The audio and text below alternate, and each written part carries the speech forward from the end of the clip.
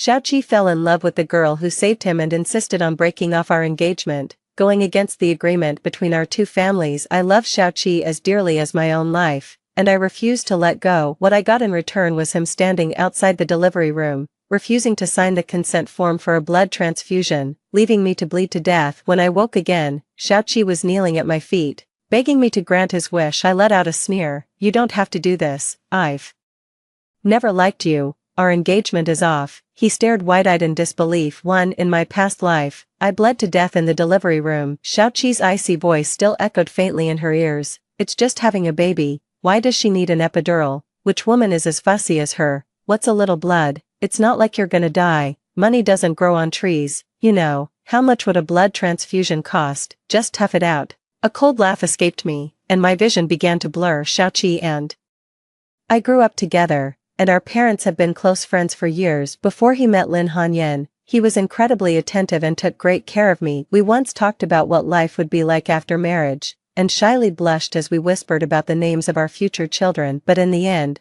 I was the one who was too foolish to. Ouch, that hurts. When I opened my eyes, the pain in my chest and body was gone. The warm sunlight streams through the window, and my houseplants thrive vibrantly in its glow. What did you say? Came my father's furious voice from downstairs. I hurried downstairs and stood there frozen for a moment. The scene before me was exactly the day Xiaoqi came to break off our engagement. At that time, I had not yet married Xiaoqi. Xiaoqi's eyes lit up at the sight of me. Then he lowered his head as if feeling guilty. I walked unhurriedly to the sofa and sat down gracefully. A plop sounded by my ear. I looked up and saw Xiaoqi already kneeling on the ground, with both sets of parents sitting beside him, utterly stunned. I'm sorry, I can't fulfill our engagement. Just like in his past life, he knelt before me with the same expression, putting on a tearful performance. That time, I helped him up with a heavy heart, my eyes blurred with tears. No, I don't want to. Xiaoqi, I like you. Don't you like me too? I'm sorry, I do like you, but Hanyan saved my life. I can't betray her. I loved Xiaoqi as my own life, but in the end, under the persuasion of both families, I couldn't make him call off the engagement this time. Let him kneel if he wants to. What he owes me is so immense that even if he paid with his knees, it wouldn't cover a fraction of it. I watched coldly, making no move. Humiliation flickered in his eyes, bending his once proudly straight back just a fraction. I know you don't want to, but can I just beg you, please? Both sets of parents were watching, although Xiaoqi's parents felt sorry for their son. He was the one who had wronged me, so they couldn't say much. My parents were so furious that they couldn't speak, leaving Xiaoqi kneeling there, and even let out a scornful snort. I casually picked up the teacup and took a gentle sip. Xiaoqi's voice rose, and from the corner of my eye, I caught sight of his clenched fists. Before I could speak, he finally unclenched his fists and sighed. That day I collapsed on the ground, unconscious with my heart stopping. It was Hanyan who performed CPR on me and saved my life. Her kindness to me is a life-saving grace, one I can never repay. The only way is to marry her. I interrupted his tearful words. Before I could continue, a cry came from outside the door, and Lin Hanyan barged into my home. Ignoring the security guard's obstruction, she dropped to her knees with a thud, wiping her tears. I'm sorry, Sister Lu, I ruined your marriage. It's all my fault. If you want to blame someone, blame me, not Brother Xiao. Hanyan, get up, don't do this. Xiaoqi's eyes were full of concern, and he even turned his anger on me. Lu Wan, I've given you enough face, don't push your luck. Brother Xiao, it's my fault, I was wrong. Don't argue with Sister Lu. Look at Hanyan, how considerate and sensible she is, and then look at yourself. Xiaoqi was so furious that he became increasingly reckless with his words, and even both sets of parents couldn't stop him. The Xiao family will never take in a woman who can't tell right from wrong or understand basic decency. Xiaoqi, shut up. Father Xiao snapped furiously. Dad, I told you I was right. Xiaoqi stood up, ready to help Lin Hanyan to her feet. Seeing the fear on her face, Xiaoqi's eyes turned red, and he went berserk, yanking her up. A virtuous woman brings prosperity to 3 generations, while a wicked one brings ruin to 3. If such an unwise woman were to marry into our Xiao family, our downfall would be only a matter of time. Our family has struggled to reach this position. Are we to take in a woman so lacking in virtue? Shut up, shut up. Zhao's father slapped Xiaoqi hard across the face. My parents were so furious with him that their eyes nearly popped out of their sockets. nothing has even been set in stone yet, and he's already talking about the Xiao family's downfall, even trying to pin the blame on our Wanwan in advance. My father sneered coldly. If this marriage goes through and something happens to the Xiao family, they'll probably say our Wanwan brought bad luck to 3 generations of their clan. One day, she might even be labeled as a modern-day Yang Yuhuan, a femme fatale blamed for ruining a nation, unjustly bearing 1,000 years of infamy. We wouldn't dare to go through with this wedding. Let's talk this through calmly. In-laws, there's no need to go that far, I sneered. Yeah, let Miss Lin take the blame for this one. I say this not as an empty taunt. In my past life, I watched her flaunt right in front of me. Lu Wan, you're such a fool. When a man's heart no longer belongs to you, what's the point of keeping his body? The smart move is to squeeze out as much money as you can. You don't love him. Love him? Of course I do. I love every rich person equally. You're shameless. You clearly only love him for his money. I may be shameless, but that's still better than being pitiful. How much exactly did my husband give you? It's nothing, just a few tens of millions. I had a sharp pain in my stomach that day and almost had a miscarriage. I weakly told Xiaoqi about this in the hospital, but he just flew into a rage at me. Lu Wan, do you think everyone is as vain and materialistic as you, stopping at nothing for money, ruining other people's relationships? He turned and walked away without a word, and I let out a bitter laugh. Vanity, what a joke. Xiaoqi and I were a perfect match, both from families with tens of millions in wealth. If I hadn't married him and let him take everything from my family, how could I possibly be left penniless, living at his mercy? Now I understand, only a woman like this is worthy of Xiaoqi. One is greedy for money, the other is treacherous, truly a perfect match. I let out a sneer, looking straight at Xiaoqi. You don't have to do this, I've never liked you,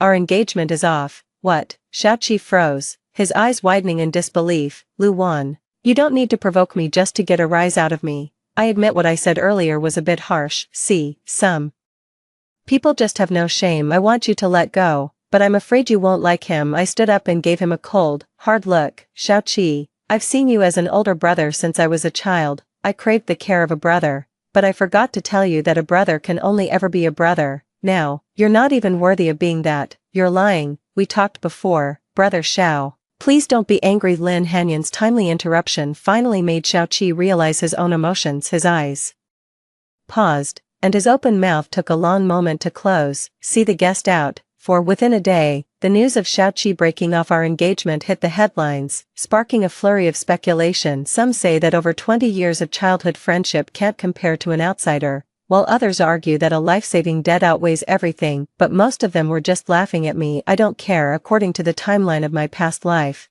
there should be a class reunion coming up soon. 5 As I expected, the class bell called me. Lu Wan, we're organizing a class reunion tomorrow. Are you coming? She suddenly laughed out loud. Oh, I forgot. Xiaoqi just broke off the engagement with you. You probably don't have the face to show up, so I'll decline on your behalf. Save you from losing face in front of our old classmates. I remember her. She was the most attractive girl in my college class during college. She knew full well that Xiaoqi and I were engaged, yet she tried to sabotage our relationship, hoping to have Xiaoqi for herself. Xiaoqi didn't respond. Humiliated by her defeat, she held a grudge against me. Now that she has a chance to thoroughly humiliate me, I doubt she'll let it slip by. Go. The moment I said it, there was a pause on the other end. What? You're coming? Of course I'm going. A slight smile curled at the corner of my lips. There's no way I'm missing him at this gathering. 6 The class reunion is scheduled for the afternoon. I arrived at the restaurant for the gathering as promised, and I could hear the class bell's excited voice even from outside the door. I told you long ago that Lu Wan, that petty and narrow-minded person, was never worthy of you. Now that you've called off the engagement, he deserves it. A chorus of voices chimed in. Our CEO Xiao gave up a long-term relationship for his lifesaver. That's the kind of gratitude we should all have. To you, CEO Xiao. Cheers. I couldn't help but sneer at the grating sound. As expected of President Xiao, even betrayal can be praised as a reluctant act of gratitude. Instead, I'm the one who deserves it. You're utterly shameless. A male voice rang out. That voice was all too familiar. It was Shinqiu. I strode in. I'm late. Hope I didn't keep everyone waiting too long. My custom couture gown shimmered under the lights, enhancing my radiant complexion. Clearly, I showed no signs of being dejected after being jilted by the one I loved. Everyone was astonished, and a few Guys even kept their eyes fixed on me. I glanced at Lin Hanyan nestled in Xiaoqi's arms, then swept my gaze across the faces of the crowd. The man who had been raising his glass to toast Xiaoqi slowly lowered it,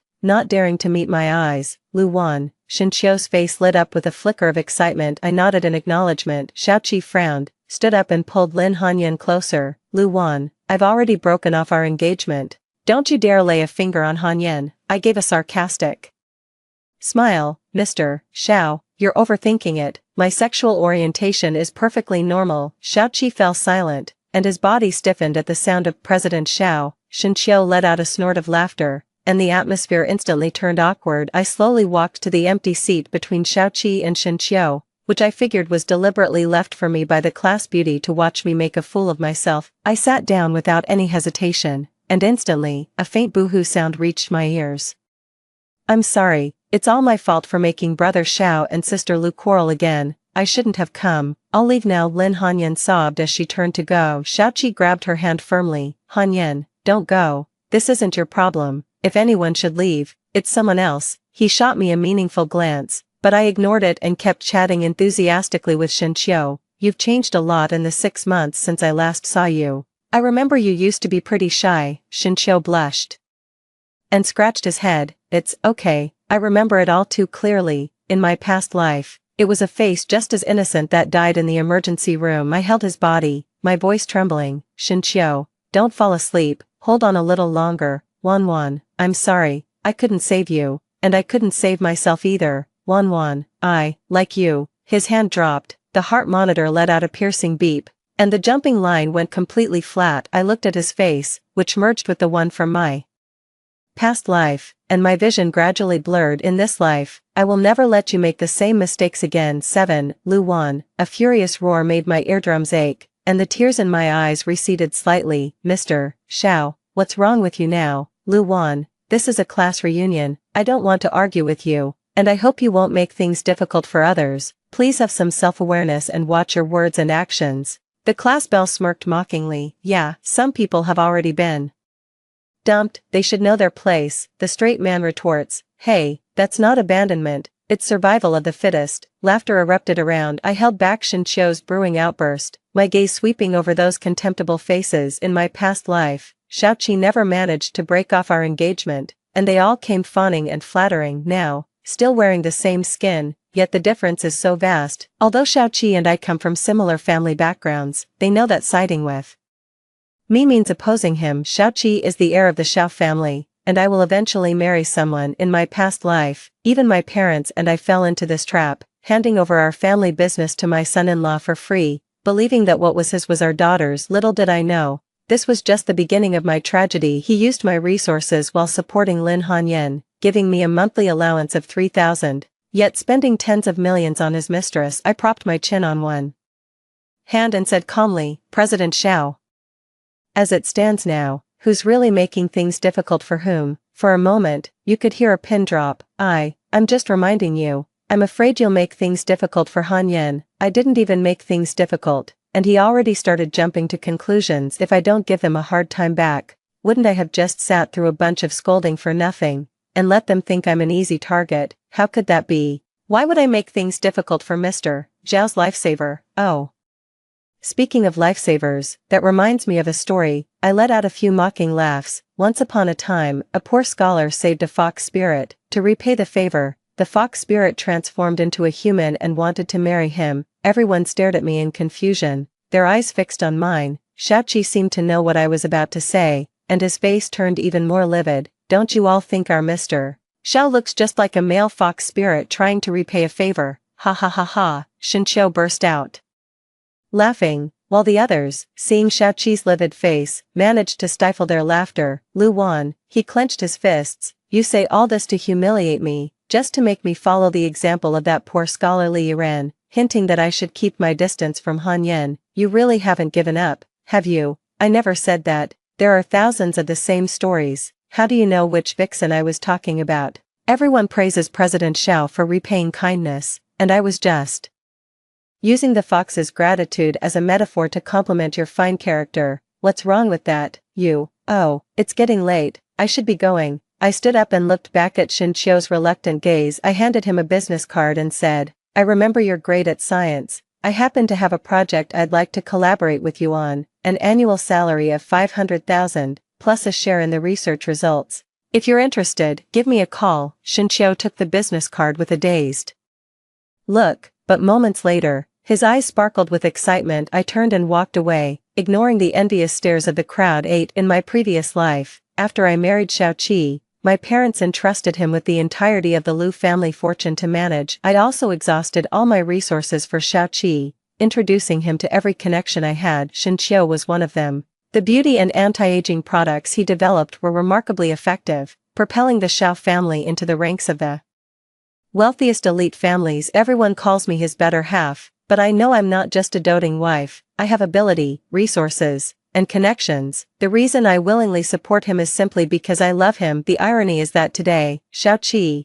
in his eagerness to break off our engagement, has gone so far as to paint me as a wife who would bring ruin to his family. That's really funny. Love seems trivial now. Instead of exhausting myself loving others, I'd rather use all resources at my disposal to love myself. That very day, Shin Chio called me back, expressing his keen interest in working with me. I brought him before Dr. Li. Dr. Li has had a long-standing partnership with my family, and we have provided him with substantial financial support in his past life. He only agreed to cooperate with the Xiao family out of respect for me. Miss Lu, you've arrived. Dr. Li, this is my good friend Shin Chio. Handsome as he is, he's a genuine science whiz. Oh, really? Shin Chio felt her ears redden.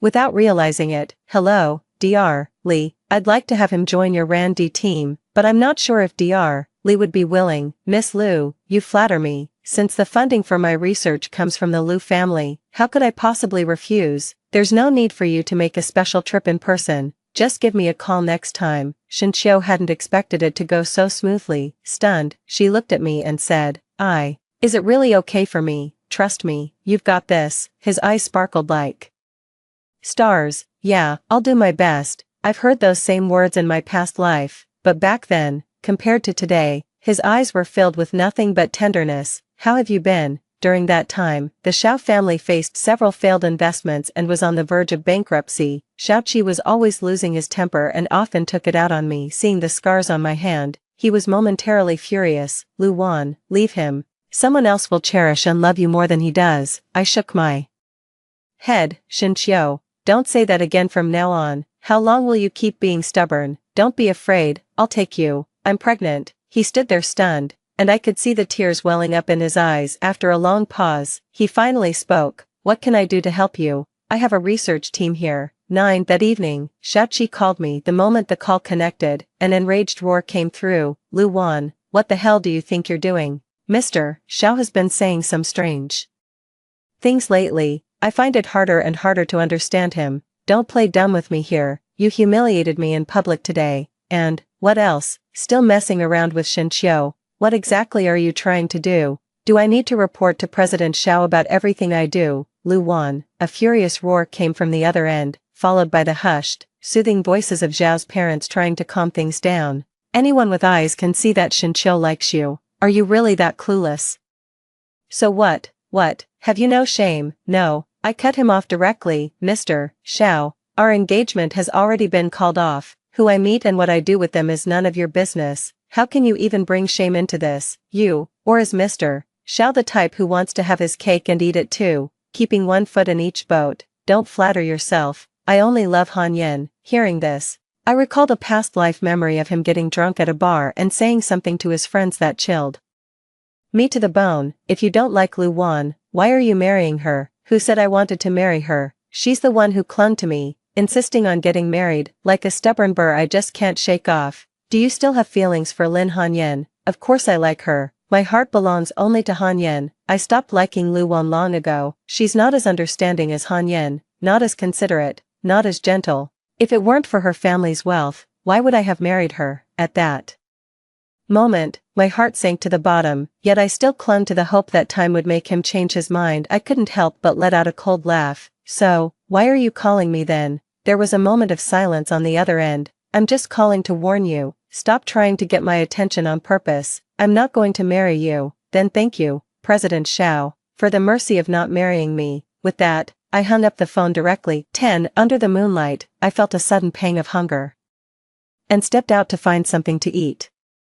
The nights in big cities are always ablaze with neon lights and bustling with life. Shops vied for customers with a cacophony of shouts and honks, yet none could drown out the piercing sirens wailing in the distance. I looked up and saw a luxury car come to a stop about 50 meters directly in front of me, with a couple inside getting all lovey-dovey. My eyes widened in shock. It's Lin Hanyan, but the man in the car was not Xiaoqi. I frowned. Was she leeching off Xiaoqi while also latching onto other wealthy men? Lin Hanyan got out of the car, watched the luxury vehicle drive away, then turned and entered a bar. I followed her inside. The next time I saw her, she had someone on each arm. Come on, drink up. She raised her glass and poured the red wine directly into a handsome guy's mouth. The wine trickled down the corner of his lips, soaking his pristine white shirt. I swallowed hard. Carpe diem, handsome. I'm booking you again tonight. Unexpectedly, another handsome young guy pouted.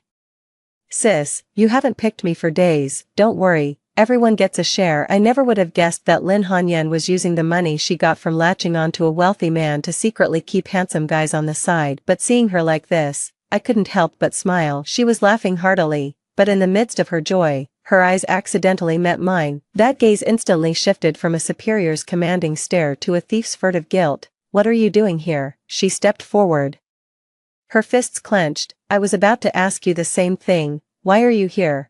She bit her lip hard. Let me tell you. Don't even think about telling Xiaoqi about this. The owner here is a close friend of mine, so you won't get any evidence from him. In the end, it'll just be your baseless accusation, and Brother Xiao will only hate you even more. What does your business have to do with me? To be honest, I actually admire your time management skills. I gave a faint smile and turned away. Under her utterly bewildered gaze. 11. The next day, my phone rang. 11. Could you come to the Xiao residence? There's something I want to tell you. In my past life, Mother Xiao treated me fairly well. She wasn't overly attentive, but she never overstepped her bounds either, so we got along quite harmoniously. After all, they are my parents' friends. Even though the two families had some unpleasantness over the marriage, there's no need to make things too awkward on the surface. When I arrived at the Xiao family home, only Zhao's mother was there. She greeted me with a warm smile and led me to the dining table. These are all your favorites. Go ahead, try some. I took a sip, nodded, and said, it tastes just like before. Thank you. I remember you loved eating this when you were little, and you'd always beg me to make it for you. Yeah, that was all when I was a kid. Yeah, it's all in the past. Some things are better left behind. I put down my chopsticks and said, if you have something to say, feel free to speak your mind. Mother Xiao didn't stand on ceremony with me either. Wan, I'll be straightforward with you. It's true that Chier was out of line at the class reunion. His father and I have already scolded him. You shouldn't keep dwelling on this matter either. After all, maintaining harmony and saving face for both families is what matters most. Holding a grudge. I heard from Chier and Hanyan the other day about how you embarrassed him at the class reunion. After all, you're a well-bred young lady from a respectable family. How could you say such inappropriate things to his face and humiliate him like that? I've already tried to talk some sense into him about this. Chier is broad-minded and doesn't want to hold it against you, but as an elder, I have to speak up for my son and say what's fair. The way you've acted has truly damaged the honor of both our families. I let out a cold laugh. So you've come to call me out. To be honest, even if Chier handled things a bit improperly, as a girl, you should learn to understand a man's feelings. That way, after you get married, you'll be better able to honor your in-laws and serve your husband's family. Stop, please don't go on. If you do, I'm afraid I might say something unpleasant, which would only further damage the dignity of both families. Mrs. Zhao's face darkened at my retort, her once warm smile vanishing in an instant. Everything I've told you is for your own good. With such a stubborn, narrow-minded disposition, no wonder Chier didn't choose you. Tell me, what wealthy family would want you? I didn't want to say this, but since it's come to this, I'll be blunt. A girl's greatest virtue is knowing her place. I was slightly stunned. Self-restraint, I see. Lin Hanyan must have gone home and said something to Mother Xiao. I let out a sneer, watching Mother Zhao's face grow even uglier. Self-restraint. I think it's someone else who needs to exercise it. And do you usually enjoy putting yourself in such a lowly position, letting others decide whether they want you or not? Or do you truly see yourself as an object to be picked and chosen? What did you say? I was going to spare you some dignity, but it seems you don't want it, so I'll just speak plainly. I am Lu Wan, born into a distinguished family, blessed with both talent and looks. What makes you think that Xiao Qi, who shares the same family standing as me, gets to pick and choose, while I am left to be the one chosen? You have stripped yourself of the most basic human rights and willingly become a slave, but that doesn't mean all women are as willing to grovel as you are,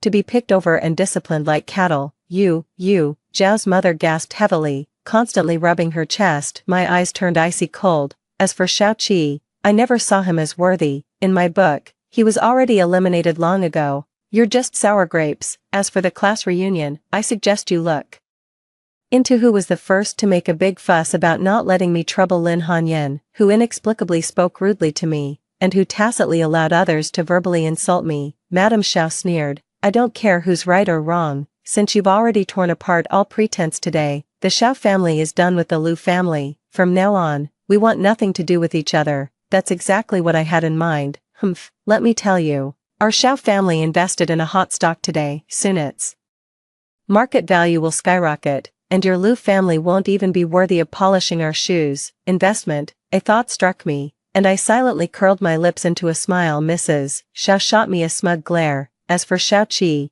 don't even think about seducing him with past memories. Hanyan is already pregnant. I advise you to stay far away from Xiao Qi, or else you'll be sorry. Lin Hanyan, pregnant. The curve of my lips grew wider and wider. Actually, I do feel sorry for you. Pitiful, you called me here. Was it Uncle Xiao and Xiao Qi's idea? What's wrong? I let out a sarcastic chuckle. Funny, isn't it? They know full well this is a thankless job that'll make enemies, yet they stay in the shadows and send you to play the villain. You. With that, I walked away without looking back. Later, I overheard the nanny mention that shortly after I left, Zhao's mother called Zhao's father, and that night, the Xiao household erupted into a fierce argument. 12. Lu Wan. Why did you secretly ask me to meet you? Lin Hanyan walked into the cafe, holding an expensive handbag. This bag is quite expensive, but Xiao Qi is generous. He bought it without a second thought. But looking at this bag, I felt even happier. Lin Hanyan noticed my gaze and said smugly, Brother Xiao bought this bag for me. 3 million, you know, he really cares about you, doesn't he? That's right, I'm already carrying Brother Zhao's child. The Xiao family said that once the pregnancy is stable in 3 months, Brother Xiao will marry me. You must come to our wedding day. Okay, don't be too upset. Even though Brother Xiao and I are having a child and getting married, still, the child in your belly isn't Xiao Qi's, is it? At these words, Lin Hanyan's smug expression suddenly faded, and her pupils contracted sharply. What are you saying? This child is definitely Brother Zhao's. You're just jealous. Ah, I sighed with feigned sympathy. I'd advise you to get a paternity test done soon. Otherwise you and your child will be stuck with his debts. What do you mean? Don't you know about the Xiao family's investment? Of course I know. The stock they picked is a total dud. It's bound to hit rock bottom within a month. After all, with memories from my past life, I know exactly which stocks will surge or plummet within a few months. Keep spinning your tales. You think you can predict the future. I bet you're just bitter that you can't have Brother Xiao, so you're deliberately trying to ruin the Xiao family. Listen, I need to tell you something. Just then, my phone rang. I shot a guilty glance at Lin Hanyan and hurriedly dashed to the restroom. Yes, you absolutely have to buy these stocks I'm talking about. Invest everything in them. I deliberately raised my voice. By the time she was about to return, Lin Hanyan's initially hesitant expression grew increasingly confident. You must talk him out of voting. Don't worry. I'll make sure to talk some sense into Brother Xiao. She left with a smile, but I curled my lips into one. Lin Hanyan is definitely aiming to take the position of Mrs. Xiao and completely crush me under her heel. She will surely tell Xiao Qi about these stocks. Now that I've fallen out with the Xiao family, they'll definitely suspect I have ulterior motives. On top of that, Xiao Qi is so foolish. In his past life, he was swindled out of tens of millions by Lin Hanyan. The more I tell them not to buy certain stocks, the more they'll insist on buying them. 13. As I expected, the Xiao family, seeing me secretly buying those stocks, also heavily purchased the ones I had mentioned, and within a month, they made a huge profit. I saw it was about time and pulled out in time. While they confidently poured most of their money in, the stock kept falling, but they stubbornly kept buying more. Lin Hanyan looked anxious and called me several times. I didn't answer. Great news today. Xinqiu has successfully developed a new anti-aging beauty technology, several months earlier than I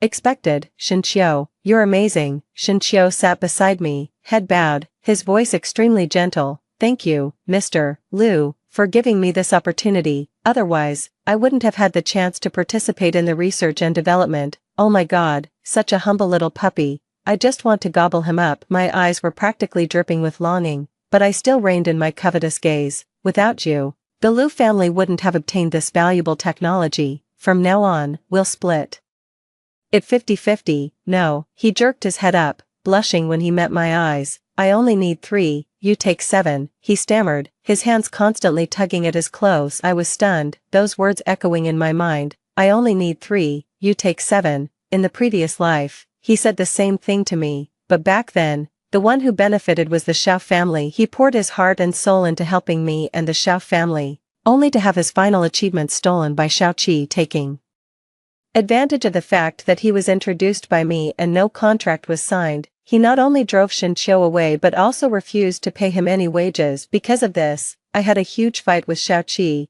Don't think I don't know Shinchio has a crush on you. The only reason he's coming is to see you more often. Xiaoqi, what are you talking about? If there was something between him and me, why would I have married you? How am I supposed to know if you guys are up to something shady behind the scenes? You're accusing me. What about you and Lin Hanyan? Don't think I don't know she's carrying your child. So what if she's pregnant? Let me tell you, your child will never inherit a single cent of the Xiao family fortune. Only Hanyan's child is worthy. Disheartened and despairing, I left home in the dead of night and wandered aimlessly around the park, only to find Shinchio lying in the bushes, his body drenched in blood. From Shinchio, I learned that Xiaoqi had sent people to beat him to this state. Xiaoqi was trying to silence him. Power truly reigns supreme, allowing the wicked to do as they please. My heart turned completely cold. I rushed him into the emergency room, only to watch him die in my arms. I cried so bitterly that it affected my pregnancy. Premature birth, massive hemorrhage. I heard Xiaoqi cursing outside the delivery room, and then I passed away with hatred in my heart. Wan. Why are you crying? Shinchio's anxious call brought me back to my senses. Sorry, I misspoke. It's President Liu. It's fine, just call me that from now on. He jerked his head up, his beautiful eyes wide with shock. Slowly, tears welled up in them, and his body trembled uncontrollably. 14, are you ready? Shinchio was puzzled. Let me take you to see a good show, I said with a smile, tugging at his sleeve. After all, the victim from a past life must witness the torment of their tormentor with their own eyes. It's a way to avenge the self that was lost. The wedding was bustling with guests coming and going. The Xiao family lost most of their investments, so the wedding wasn't as lavish as I had imagined. Besides, the Xiao family is so snobbish. How much could they really value a powerless Lin Hanyan? Xiaoqi looked a bit weary but still managed to exchange pleasantries with the guests. Suddenly, he glanced at me. I noticed that the light in his eyes flickered for just a moment before fading away. Slowly, he came to my side. Shinchio nervously shielded me behind him, locking eyes with Xiaoqi in a wary stare. Looking at Shinchio's angry face, I couldn't help but feel a touch of warmth. This shy, timid boy would always muster up courage for my sake, with a fierce look in his eyes. Wan, you're here. Xiaoqi's voice was weary, and a few strands of his hair had turned white. Mr. Xiao, I don't think we should be on such familiar terms. I'm sorry. He lowered his eyes. It was my fault. I let you down. Today is your wedding day, Mr. Xiao. What's the point of saying all this now? He hesitated, struggling to get the words out, then paused and looked at me. I never thought Hanyan was that kind of person. What kind of person? She knew the Xiao family lost money on their investments, and she argued with me every single day. I said calmly, it's normal for couples to have arguments. No, she makes me feel like all she sees is money. I sneered inwardly. No need to feel it. It just is. So, Mr. Xiao, are you saying you regret it? His eyes were earnest. Wan, I was deceived by her innocent appearance. I had no idea she had such intentions. Can we start over? She's pregnant, I said with a blank expression. I don't like used goods. Xiaoqi's eyes were filled with sorrow, and his lips trembled incessantly, but I noticed Shinchio's eyes light up beside me. Go on. Your wedding's about to start. We've already given our red envelopes, so don't hold us up from the feast. Shinchio directly pulled me away. When I sat down in the front row, he slowly moved closer to me, his head lowered and cheeks flushed. I'm very innocent. I'm not a dirty cucumber. Huh, my eyes widened as I noticed Shinchio's reddened earlobes. Suddenly, I felt a playful urge to tease him, leaning close to his ear. Are you offering yourself to me? Cough, cough. His entire face was completely flushed red, so much so that the old lady next to him spoke up. Oh dear. Is this young man running a fever? I've got some medicine here. Want some? No, no. It's fine. 15. Xiaoqi adjusted his attire and stood on the stage, his gaze fixed on me the entire time. I paid him no mind, too busy playing with my little brother beside me. Welcome, everyone, to the wedding of President Xiao and Mrs. Lin. Let's give a round of applause as we welcome the bride. As the lights came on, all eyes turned to the door. After the door swung fully open, there was a moment of silence, followed by a buzz of murmurs. Where's the bride? Didn't show up or didn't notify. The bride, I think the bride forgot she was getting married today. Mother Xiao anxiously instructed the people around her. Go find someone, quickly. Xiaoqi's face turned ashen, his hands gripping the hem of his clothes tightly. Soon, a person rushed in. Madam, President Xiao. Miss Lin left a letter. Mrs. Xiao tore open the envelope, took one look, and fainted on the spot. Mom, Xiaoqi rushed over. An auntie nearby picked up the paper out of curiosity and read aloud. I'm done serving. You, go get married yourself, you broke loser. Instantly, everyone was astonished, and murmurs arose on all sides. Ah, with a startled cry, the woman stood up. Isn't this a paternity test report? Excluded from parent-child relationship. What does that mean? Once again, all hell broke loose around me. Not his own kid, huh? CEO Xiao got cuckolded. Oh my god, this is huge news. President Xiao snatched the report with trembling hands, his eyes instantly welling up with tears. Lin Hanyan. Lin Hanyan, he screamed in despair, as Zhao's father collapsed to the ground. Hurry, call an ambulance, call an ambulance. Chaos erupted around me as I coldly watched what was supposed to be a beautiful wedding turn into a farce. When my eyes met Xiaoqi's, I could sense the pain and apology hidden in his gaze. But so what? His pain is nothing compared to even a fraction of what I once endured. 16. I stood at a distance, watching Xiaoqi pace back and forth outside the emergency room, without a trace of sympathy in my past life. He spoke cold and cruel words to me in such a critical moment, letting me bleed to death right before his eyes. Are my parents okay? We managed to save them, but both elderly have weak hearts. Whatever you do, don't let them get upset again. Thank you, doctor. I watched that agitated figure coldly, and finally let out a sigh. Forget it, let's go. I know that the Xiao family went bankrupt due to failed investments, but I have no intention of telling Mr. and Mrs. Xiao about it. I don't want to end up like Xiaoqi in my past life, who took lives and ended up with such a miserable fate in this one. Let it all be my way of building good karma for my own future. But Zhao's parents still heard the news of the Xiao family's bankruptcy and passed away on the spot. Xiaoqi's hair turned white overnight, and he relied on heart-saving pills to survive several close calls. From then on, the Xiao family became a complete laughingstock. The Liu family, once ridiculed and humiliated after being jilted by the Xiao family, has now risen rapidly thanks to their anti-aging and skincare technology, earning widespread acclaim. The glory I once bestowed upon Xiaoqi has finally returned to me. As for Lin Hanyan, after she left, I never heard from her again, nor do I know how she's been. 16. Wan, who do you think leaked that news to the Xiao family elders? Shinqiu held my hand as we sat on the bench. Countless people hold grudges against the Xiao family. Now that they've fallen, many are kicking them while they're down. That's true. I looked sarcastically at the small lake ahead. Xiaoqi probably never imagined that Lin Hanyan, who once saved his life, would nearly cost him his entire family. Wan, a voice called out, and Shinqiu and I turned around at the same time. I saw an elderly man with a weathered face and graying hair slowly approaching me. Wan, Xiaoqi. Stop pestering her. Xiaoqi flew into a rage, his eyes bloodshot. Who do you think you are? What gives you the right to make decisions for Wan? Shinqiu was about to speak when I cut him off. Who's there? I raised his hand under Shinqiu's expectant and longing gaze. He is my boyfriend. What? No way. Wan, you love me. You can only love me. Xiaoqi covered his face and sobbed. Now I have nothing, no money, no home, no parents, no wife, no children. I have nothing left. Seeing him on the verge of losing his mind, I quickly grabbed Shinqiu's hand and hurried away. Wan, was what you just said true? What did I say? You. Shinqiu suddenly stopped in his tracks, his eyes filled with grievance. You just said it a moment ago.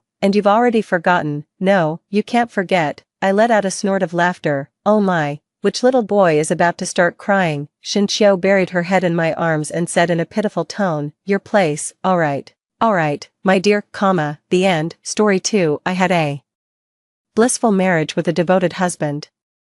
The envy of everyone until the day he passed away holding my hand. He kept calling out my twin sister's name over and over. That's when I realized I was just a stand-in all along in this new life. My mother holds 2 photos, asking me to choose a marriage partner. Darling, between Xingting and Xingyu, you prefer Xingyu, right? Everyone in Macau knows that Ruanwei is madly in love with the eldest son of the Xing family. In her past life, for him, she would have an abortion, kneel in submission, even have her uterus removed. No, I shook my head. I'm in love with Xingting. In this lifetime, given the choice for true love, I won't settle for a substitute. On the day the marriage alliance between the Ruan and Xing families was finalized, my sister returned to the country. The sight of my custom-made wedding dress, which had been airshipped, was too much for her to bear. She slit her wrists in despair. That evening, Xingyu stood up my family for our dinner plans yet late.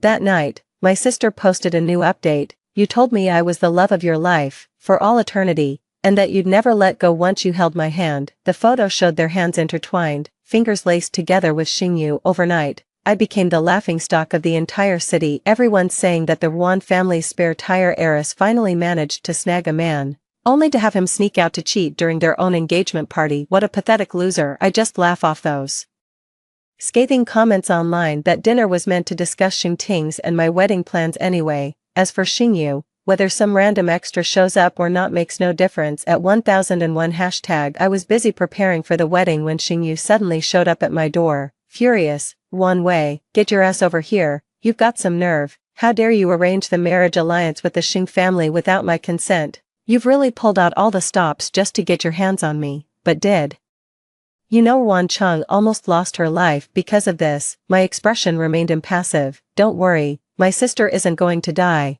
and I never had any intention of getting involved with you. Ruan Cheng's so-called suicide attempt last night was nothing but a superficial scratch with an eyebrow razor. It would have healed on its own by the time they got her to the hospital. My overly calm demeanor only made Xingyu even more furious. His friend started hurling sarcastic insults at me. Ruanwei, have you no humanity? How can you stir up trouble at a time like this? Don't think we don't know what you're doing. This is all just to get young Master Yu's attention. A woman like you, who resorts to underhanded tricks to get a man, isn't even worth a single strand of your sister's hair. You're not worthy of young Master Yu. Xingyu's eyes turned red with rage. Ruanwei, get yourself to the hospital right now and apologize to her. If you do, I might still forgive you, but don't you dare dream that I'll ever marry you, because you're not worthy. I laughed in disbelief. I don't need your forgiveness. It's not like I'm marrying you. For a moment, the previously furious crowd seemed to have heard the most ridiculous joke. Mocking laughter filled the wedding hall. Ruanwei, stop pretending to be some aloof goddess. Everyone in this city knows you're just a backup. You've been chasing our young Master Yu for 7 whole years, and you've nearly driven him mad. Now you suddenly say you won't marry him. If you had that kind of backbone, I'd go live stream myself taking a dump on the street. Xingyu basked in the flattery. Looking thoroughly pleased, he leaned in closer, lowering his voice. Ruanwei, others might not see through you, but don't think you can fool me. In our past life, I merely mentioned disliking children once, and you went through with a hysterectomy for me. Is there any woman in this world who values herself less than you? You claim to love me so deeply. Do you even have a life without me? These words, he has been reborn too. I stared at him in astonishment, but Xingyu misinterpreted my reaction, putting on a condescending air. Don't worry, as long as you don't interfere with my pursuit of Ruan Cheng, if you behave well, I'll allow you to be my secret lover, but don't expect me to spend much time with you. That wouldn't be fair to Chengqiang. I think he's out of his mind, Xingyu responded with a smug sneer. You've already decorated the wedding venue in secret, yet you still say you won't marry me. The crisp blue and white color scheme filled the venue with refreshing elegance. It was completely at odds with Xingyu's usual life of luxury and indulgence. Xingyu was too busy gloating inwardly to notice anything amiss at his birthday party. Someone asked him how he managed to win over an ice queen like me. He responded with a dismissive smirk. Ruanwei, the ice queen, don't make me laugh. She's so obsessed with me she'd do anything I say. I tell her to go east, she won't dare go west. Want proof? I bet she'd even get on her knees if I told her to." The crowd erupted in rowdy cheers and flattery. "Young master, you're what every man aspires to be, so what if she's the Ruan family's precious daughter?" In young master Yu's hands, she's as obedient as a trained dog. I pushed the door open and entered, but the crowd's mocking laughter didn't cease. Instead, it grew even more brazen and unrestrained. Well, speak of the devil, young master Yu, why don't you give us a live demonstration of your commanding presence? Before Xingyu could say anything, her sister was already feeling uncomfortable. She was sitting on the man's lap, with Xingyu's arm wrapped around her waist, biting her lip. She hastily stood up. Wei, don't get the wrong idea. There's nothing between me and your husband, it's just that I'm on my period today, and he was worried the sofa would be too cold for me to sit on. Xingyu wrapped his arm around her waist, his tone gentle. "Why are you afraid of her? You're the one I've always loved." Then he looked at me with a challenging gaze. "One Wei, don't push your luck. Just because our families agreed to this marriage alliance doesn't mean you can openly check up on me. You don't have that right. If it weren't for that face of yours that's 70% Changchung's, do you really think I'd have put up with you this long?" "Exactly, then guess why I stayed by your side in our previous life." "Relax, I won't interfere with your business, you two have fun." Mom sent me to keep an eye on my sister, worried she might pull another stunt. It's not like I'm doing this for him. Maybe he was thrown off because I didn't confront him as expected, or perhaps my passive tolerance caught him by surprise. Well, I couldn't care less. Xingyu was the one who turned sour. After a long pause, he finally let out a cold snort. "At least you know your place, make sure you keep it that way." Just then, the same people who had been eager to see me kneel started making a ruckus again. I heard in the old days, when taking a concubine, she had to kneel and serve tea to the master and the first wife. Since young master Yu's heart belongs to Sister Chang, that makes Ruanwei the concubine. Hurry up, it's young master Yu's birthday today. Ruanwei, get on your knees and propose a toast. Xingyu's friends have always treated me as their laughingstock, because that's just the kind of person Xingyu is right now. He's holding my sister in his arms with that condescending look on his face. "How about this, get on your knees and offer a toast to me and your sister. Do that, and I'll let bygones be bygones for driving Changcheng to attempt suicide." The crowd clapped and egged them on, with some even pulling out cameras. If these photos got out, it would undoubtedly become the Ruan family scandal that rocked the entire city. Xingyu was certain I would cave. I met his gaze with a faint smile. My spine's too stiff for kneeling. This cesspool of an event turns my stomach. "I'm leaving." I turned on my heel and walked out without another word. Behind me, Xingyu's face darkened like thunder. "One Wei, take one step out of this room and I'll make sure you lose even your side piece." How ridiculous, as if I ever agreed to that in the first place. That evening, a mutual friend mentioned Xingyu was furious and waiting for me to come apologize. I turned off my phone and went back to checking the wedding guest list. For several days in a row, I broke my usual pattern and didn't contact him. Surprisingly, Xingyu had someone deliver a card to me instead. He called and said, "Ruan Wei, have I been spoiling you too much lately? Your princess attitude is becoming harder and harder to deal with. Alright, take the card and stop making a scene. Keep this up and I might just end things." Is Xingyu out of his mind? We never even started dating, so how can there be a breakup? I ignored him. But then my phone buzzed and my sister's flashy wealth showcase video popped up.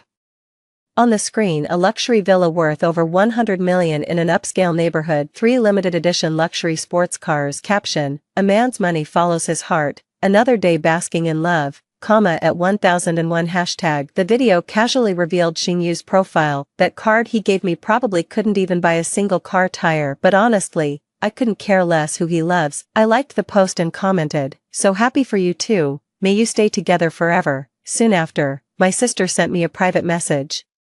"Feeling jealous, aren't you, dear sister? Don't think you can outdo me just because we're starting over." So my elder sister is also reborn. In her previous life, she died too young to have time to cause any trouble, yet before she died, she also took the life of the man I loved most. I was about to confront her in anger when Xingyu suddenly showed up at my door to block my way. "Ruan Wei, that's enough. What did you mean by that post on social media? It's all because of your careless words.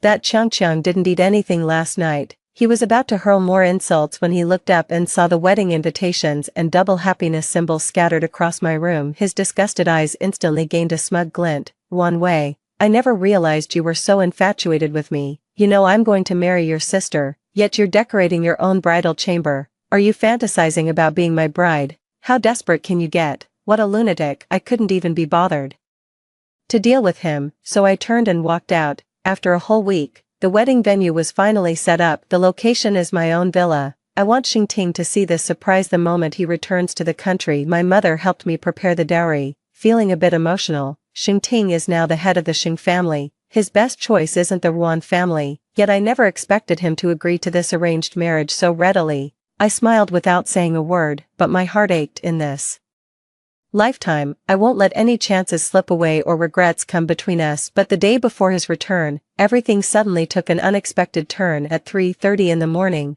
my sister Ruan Cheng started trending on social media. She was accused of organizing wild parties with drug use and illegal gambling. The location was none other than the villa complex I'd prepared as our marital home. My dream wedding, the one I'd waited 2 lifetimes for, was tainted before it even began. On screen, Ruan Cheng was wearing my wedding dress, spraying champagne everywhere from a bottle. The custom frames I'd carefully selected for the walls were smashed, and the pristine floral wall was defaced with chaotic splatters of paint. Even in the living room, there were still a few empty boxes of birth control supplies lying around. And right before the incident happened, she made a post, "Ha ha ha, I've got my own Doraemon.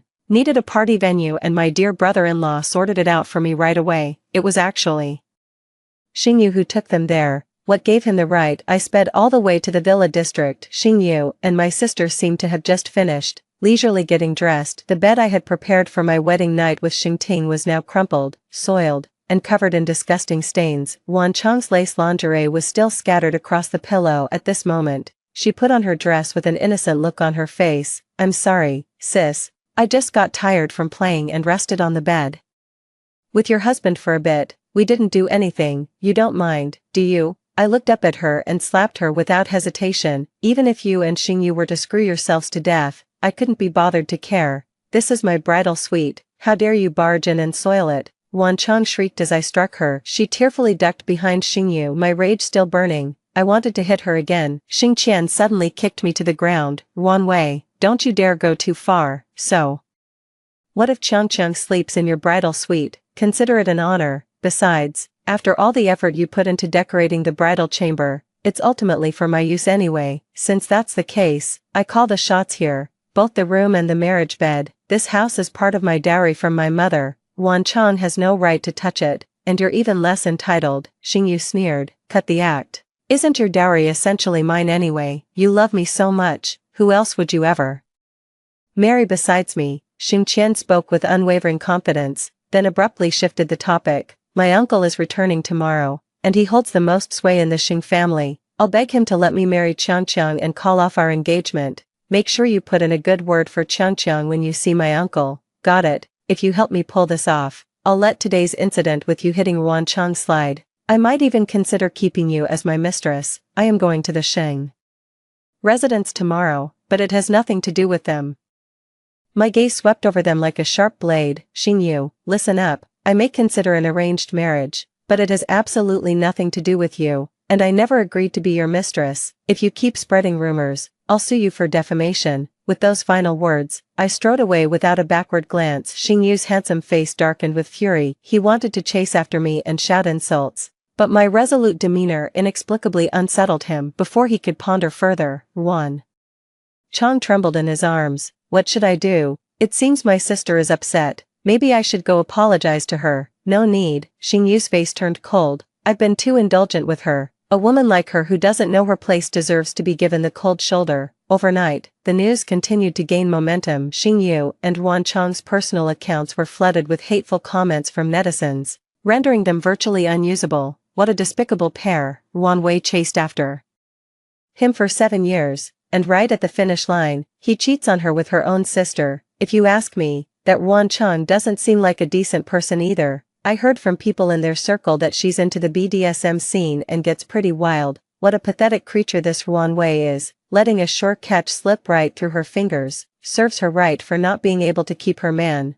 With the online buzz reaching a fever pitch, Xingyu seized the moment to go public with his relationship with Ruan Cheng. He was trying to force the Xing family into accepting her as their daughter-in-law, but Ruan Cheng's promiscuous lifestyle since her school days was an open secret among high society. the Xing family would never accept such a woman as their son's wife. I saw this post and immediately issued a public statement. I'm the one marrying into the Yuan family, but the Xing family representative isn't Xing Yu. Please don't misunderstand. As for my sister's relationship with young Master Yu, I respect and wish them the best. My clarification went viral instantly. Xing Yu called me in a furious rage. One Wei, of all times, why are you stirring up trouble now? Don't think you can use this opportunity to force me into marrying you. I never realized before just how jealous you could be. Delete that post of yours immediately. If it jeopardizes the alliance between our families, neither of us can bear the consequences. Of course I didn't delete it. So when the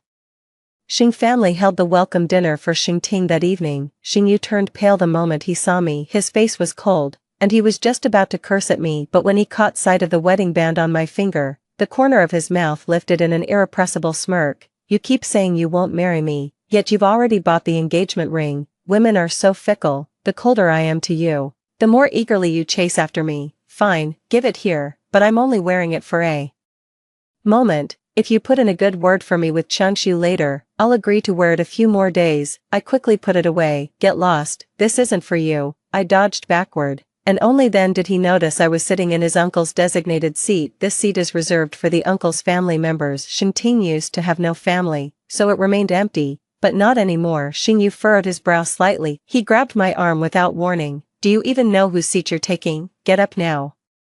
Piss off my uncle and I'll dump you for good. You're my woman, your place is right here, let go of me. I struggled irritably. Suddenly, a tall figure approached with a teasing lilt in his voice. At 1001 hashtag, is she your woman? Since when did my wife become yours? I had no idea. The man emerged from the light. The well-tailored suit accentuated his tall, handsome frame, while the flickering light cast shadows across his face. His eyes held a faint, ambiguous smile, making it impossible to tell whether he was pleased or displeased. After all these years, he seemed even more mature and handsome than I remembered, though I'd seen him on TV news and financial reports. Having him stand right in front of me felt surreal. Xingting walked into the restaurant, and our eyes met across the room. His obsidian black eyes shone so brightly in that instant, it made my heart race. Just like in our early years, he always used that kind of gaze to fluster me. I couldn't help but feel a little dazed. Xingting, however, smiled teasingly. My dear, we're not married yet. If you keep making eyes at me like this, I won't be able to resist. His tone was downright wicked. I immediately blushed. This man has become even more smooth-tongued than in our previous life. Xing Yu's face turned absolutely livid as he watched us flirt so shamelessly right in front of him. He stepped closer,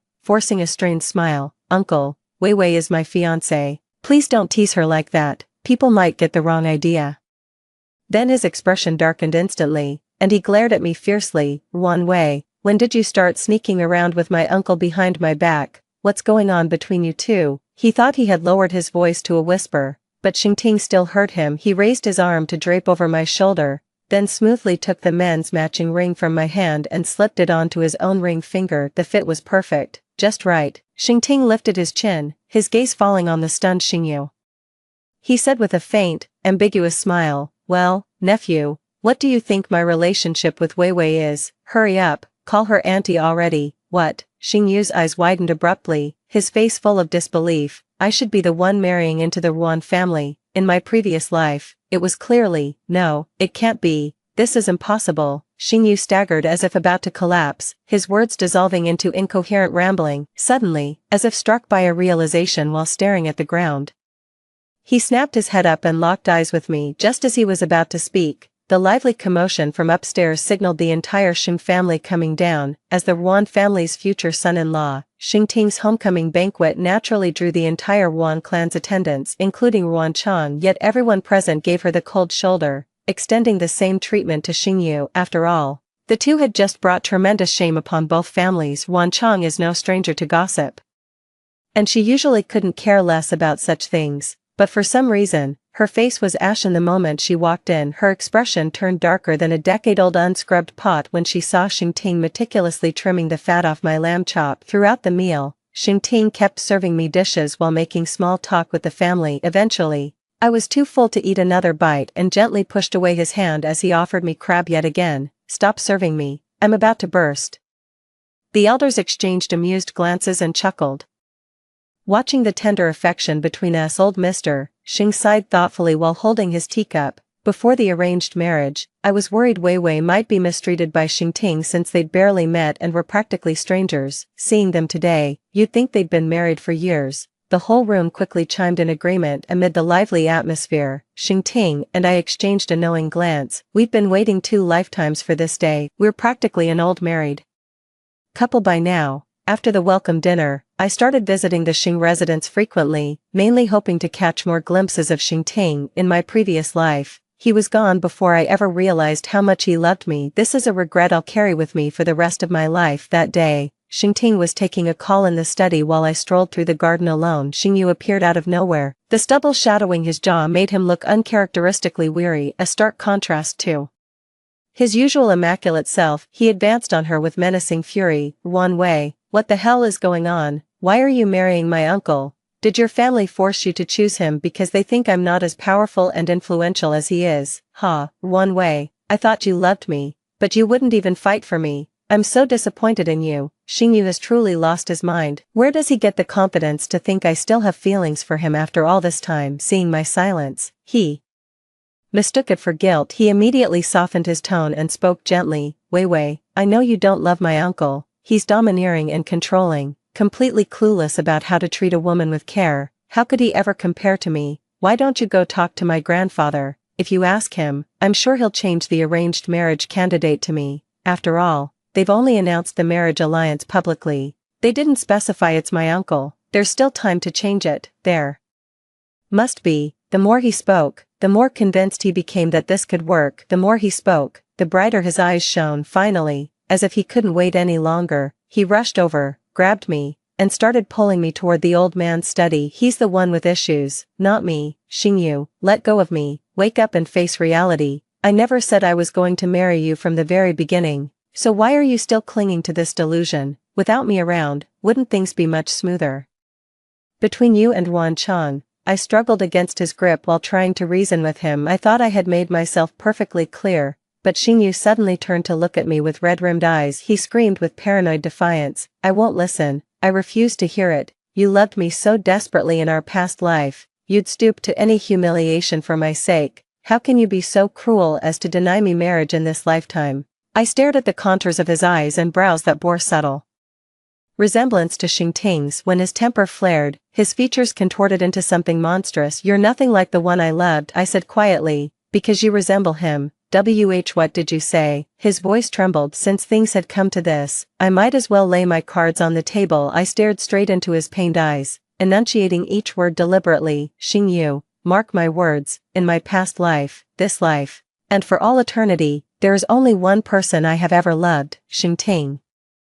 And you were merely a substitute I sought after losing my true love in my previous life. Xingyu's hand trembled, and I quickly moved away from him. Xingyu suddenly grabbed my shoulders and shook me violently, his eyes wide with fury. You're lying. That's a lie. You and Uncle have barely even crossed paths. How could you possibly be in love with him? The one who's always been by your side is. Crash, the man threw a fierce punch, cutting through the air as it descended. Tisk. Nephew, didn't I tell you what you should call her? Xingting rotated his wrist slightly, his gaze looking down with overwhelming intimidation and pressure. Xingyu was knocked to the ground by the punch. Turning his head to spit out a mouthful of blood, he gritted his teeth in bitter resentment, refusing to cry out. Xingting remained unfazed, merely raising an eyebrow. He drawled lazily, well, it seems the memory of Xing family's CEO isn't particularly impressive. I can't trust someone like that to remain in the company. With that, he took out his phone, preparing to convene a board meeting to remove Xingyu from his position. Xingyu's face stiffened, he lowered his head and spoke with obvious reluctance. Auntie, that's a good nephew. Xingting crouched down and patted Xingyu's cold cheek. Remember this, from now on, you'd better show proper respect to your aunt. If anything like today happens again, well, you know how short my temper can be. Xingting's tone was casual.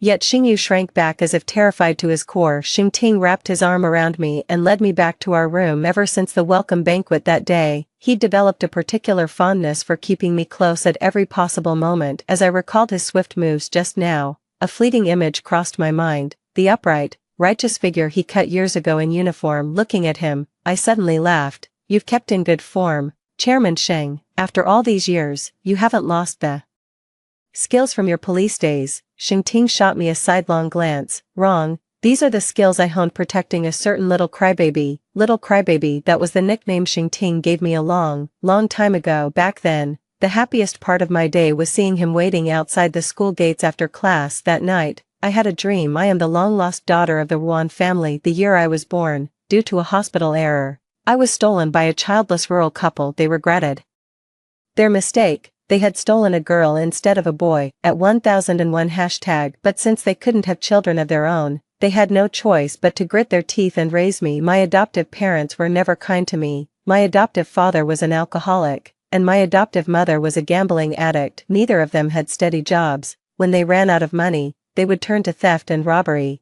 I can't count how many times I was pulled out of class because the police came to notify me that my parents had been arrested again. For an elementary school kid, I had already gone from feeling terrified to completely numb. My classmates would say, Wan Wei's parents are thieves, so she must be one too. Let's get the thief, beat up the thief. For 6 years in elementary school, I endured relentless bullying. They'd douse me with cold water in winter, and fill my lunchbox with mud during nap time. They tore up my homework, tricked me into drinking filthy mop water by calling it imported soda, promising to stop if I drank it. I could no longer tell the living world from hell.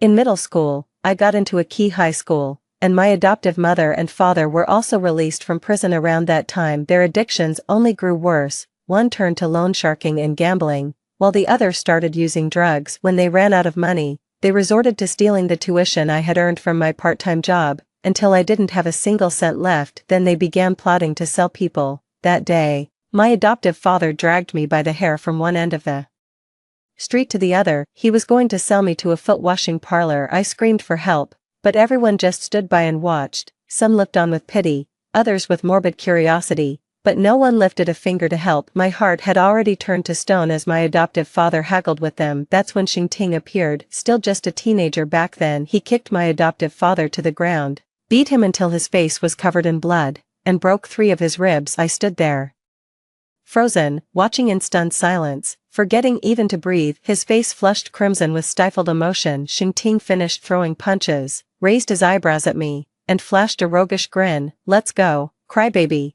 I'm the long-lost heiress of the Ruan family, fallen on hard times. He was the young master, forced into exile by the vicious infighting within his own family. I found him lying battered and barely conscious after a brutal fight, so I gave him food and called the police for him. Now this young wolf has come to repay the debt. On the eve of the college entrance exam, Xingting declared he wanted to become a police officer. I asked, puzzled, but didn't you plan to study finance and business? He grinned and ruffled my hair. Silly, I need to be a cop to rightfully put those bullies who pick on you behind bars. You little crybaby. He did get into the police academy, but on the day he came to me with the acceptance letter, the Ruan family had already taken me back to their household without any explanation, beating him to it just like that. The companion I'd relied on for survival in our youth slipped through my fingers. When we met again years later, he had become the powerful young master of the Xing family, holding all the authority. Waking from the dream, I tightened my grip on Xingting's hand. He gently wiped away my tears, his expression uncharacteristically tense. What's wrong? I buried my face in his chest. I'm so glad I didn't lose you in this lifetime. I won't let Xingting slip away from me again. There's also someone who just won't leave me alone. Somehow Xingyu found out that Xingting and I have been spending nights together frequently since we got our marriage license. Even though the wedding hasn't taken place yet, he stood at my doorstep looking utterly devastated. He brought all the gifts I'd ever given him: clothes, shoes, watches, cologne, ties. He said, Wei,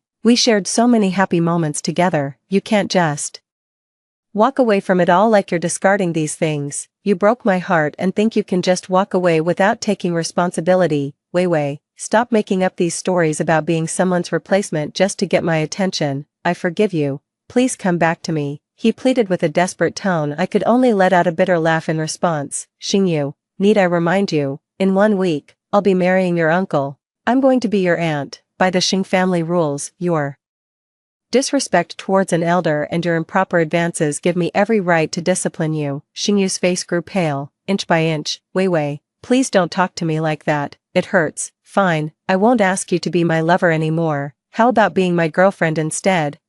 he's completely hopeless. I immediately summoned the servant. I had all the things he brought burned to ashes right then and there. Xingyu fought desperately to salvage the situation, but the bodyguards held him back, leaving him unable to get even half a step closer. His eyes reddened with rage. One Wei, how could you be so cruel? These are all our beautiful memories from over the years. How could you? I furrowed my brows and calmly cut him off. Then take a closer look. Among all the gifts I've given you, which one ever truly captured your interest? Xingyu froze in stunned silence. The struggling and screaming gradually subsided because deep down, he knew he didn't actually like any of these things.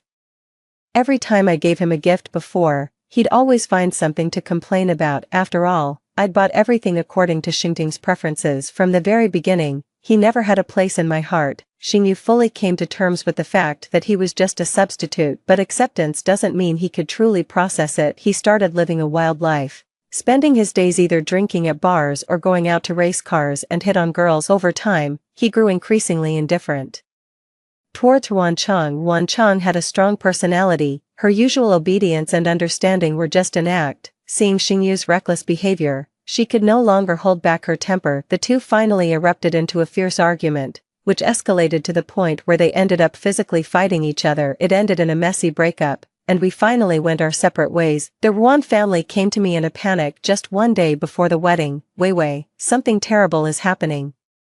Your sister is trying to kill herself. In my past life, she also claimed she was depressed and threatened suicide. Someone went racing on a mountain road in the middle of the night during a heavy rainstorm and even parked the car right at the edge of a cliff, took a photo and sent it to Xingting. If you don't come, I'll kill myself. After returning to his family, Xingting was no longer a police officer, but his ingrained sense of duty still drove him to risk the journey late at night. In the end, no one knows what transpired between the two at the cliff's edge. By the next day, all that remained were their wrecked vehicles at the base of the cliff and two charred bodies, burned beyond recognition when the cars exploded after plunging over the edge. Memories of those moments came flooding back. My hands and feet went cold, and I immediately drove to find Wancheng. This time, she wasn't at the cliff, but standing on the top floor of the Xingjia Group building, looking as if she might fall at any moment. My mother cried until her voice grew hoarse. Changcheng, please come down. At my age, don't scare your mother like this. Wancheng stood at the edge, unmoved, until she saw me. I need to speak with my sister alone. Leave now, or I'll jump. But Mom and Dad exchanged a hesitant glance. They both knew Wancheng held a grudge against me, and leaving us alone on the rooftop, they were afraid in the blink of an eye I'd be the one pushed off by Wancheng. Seeing my parents refused to leave, Wancheng let out a cold sneer. So it's true, in your hearts, my life means less than my sister's. She put on a heartbroken expression and made as if to step off the edge. My mother nearly fainted from fright at the sight. She quickly agreed, repeating her assurances. Even as they were helping her away, she still managed to whisper a reminder for me to be careful. I nodded to reassure my mother. Within minutes, the vast rooftop held only my sister and me. She immediately pulled back her outstretched leg and charged at me with eyes blazing in fury. At 1001 hashtag, One Wei, how could you be so cruel? We're sisters by blood. Why must you take everything from me? You stole our parents' affection, the title of the Ruan family heiress, and even Xingyu, who loved me more than life itself. Why won't you even leave Xingting for me now? He's the man I love most in this world. Love most? I let out a mocking laugh. So you loved him so much that when you found out he had feelings for me, you'd rather drag him to death? With you in your past life, Wancheng gritted her teeth. If I can't have him, neither will you. Another lunatic. Wancheng, have you ever considered that you don't actually love Xingting at all? You only love yourself. You relish being the center of attention and take it for granted that everyone should revolve around you. Xingting has no feelings for you, yet he's drawn to me, the one you look down on. This just shows your own insecurity, including when you slept with Xingyu. I doubt you would have done it if you hadn't mistaken him for my fiancé. When it comes down to it, she's trying to take what was rightfully mine all along. Not that I ever cared about Xingyu anyway. That's a lie, a complete lie. Wancheng completely lost it, screaming with red-rimmed eyes glaring at me. Xingting loves me, and Xingyu loves me too. Before you showed up, they were both mine. Why didn't you just die out there? Why did they have to find you and bring you back, my sisters? Furious screams echoed across the empty rooftop. Carried away by the wind, her words hit me like a punch to the gut, leaving me speechless. When the Ruan family first took me back, my sister screamed at me with the same raw fury. Not long after I returned to the Reborn household, my birthday came around. Since my sister and I are twins, we naturally share the same birthday. My parents probably felt guilty, so they bought me an extra diamond necklace. Wan Chang broke down sobbing and threw hot milk in my face. She accused me of stealing her parents. I was completely at a loss. After all, she was the one our parents had raised by their side all along. Though they felt guilty towards me, it was her they truly loved more. So, at first, they turned a blind eye to her petty tricks and schemes. It wasn't until later, when she knowingly added a large amount of coconut milk to my drink despite my allergy, nearly sending me into anaphylactic shock, that our parents gradually became disappointed in her.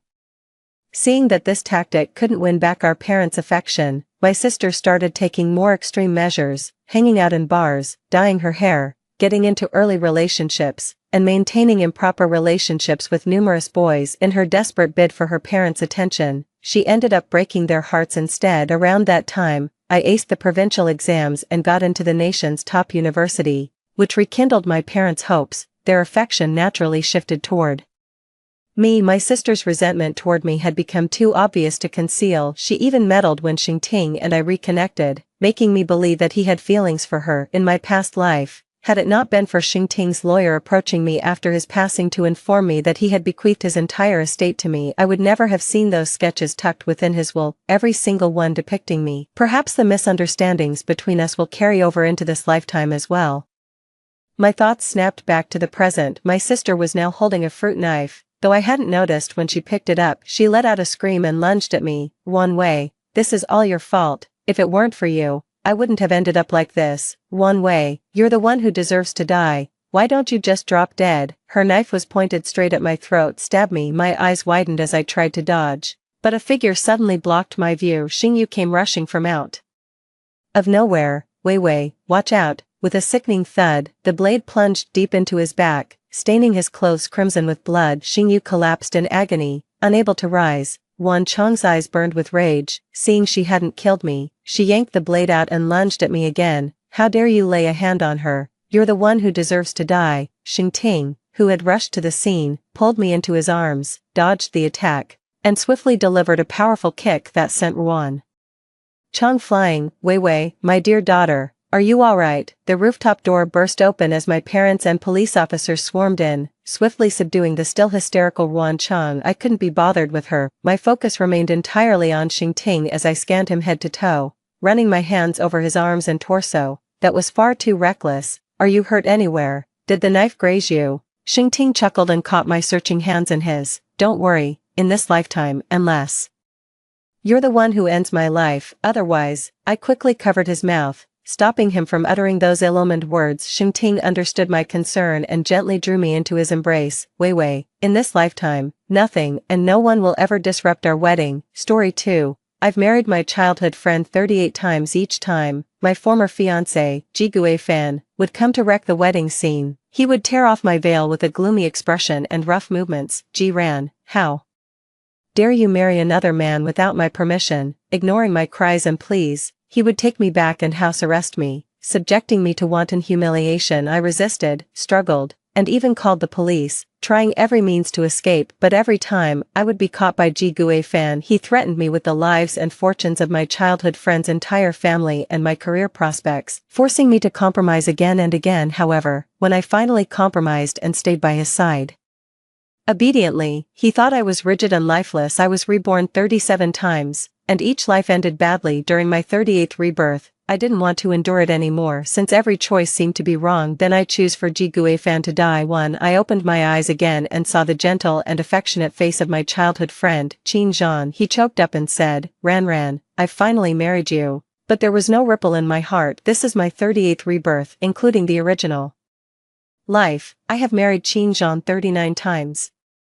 Each time, the wedding was never completed smoothly. Ji Ran, sure enough, the next second, Ji Guifan's enraged voice sounded. I turned my head and saw his figure already appearing at the end of the red carpet, staring at me with a gloomy expression. Qin Zhan immediately stood guard in front of me protectively. Don't be afraid, he said firmly. Today is our wedding. I won't let anyone ruin this wonderful day. It's useless. The Ji family is a business tycoon with great power and influence, so even though Qin Zhan and I kept the news of our marriage airtight, and we even set the wedding location on the back mountain of a distant relative's hometown of Qinzhan. He could still find out and come in time to stop it, and Qinzhan and I, one is an orphan with no one to rely on, and the other is an ordinary student from a small town who excels in exams against Ji Guifan, the only son of the Ji family. It's simply like a mayfly shaking a tree or a mantis trying to block a cart. Qinzhan had already instructed his relatives that as soon as Ji Guifan appeared, some people would immediately hold hoes and machetes, intending to intimidate them, but obviously, they were no match for these well-trained professional bodyguards. Ji Guifan didn't even ask them to take action. He threw out large amounts of red banknotes, and those villagers immediately bent down to pick them up, escorted by bodyguards. Ji Guifan came to me unobstructed. Qinzhan was held back by the bodyguards and shouted heartbreakingly, "Ji Guifan, you're not allowed to touch her." Ji Guifan ignored him and just sneered at me. Ji Ran, you've really got some nerve. He tore off my veil and corsage in one go, and there was an uncontrollable violence between his handsome eyebrows and eyes. How dare you marry another man without my permission? Aia, checking in at the famous scene. Brother Ji is so handsome. I think the female lead should stop struggling and just submit to our brother Ji. Yeah, he has already realized his mistake. He loves you so much. Just go back with him obediently. My pupils trembled. I was shocked when I saw these colorful bullet comments in front of me. These didn't appear in the previous 37 times. Ji Ran, are you even listening to me? Seeing that I didn't react much, Ji Guifan became even angrier. He grabbed my wrist and pulled me, wanting to leave. Come with me. Didn't you always want to marry me? We'll go back and get married. Stop being angry. Love me obediently like you used to, and I'll spare Qinzhan. Why isn't the female lead saying anything? Is she stunned by Brother Ji's domineering handsomeness? How is that possible? She must be thinking about running away in her heart. This drama is about forced love, so she won't be so obedient. This man is so despicable. When the female lead was running after him, he was extremely annoyed by her. Now that the female lead doesn't love him anymore, he's sticking to her. Those who slandered him before, get out. Make it clear that it was the female lead's mother who first tried to get something in return for her kindness, which led to this engagement for the female lead.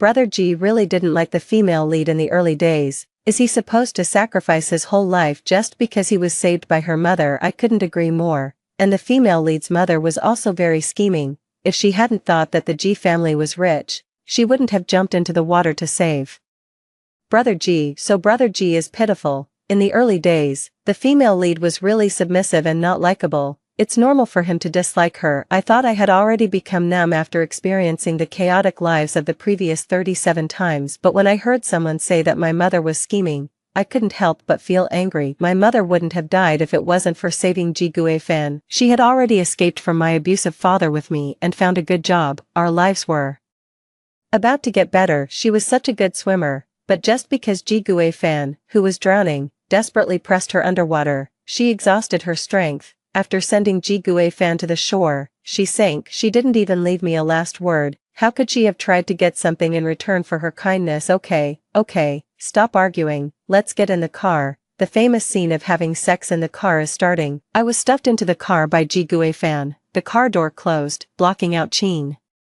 Zhan's cries. Ji Guifan leaned over and pressed on me, his eyes deep. Ran, do you know how sad I am? Perhaps because I didn't scold him hysterically like the previous 37 times. Ji Guifan's attitude was much gentler. There was a strong affection in his eyes, and his desire gradually rose. His big hand had lifted the wedding dress and reached under my skirt. You can't marry someone else. You're my fiancé. You're mine. Ran. His lips and tongue wandered on my neck, and the hot breath sprayed on my skin, making me feel disgusted and sticky. The bullet comments scrolled through the screen excitedly. Qinzhan is watching outside the window, and our brother Ji is pressing the female lead on the chair and having sex with her. So exciting. Ji Guifan, I said softly, then do you know how much I hate you? Ji Guifan paused in his actions and raised a pair of angry and sad eyes. The next moment, I had already pulled out the hairpin behind my head and stabbed the sharp end into his neck. Blood spurted out too. The hot and sticky touch was so clear. Ji Guifan's incredulous and terrified expression still remained in front of me. In a flash, I was back at the wedding scene again. The sky was blue, the clouds were white, and the grass was green. The groom, Qinzhan, smiled and looked at me at the end of the red carpet. The bullet comments scrolled through the screen like crazy. Holy shit. Did you all see that just now? wasn't it my imagination? I saw it. The female lead killed Brother G, she stabbed him to death. Goodness me, isn't the drama I'm watching about the male lead chasing after the female lead and forcing love? Isn't it about her chasing him and him running away and her being unable to escape? How did it turn into a horror scene in the blink of an eye? I remember the original plot wasn't like this. Isn't it supposed to be the famous scene of the male and female leads having sex in the car? Why did the female lead kill the male lead, Mom? It's so eerie, I don't want to watch it anymore. I want to go home. The male lead who forces women to do things deserves to die. The female lead stabbed him well, so satisfying. Don't be too happy yet, those above. Where is the exit button for this video? This rebirth occurred a little earlier than before. Ran, I've finally married you, G Ran. But it was only a little earlier. I looked at Ji Gui Fan at the end of the red carpet indifferently. The female lead's eyes are so scary. She won't try to kill Brother G again, will she? No, Brother G loves you so much. Isn't it good to go back with him and live the life of a wealthy lady in a wealthy family? Why does she have to kill someone? The female lead is so despicable. Why is she treating the male lead like this? It was clearly her and her mother who first tried to get something in return for their kindness. She was the one who provoked the male lead first. Now that the male lead has fallen in love with her, she's making that stinky face. Is she looking for trouble? That's right, the male lead's biggest mistake is that he's been too kind and good-tempered all these years, spoiling her into what she is now. Is Ji Gui Fan too kind and good-tempered? Then what about all the torments I've suffered all these years? Is it the retribution from heaven after my mother saved this scumbag? Either we all had an illusion just now, or this drama suddenly went crazy. The plot will definitely be normal next. That's right, that's it, don't be afraid. Qin Zhan stood in front of me just like the previous 39 times. Today is our wedding. I won't let anyone ruin. Qin Zhan, I'm sorry. I pushed him away, tore off my veil and corsage, and walked straight towards Ji Gui Fan. Ji Gui Fan at the end of the red carpet immediately stopped in his tracks, and the violence and gloom between his eyebrows and eyes melted away. He glanced triumphantly at Qin Zhan, who was blocked by the bodyguards behind me, and looked at me with a half-smile. Ji Ran, at least you have some conscience. I didn't say anything, I just stepped forward quickly, and with precision and force, I stabbed the sharp object in my hand into his neck. Ji Gui Fan's eyes widened in. Ran.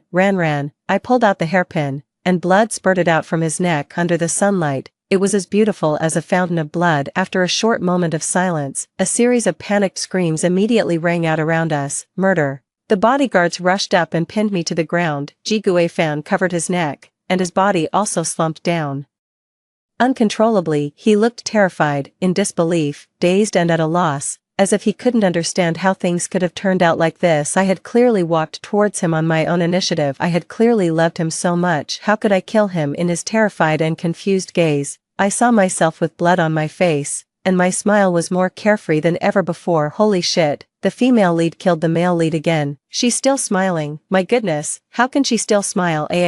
My Brother G. How dare the female lead? How dare she? Where the hell is the exit button? I really don't want to watch anymore. Double kill. Congratulations to the female lead for achieving a double kill. The last bullet comment caught my attention, however. Before I could take a closer look, Ji Gui Fan, unwilling and resentful, took his last breath. When I opened my eyes again, he had changed his clothes and was alive again. Ji Ran, I'll give you one more chance. Kneel down and wipe Han Ying's shoes clean. He leaned carelessly on the leather sofa in the private room of the bar, holding a woman in a red dress in his arms, with a haughty and indifferent expression. If you do it, I'll still recognize you as my fiancé. If you don't, get out of the G family. Brother Gui Fan, this isn't very appropriate, is it? After all, Sister Ran has an engagement with you. The woman in the red dress, Jiang Haining, Ji Gui Fan's childhood sweetheart, pretended to be reluctant and persuaded him. What engagement? I recognize it, and she's my fiancé. If I don't recognize it, Ji Gui Fan sneered. Those peach blossom eyes that should have been gentle and affectionate were now surging with resentment and jealousy. He enunciated each word clearly. She's a promiscuous and two-faced slut. I remembered this was 2 months before my wedding with Qin Zhan. Ji Gui Fan saw me chatting and laughing with Qin Zhan and believed that I was promiscuous and would flirt with any man I saw, so he deliberately humiliated me. In the original life, this was the moment when I completely saw through Ji Gui Fan's true nature and decided to give up on him. What's going on? Why is the timeline getting earlier each time? Although I'm a fan of the male and female leads as a couple, I have to say that the male lead is really despicable at this time just because he saw the female lead chatting with her childhood friend for a while. He wants to humiliate the female lead like this. The male lead has probably changed dozens of bed partners. The male lead is a young master of a wealthy family. It would be strange if a 25-year-old person was still a virgin, right? Then what about the female lead? Does the female lead have to wait for the male lead with her virginity intact? It's precisely the male lead's scumminess and despicability in the early stage that can better set off how satisfying it is when he becomes a lackey for the female lead in the later stage. I like this kind of plot. I like it and I want more. Where's the satisfaction? I only see the female lead's pain and struggle. The male lead really deserves to die. I support the female lead in killing him for the third time. What? You don't want to? Ji Fan looked at me and smiled, but his eyes had no warmth at all. Do you want to be a housewife for your little childhood friend, Ji Ran? Are you really so inseparable from men? Suddenly, he flew into a rage, stood up, and grabbed my neck, gnashing his teeth and saying, do you still remember that you're my Ji Fan's fiancé? For fuck's sake, I had difficulty breathing, but I still couldn't help laughing. Ji Fan, do you know that you're the most despicable person I've ever met in my life? Ji Fan raised his eyebrows in surprise and said in disbelief, what did you say? I said. I picked up the fruit knife on the fruit plate and stabbed it hard into Ji Fan's abdomen. Then I pulled it out and stabbed it in again. I said you're a despicable person, a despicable person. Did you ever consider me your fiancé? Do you still remember that my mother died to save you? 3. Ji Fan covered his wound and stumbled onto the sofa. His childhood sweetheart, his close friends, and the hostesses in the bar all let out a scream and scattered like birds and beasts. Ji Fan looked in pain, but there was still residual anger on his face. It was clearly you and your mother who tried to get something in return for your kindness. Don't say that to me. I pounced on him and stabbed him with another knife. Then I held the handle of the knife and twisted it hard. The engagement between you and me was insisted on by your parents. My mother died saving you. I was only 7 years old at that time. Could a 7-year-old child coerce your Ji family into arranging an engagement between me and you? What's more, don't you know exactly what kind of life I've lived all these years? What kind of fiancé am I? I'm clearly a dog that your Ji family raised for you. In Ji Fan's wide,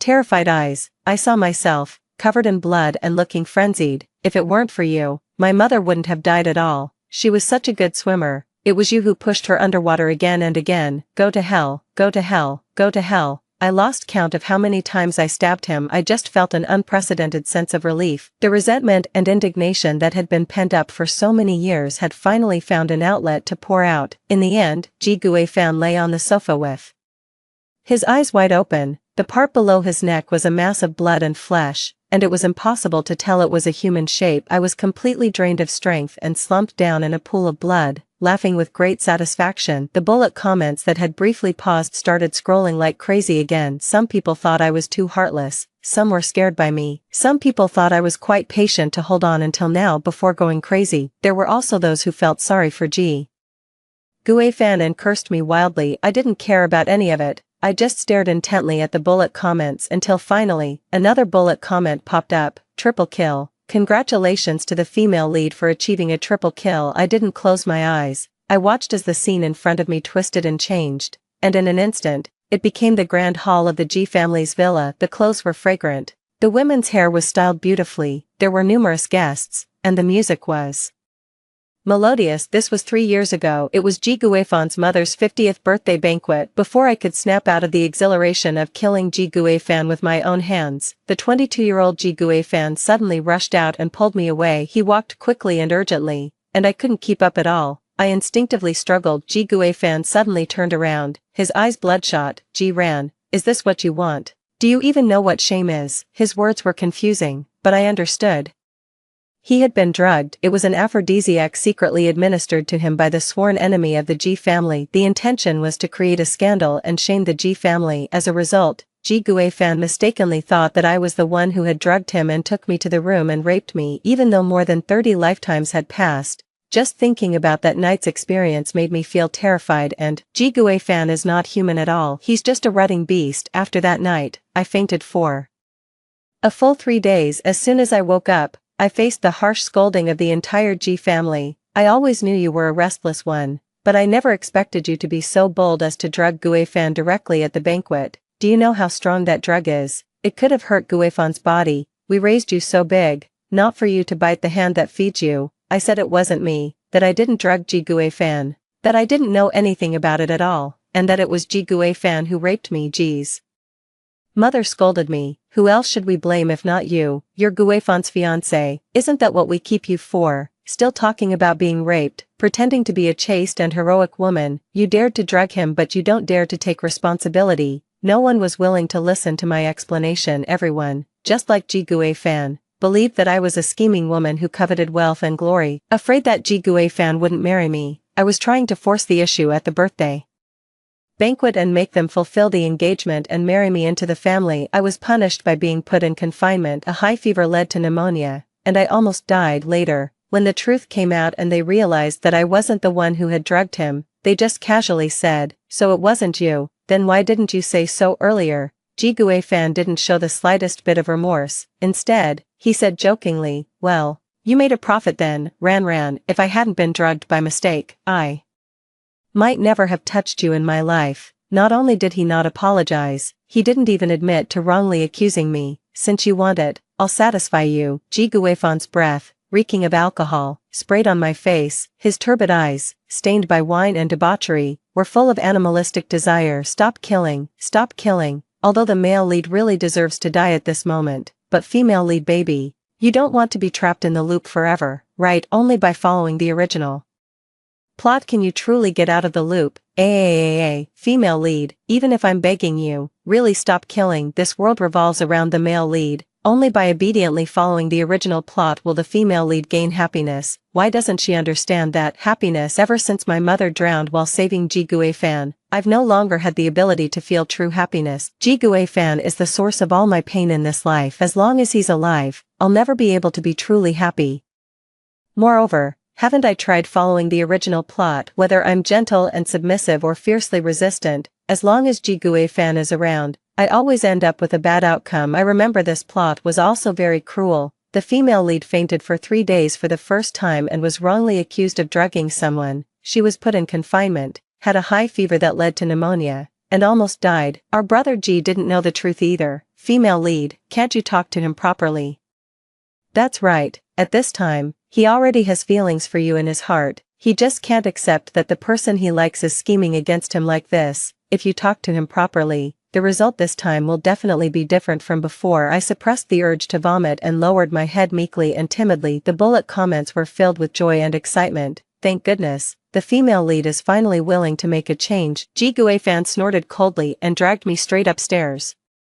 I casually took a dinner knife from the dining table and hid it in the sleeve of my dress against my skin. Wait a minute, no, did I see it wrong? As soon as we entered the door, Ji Guifan threw me onto the bed and then pounced on me eagerly. Ji Ran, how old are you and already so lustful? Are you so afraid that I won't marry you that you're willing to drug me just to tie yourself to me? Is this your love for me? Ji Ran, fine, I'll grant you your wish. The dinner knife pierced through the fabric of his suit and stabbed into his lower body without a sound. Perhaps the pain comes more slowly to someone who has been drugged with a powerful aphrodisiac. It wasn't until the blood from my second stab splattered on my face that Ji Guifan realized it was his own blood, not the blush on my face. For the pain came crashing down, and he involuntarily arched his body, like a shrimp with its intestines removed. Ji Ran, are you crazy? The bullet comments were equally in a state of collapse. Didn't you say you would talk properly? Why are you stabbing him again? Talk properly? Why should I talk properly to a beast? He doesn't understand human language anyway, and it would just be a waste of my breath. But I was still in a good mood and replied to Ji Guifan's words, I'm not crazy, I'm just fighting back against a rapist who has lost his humanity. Ji Guifan was twitching in pain and curled up into a ball. His face was as red as if it were, his eyes filled with shock, anger, resentment, and more than anything, confusion and bewilderment. A rapist. After understanding the meaning of the word, he became angry. Ji Ran, get it straight, it was clearly you who drugged me. No, if I really drugged you, it would only be rat poison, not an aphrodisiac. Even in such intense pain, Ji Guifan's expression showed a brief moment of blankness. He really couldn't understand the deep-seated hatred I had for him. The Ji family had been kind to me. I had been his fiancé since I was a child. Whether I truly loved him or loved the Ji family's wealth and power, it was always my own choice. How could I hate him so much that I wanted to kill him? Ji ran. No, you're not Ji ran. He dragged his body, which was on the verge of fainting from the pain, off the bed and crawled towards the door. Somebody, help. But just like in the original life, when I was being tortured under Ji Guifan and desperately calling for help with no response, this time Ji Guifan's cries for help also went unanswered. I lightly jumped off the bed and locked the door from the inside.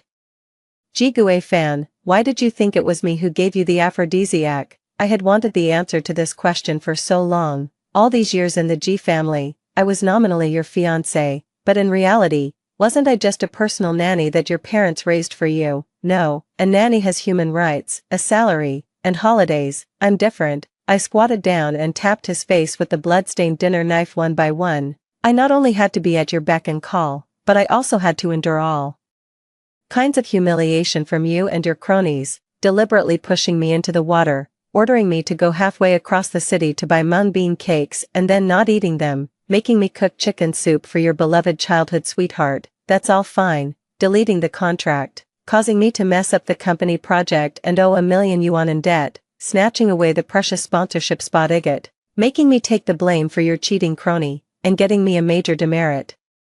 One after another. Ji Guifan, do you know how long I've remembered these things and how long I've hated you? Although I used to ship the male and female leads, well, I can't do it anymore now. I support the female lead in killing this scumbag. Brother Ji was a bit mischievous, but the female lead really did live a wealthy life in the Ji family all these years, and Brother Ji didn't like the female lead before. With his status, what kind of woman couldn't he find? It's not like he was tied to a country bumpkin girl from the countryside since he was a child. He was too, you know. Ji Guifan covered his wound and gasped for breath with difficulty. I admit, I really did these things wrong, but Ran, you also have to understand me. Having a fiancé out of the blue, I wasn't exactly happy about it either. I slashed his face with a knife. Did I force your parents to arrange this engagement for us with a knife? Ji Guifan, have you forgotten that I was only 7 years old when my mother drowned saving you? The tip of the knife approached Ji Guifan's eyes, and only then did fear spread in his eyes.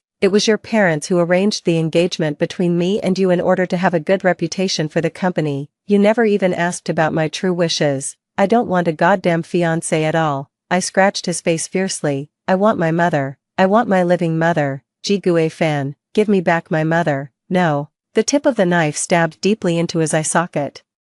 And I heard a scream that was extremely satisfying. The female lead is so ruthless, but why do I feel kind of satisfied? My brother Ji, don't struggle, those above. Anyway, we can't exit, otherwise. Let's look at it from the female lead's perspective and treat it as a revenge story that makes people feel great. I didn't let Ji Guifan die as easily as the previous 3 times. Even if he was blind, he still had his hands. Even if his hands were broken, he still had his feet. The blood flowed bit by bit. He was in so much pain that he didn't have the strength to scream. When the dinner knife finally stabbed into his neck, I even saw a look of relief on his face. Quadra-kill. Congratulations to the female lead for achieving a quadra-kill this time. It was 7 years ago. Ji Guifan and I were 18 years old and in our senior year of high school. Am I going to search your school bag myself? Or are you going to hand over that necklace voluntarily? The 18-year-old Ji Guifan had a youthful look in his eyes and brows, but that annoying air of contempt and arrogance seemed to be innate, firmly taking root between his eyebrows. What's going on now? I know. The supporting female character, Jiang Haining, suspects that the female lead stole her necklace and is here to demand an explanation. The male lead knew that Jiang Haining didn't like the female lead, so to please her, he directly bought an identical necklace and put it in the female lead's school bag. No, what does that mean? Deliberately torturing the female lead. You guys upstairs just found out. This drama has been torturing the female lead from beginning to end, but now our female lead has risen up and can knock down the male lead and the supporting female character in no time. I ignored the unruly Ji Guifan. I looked around and, as expected, saw the looks of disdain or contempt from everyone. What a pity this was the classroom, and there were no convenient weapons at hand. I wondered if a ballpoint pen could pierce through Ji Guifan's neck. Just as I was worrying, I reached into my school bag and felt it. Immediately, I was overjoyed. How could I have forgotten? During my high school days, I had a serious self-destructive tendency and often carried a small knife with me. Ji-Gue-fan, I smiled at him. Can you come over here? I'll give you the necklace. Ji-Gue-fan was taken aback, and his sword-like eyebrows furrowed even deeper. But he still came over and said impatiently, "What trick are you playing this time?" I pulled out the small knife and slashed at his neck with all my might. Ji-Gue-fan had no precautions against me, a lackey who had always followed him since childhood, submissive, cowardly, and as soft-tempered as cotton. He couldn't have imagined that I would resist. He couldn't have imagined that I would go for the big move right from the start, directly cutting his throat with a knife. Ji-Gue-fan covered his neck, which was spurting blood, and stepped back. Ji ran. Jiang Haining supported him and screamed in horror. "Are you crazy?" The classmates who were watching the commotion around us were immediately scared and scattered in all directions. Ji ran. I took out the diamond necklace that was said to be worth tens of thousands of yuan from my school bag and threw it at his feet. Ji-Gue-fan, you put this necklace in my school bag, right? Ji-Gue-fan opened his mouth futilely, but could only make a strange hoarse sound. I really can't figure you out. I sighed and casually picked up a glass on the table and smashed it, ignoring the cut on my palm. I held the sharp shard in my hand. Jiang Haining was so scared that she screamed. She didn't care about Ji-Gue-fan anymore and crawled out in a panic. Ji-Gue-fan fell to the ground and looked at me in horror. "What on earth did I do to offend you that you keep torturing me one way after another? My mother saved you, not harmed you, right?" I crouched down in front of Ji-Gue-fan, forcefully stabbed the sharp end of the shard into his chest, and then smiled brightly at him. "See you later, Ji-Gue-fan." Ji-Gue-fan's pupils dilated, and fear and despair welled up from the depths of his eyes. In an instant, he stopped breathing. So satisfying, unstoppable. Congratulations to the female lead for achieving a pentakill, you country bumpkin. I will never admit that you are my fiancé. I opened my eyes and saw Ji-Gue-fan, who was 9 years old, with an angry and flushed face. "People like you aren't even worthy of holding my shoes. What right do you have to be my fiancé? I'm telling you, don't think that just because you saved me and my parents are protecting you, you will definitely marry me in the future. I'd rather marry a pig than you." Wow, 9-year-old brother G, so cute. How could the female lead bear to do it? Yeah, and he's still so young. None of those previous harms have happened yet. He's just an adorable little boy now. Female lead, if you teach him well, he will definitely change for the better. What are you staring at me for? Ji-Gue-fan suddenly rushed over and pushed me hard. "Don't you dare look at me like that." My 9-year-old body was still too small, and I was a bit unskilled. When I fell to the ground, I realized that my legs were covered in scars, and there were bandages on the serious parts. I remembered the 9-year-old Ji-Gue-fan had a mischievous personality. He had a dispute with his father and mother because he didn't want me as his fiancé. He ran away from home at such a young age. As soon as he left the villa area, he was almost hit by a car. I rushed over and saved him, scraping my legs in the process. Ran, you have to remember that if you want to stay in this family, you have to make Gue-fan like you. You are Gue-fan's fiancé. You should use everything you have to accompany him and protect him.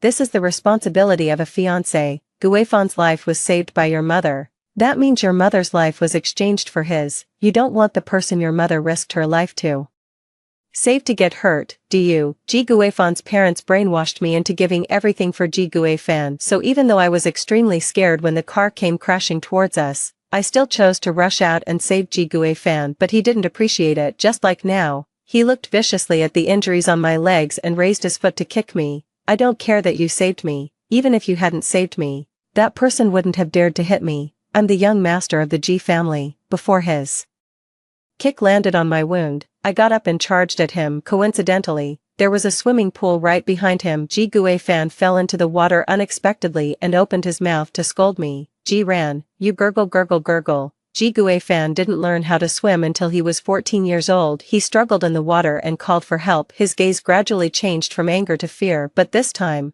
no one would come to save him. I don't know how long it took. Ji-Gue-fan's body sank. He was dead. I looked at the bullet comments still scrolling in the air. Godlike, congratulations to the female lead for achieving a hexakill. Why are there so many people ahead? A gentle female voice that I hadn't heard for a long time sounded in my ear. I opened my eyes, carefully raised my head, and looked at the person. Short, neat hair that reached the ears, a thin and determined face, gentle eyes, and eyebrows that habitually carried a hint of sadness. Mom, it was Mom. I finally saw Mom again.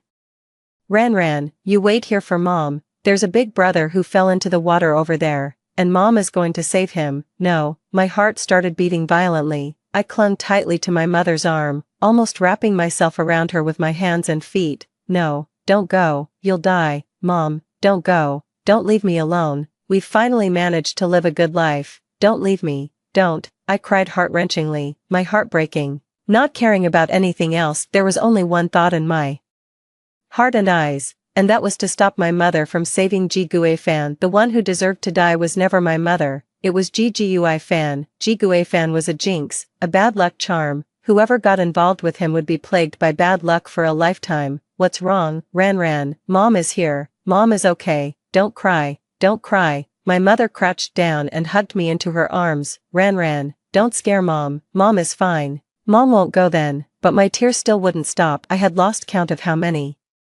years it had been since I last saw my mother. Ever since she died saving Ji Guifan, there had been no glimmer of light in my life. I had struggled in the darkness named Ji Guifan for so many years. This was my 38th rebirth. I seemed to want to vent out all the grievances of the previous 40-something lifetimes. I actually cried myself into a faint in my mother's arms this time. My mother didn't care about Ji Guifan who had fallen into the water anymore. She picked me up and rushed to the hospital. When I woke up again, my mother was by my side, and on the TV, the news of the drowning death of the only son of the Ji family, the richest family in the area, was being broadcast. Ji Guifan's parents were heartbroken by the river. Congratulations to the female lead, you have successfully achieved the feat of reversing your life. Next, please enjoy your own life to the fullest. The bullet comments disappeared. Ran. When my mother noticed that I was awake, she quickly pressed the bell to call the doctor and then approached with red and swollen eyes. How do you feel? I held her hand, sniffed the unique smell of my mother on her body, and felt the warmth emanating from her. My heart was more at peace than ever before. I feel extremely good. I wrapped my arms around her neck, as if holding a treasure that I had lost and found again. Mom, I love you so much. Story 2. My boyfriend spent his whole life creating a time machine. He used it to go back and try to save his first love. I secretly followed him back in time. There, I saw him, whom I had taught bit by bit how to love, tenderly holding his first love's hand, saying, I didn't know how to love before, and I hurt you. Now, I've learned. The day after we returned from the past, I met Liang Su at Xia Qingxuan's birthday party. He appeared with a cake he made himself and carefully selected gifts. Under the gentle light of the flickering candles, his gaze was deep and affectionate. The atmosphere reached its peak, ambiguous and charged, as everyone gathered around waiting for Xia Qingxuan to make a wish and blow out the candles. Then, they playfully urged the couple to kiss. I stood quietly at the edge of the crowd, watching Xia Qingxuan, holding roses, coyly tiptoe to kiss Liang Su on the cheek. My roommate introduced him to me. That's Xia Qingxuan's boyfriend. Isn't he handsome? Not only that, but he's also very considerate, gentle, attentive, and always maintains a respectful distance with women. Simply perfect. Silently, I watched as Liang Su gently tucked a stray hair behind Xia Qingxuan's ear, his eyes smiling. I turned away and quietly replied to my friend, he truly is mature and reliable, good at taking care of others. After all, I had spent 5 years teaching him that. Little by little, the original Liang Su wasn't like this at all. He was bad-tempered, impatient, impulsive, irritable, and arrogant. His relationship with Xia Qingxuan, which lasted less than 2 years, ended when she vented all her frustrations and fell in love with his friend. Liang Su couldn't accept that, so he spent years creating a time machine, learned how to love as I had taught him, and without hesitation, left me behind to go back to the time when he had just started dating Xia Qingxuan in their sophomore year. Even though just one more day would have marked our 5th anniversary, but he couldn't wait. Now, we are strangers who don't recognize each other. At the party, Xia Qingxuan was the center of attention, and the conversation revolved around her and Liang Su. Someone asked her how she managed to find such a perfect boyfriend. Others inquired if Liang Su had any equally handsome friends. Even jokingly, someone half seriously said, ever heard the saying, one generation plants the trees, another gets the shade? Liang Su is so considerate and attentive, surely an ex-girlfriend taught him all that. Hearing this, Liang Su didn't seem upset, he just smiled lightly and then, taking Xia Qingxuan's hand as if making a confession or a promise, said, there is no ex, Qingshuan is my first love, and my only love. Of course, he had no ex because it was only a year after they broke up that I started dating Liang Su. I was not the past, but the future yet. That didn't stop him from applying everything I taught him about love to Xia Qingshuan in the dimly lit room. The crowd buzzed, so he never saw me standing in the corner the whole time. It was only after the cake was cut, and Xia Qingshuan was introducing friends to him, that Liang Su stood before me, our eyes meeting. I can't describe the look on his face when he saw me, the smile freezing on his lips, a flicker of confusion in his eyes, but he quickly regained his composure then, as Xia Qingshuan introduced me saying, "This is Yu Xing, my classmate." He stared at me, lost in thought. I maintained a polite smile, watching Xia Qingshuan tug at his sleeve and frown inquiringly. "Do you know each other?" Liang Su then regained his senses and handed me a piece of cake, saying coldly and distantly, "No, we don't know each other." I sat with the cake on a single sofa, looking towards Liang Su, who had returned to the center of the crowd under the flickering lights, tall and with intense features. He was indeed breathtakingly handsome, especially his eyes, deep and earnest, always seemed innocent and passionate when he looked intently at someone. So, during the 5 years we were together, no matter how angry or sad I was, just seeing his face, just him quietly looking at me and softly calling, "Xing Xing," I would instantly surrender. It was easy for me to forgive him. The little cake in my hand gave off a faint scent of orange blossom. My roommate, biting on a spoon, mumbled, "Yu Xing, you must try this. It's incredibly delicious." He really put his heart into it. Now, I have to add another criterion to my boyfriend's standards. I curved my lips into a smile and took a small bite. It was a familiar taste. It was the one I taught Liang Su to make. I had spent half a month patiently helping him, guiding him step by step as he tried over and over again until he learned. He looked at me earnestly and said, "Yu Xing, once I've mastered this, I'll bake a cake for you with my own hands every birthday." Later, he did learn how to make it, but he never made it for me, not even once. In fact, in the previous life's trajectory, my first encounter with Liang Su wasn't at this birthday party. I wasn't actually close to Xia Qingshuan. She had invited the whole class to her birthday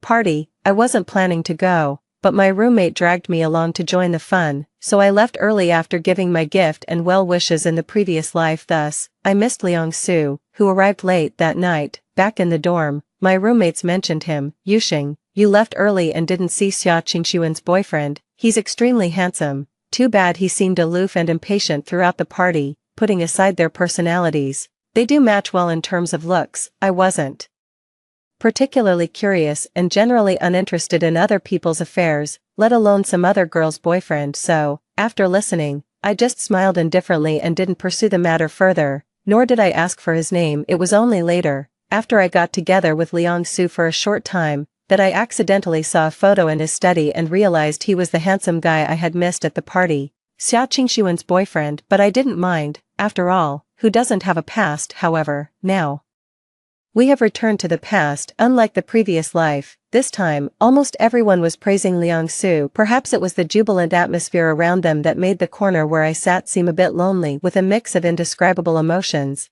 I unconsciously drank a few more glasses of fruit wine. Slightly tipsy, I couldn't distinguish whether the crossing was real or not, so I went out to the terrace to get some fresh air for a long time. When I came back sober, the crowd had already dispersed. As I touched the half-closed door of the private room, I saw Liang Su kneeling in front of Xia Qingshuan, who had collapsed on the sofa, gently holding her hand and saying, "I didn't know how to love before and hurt your heart, but now I've learned." I have to admit, Liang Su, who has a high talent for learning, can master anything he sets his mind to. So, after that birthday party, I frequently heard about all the things Liang Su did for Xia Qingshuan, like bringing her a rose every time he came to see her, peeling shrimp and picking out fish bones for her at dinners, and even making handmade gifts to create little romantic moments. Oh, he would occasionally come to accompany Xia Qingshuan to class, and since coming back through time, our only interaction was at Xia Qingshuan's birthday party. And then there was today. My roommate and Xia Qingshuan, who are in the same guitar club, were going for a team-building hike, and she pleaded with me to come along to take photos. "Yu Xing, please. I absolutely love your composition, lighting, and color style. I'll treat you to a big meal when we get back." I agreed after her persistent coaxing. Then, carrying my camera, I arrived at the meeting point with her and saw Liang Su, who had come to accompany Xia Qingshuan. He was dressed in a black and white sports outfit, slightly bowing his head, listening intently to Xia Qingshuan. It seemed my gaze lingered on him long enough for him to notice, before he turned his head to look over. I calmly shifted my gaze away. My roommate exaggeratedly introduced my photography skills to her companions. Yuxing, a self-taught master of photography, unmatched in lighting, top-notch composition. Amused by her, I politely addressed the smiling classmates. Amateur player, if anyone needs help, I can take pictures for you, I offered. During the trip that followed, people kept offering me small snacks in exchange for taking photos for them. It wasn't until Xia Qingshuan, pulling along Liang Su, came over with a smile and asked, Yuxing, could you take a picture of us too? I held my camera and nodded with a smile, finding a good spot to frame them. But before I could press the shutter, I heard my roommate loudly asking from the side, Liang Su, why aren't you smiling? Look here at Yuxing and smile, he said silently. I waited for Liang Su to muster a stiff smile, and quickly snapped a few shots. Later, on the way back, we sat together on the bus looking through the photos, receiving polite and joyful compliments from everyone. Finally, we came across a few shots taken by my roommate. They were quite good, except one focused unintentionally on a passerby who walked behind me. He was a young man in a black hoodie and gray pants, his bangs hidden under a hood. Amid the laughter, someone suddenly pointed at the photo and said, there's a saying online, isn't there? You two didn't know each other, yet you were captured in the same frame. Could it be that in another universe, you really knew each other? After hearing that, the smile on my face slowly faded. He was right.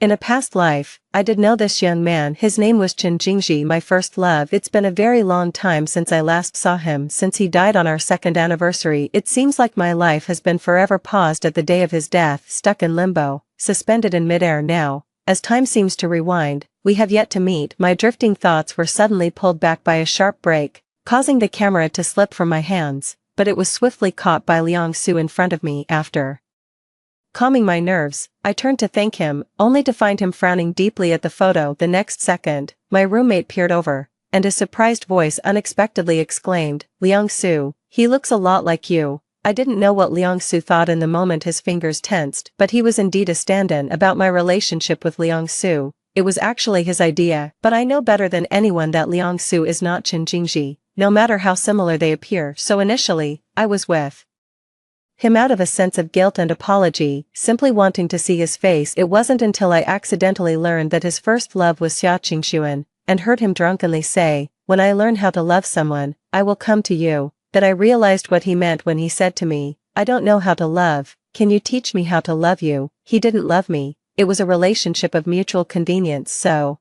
I began to justify using him as a stand-in. I started teaching him how to love me the way Chen Jingji did. I finally understood why in most fantasy dramas, after the protagonist's lover dies, a mere illusion can trap them. Even knowing it's not their true lover, they're willing to indulge in the illusion. I also became painfully aware that this was undoubtedly drinking poison to quench thirst, but fate had it that when I was about to give up, I saw scattered documents in his study about wormholes, black holes, the speed of light, time reversal, and time travelers, and a note seemingly scribbled down, travelers can only travel back to their own past bodies. In that moment, my heart raced, and an incredible conjecture surfaced in my mind. Being with Liang Su after, the most profound impression he left on me wasn't his inability to love, but his intelligence, an extreme form of it. Walls full of certificates and trophies, and the title of a genius in the physics department, all highlighted his smooth and brilliant path, but also gave him a bit of arrogance. He didn't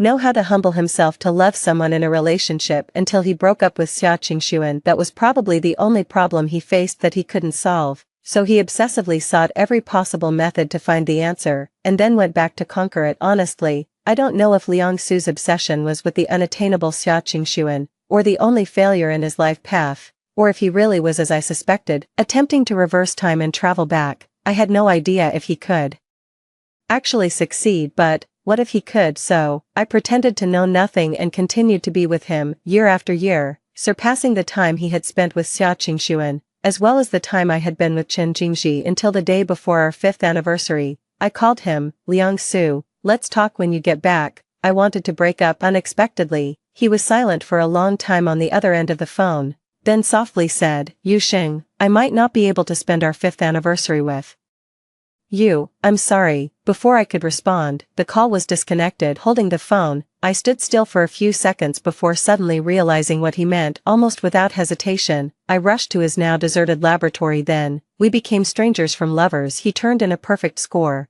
becoming everyone's idea of an ideal boyfriend. I also had the opportunity to save Chen Jingji and alter his doomed fate. Just as I never cared about Liang Su's past with Xia Qingxuan, he didn't care whom I had been with either. So I think, regarding Chen Jingji being my first love, Liang Su would never know. Eventually, the camera was handed back to me. Liang Su said nothing, just silently looked out the window. I couldn't pay attention to anything else, my eyes fixed on the photo, my mind filled with Chen Jingji, suddenly realizing something. Even though I tried to maintain the development of the previous life, waiting for our first meeting on the basketball court, today's trajectory has still deviated due to one small change after another. Like this photo of him, like the next day in a public class, when he sat next to me, I heard it said that music and scents are carriers of memory. Indeed, they are, because the moment Chen Jingji sat down, the familiar scent of light orange struck my heart faster than any of my reactions, bringing forth a fine, lingering pain. I sat stiffly at the desk, letting memories surge like tide, interwoven romantic scenes, vivid fragments of interactions, until the second before the car accident, when he turned the steering wheel towards me. Then he died in front of me. At the time I loved him the most. Interrupting my thoughts was the teacher's question, who called my name in the silent classroom. I stood up, half a beat slow, unable to answer a word because I hadn't been listening. I remembered this teacher, famously in the college for picking on students who couldn't answer and having others help them. So, after half a minute of my silence, she glanced over the bowed heads and asked deliberately, "Is there any student willing to help answer?" At that moment, I hadn't fully awakened from the sad memories and actually felt it might be better if no one stood up. I could keep standing, and while looking down, I could always see Chen Jingji next to me from the corner of my eye. Without him noticing, his slender fingers rested on a black pen, casually flipping a book. Then suddenly, he stood up and said loudly, "I will." In my astonishment, as he rose, my drooping head gradually turned to a side glance. But what surprised me more was the teacher, adjusting her glasses and looking up to ask, "Is the boy in the back also helping to answer?" Chen Jingji and I turned around at the same time to see, 2 rows back, Liang Su, who had come to class with Xia Qingxuan, also standing up. For a moment, countless gazes fell on him. He didn't look at me, just calmly said, "No, I'm going to the restroom." So, it was Chen Jingji who stepped in to help me. After sitting down, as I turned to thank him, he suddenly leaned close and whispered softly, "Classmate, your eyes are so red, surely you haven't been crying. It's just a question you couldn't answer. No need to cry." When he suddenly came close, I was stunned for a moment before slowly realizing what was happening, yet I didn't tell him that the sour redness in my eyes wasn't because I couldn't answer the question. Later, under the guise of expressing my thanks,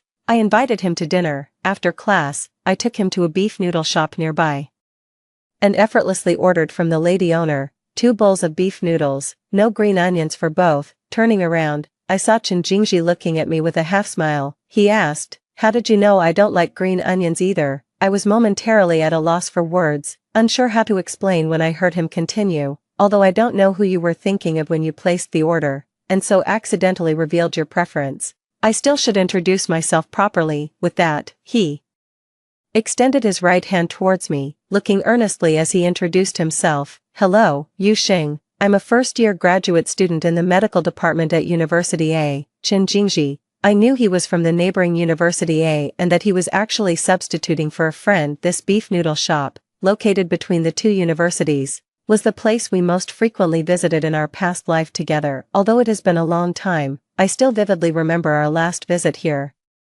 which was 2 weeks after Chen Jingji left. Psychology has a term called emotional insulation defense mechanism, which prevents the brain from collapsing in the face of extreme sadness and pain. So initially, when faced with Chen Jingji's death, and the fact that I would never see him or hear his voice again, I felt numb and unemotional. Looking at the gray photo on the tombstone, I didn't shed a tear, only finding myself sleepless on quiet nights, vividly recalling every past moment. It was during an ordinary evening when I came to this noodle shop and habitually ordered 2 bowls of beef noodles without green onions. Then, as the noodles were served, and I looked at the empty seat across from me, tears unexpectedly started to fall. The emotions that had been sealed off seemed to suddenly tear open, followed by pain spreading from my heart to my entire body. and unstoppable tears. After forcing myself to finish the bowl of noodles, I ended up vomiting everything out in my overwhelming grief. Since then, I hadn't returned to this noodle shop. Fortunately, now back at the beginning, the car accident hadn't happened yet, Chen Jingji hadn't died, and everything could still be salvaged. Looking at the hand in front of me, I gently grasped it and earnestly explained, I wasn't thinking of anyone, it's just my preference. I misspoke about the 2 bowls. He tilted his head and laughed. That's quite a coincidence. From now on, it will always be 2 bowls then, in the end. Chen Jingji paid the bill. As I looked on in surprise, he smiled and handed his phone over. In public, it wouldn't be gentlemanly of me to let a girl pay. How about this? Add me on WeChat, and you can transfer to me. I added him on WeChat and sent the money, but he returned it, saying, it doesn't make sense for a girl to treat on the first meal. How about you do me a favor instead? They had a community medical event coming up, and he asked me to help take photos. A week later, I followed him with my camera to the nearby community, capturing their medical consultations in the photos. Chen Jingji patiently answered the residents' questions, measured blood pressure and blood sugar for the elderly, and chatted with the children. The noon sunlight fell on his white coat, coating him in a gentle glow, dazzling yet tender. If Liang Su was an unattainable flower on a high cliff, then Chen Jingji was like a grand, warm autumn sun. They were never the same. As the medical event neared its end, and everyone was chatting with the elderly and children, I saw Chen Jingji surrounded by a group of kids, helping them make bamboo joint figures. Amidst the chirping calls of Brother Jingji, he bowed his head, his fingers deftly threading and tying knots, then handing them out one by one. This one's for you, Yuan Yuan. This one is for little Tong Tong. This one is for little Daodu. I casually snapped a few photos, and while flipping through them, I suddenly heard Chen Jingji's voice.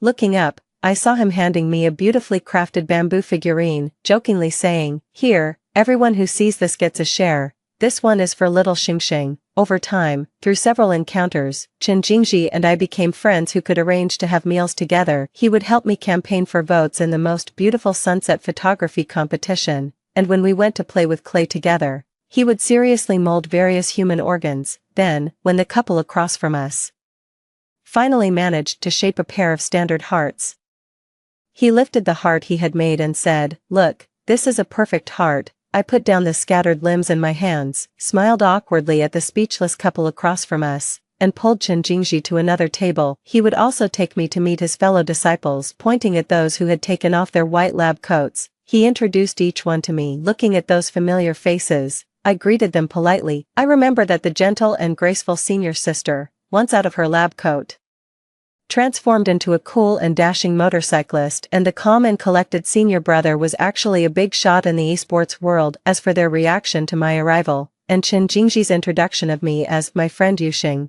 they all looked at me with a smile and a knowing "oh" in their eyes. Honestly, they didn't say much, but their expressions seemed to say it all. My cheeks warmed under their gaze, and Chen Jingji stepped in front of me, pleadingly saying, senior brothers and sisters, please be gentle, don't scare her. They continued to smile warmly at me, chin in hand. Sure, just call us senior brother and senior sister, and we'll all be family. Later on, I became friends with them too, joining them for script murder games and attending music festivals organized by various universities. I immersed myself in this lively and stable life, almost forgetting that I had traveled back in time until I met Liang Su again. It was probably because all my attention and thoughts had been focused on Chen Jingji lately, and I automatically blocked out my roommate's gossip at the dorm. So when I saw Liang Su, I suddenly realized that it had been a long time since I last heard his name. One summer evening, while playing Truth or Dare at an outdoor barbecue stand with Chen Jingji and his seniors, I suddenly felt a strong gaze on me. Instinctively looking sideways, I caught Liang Su's eyes. He was sitting at another table with Xia Qingyu and another couple.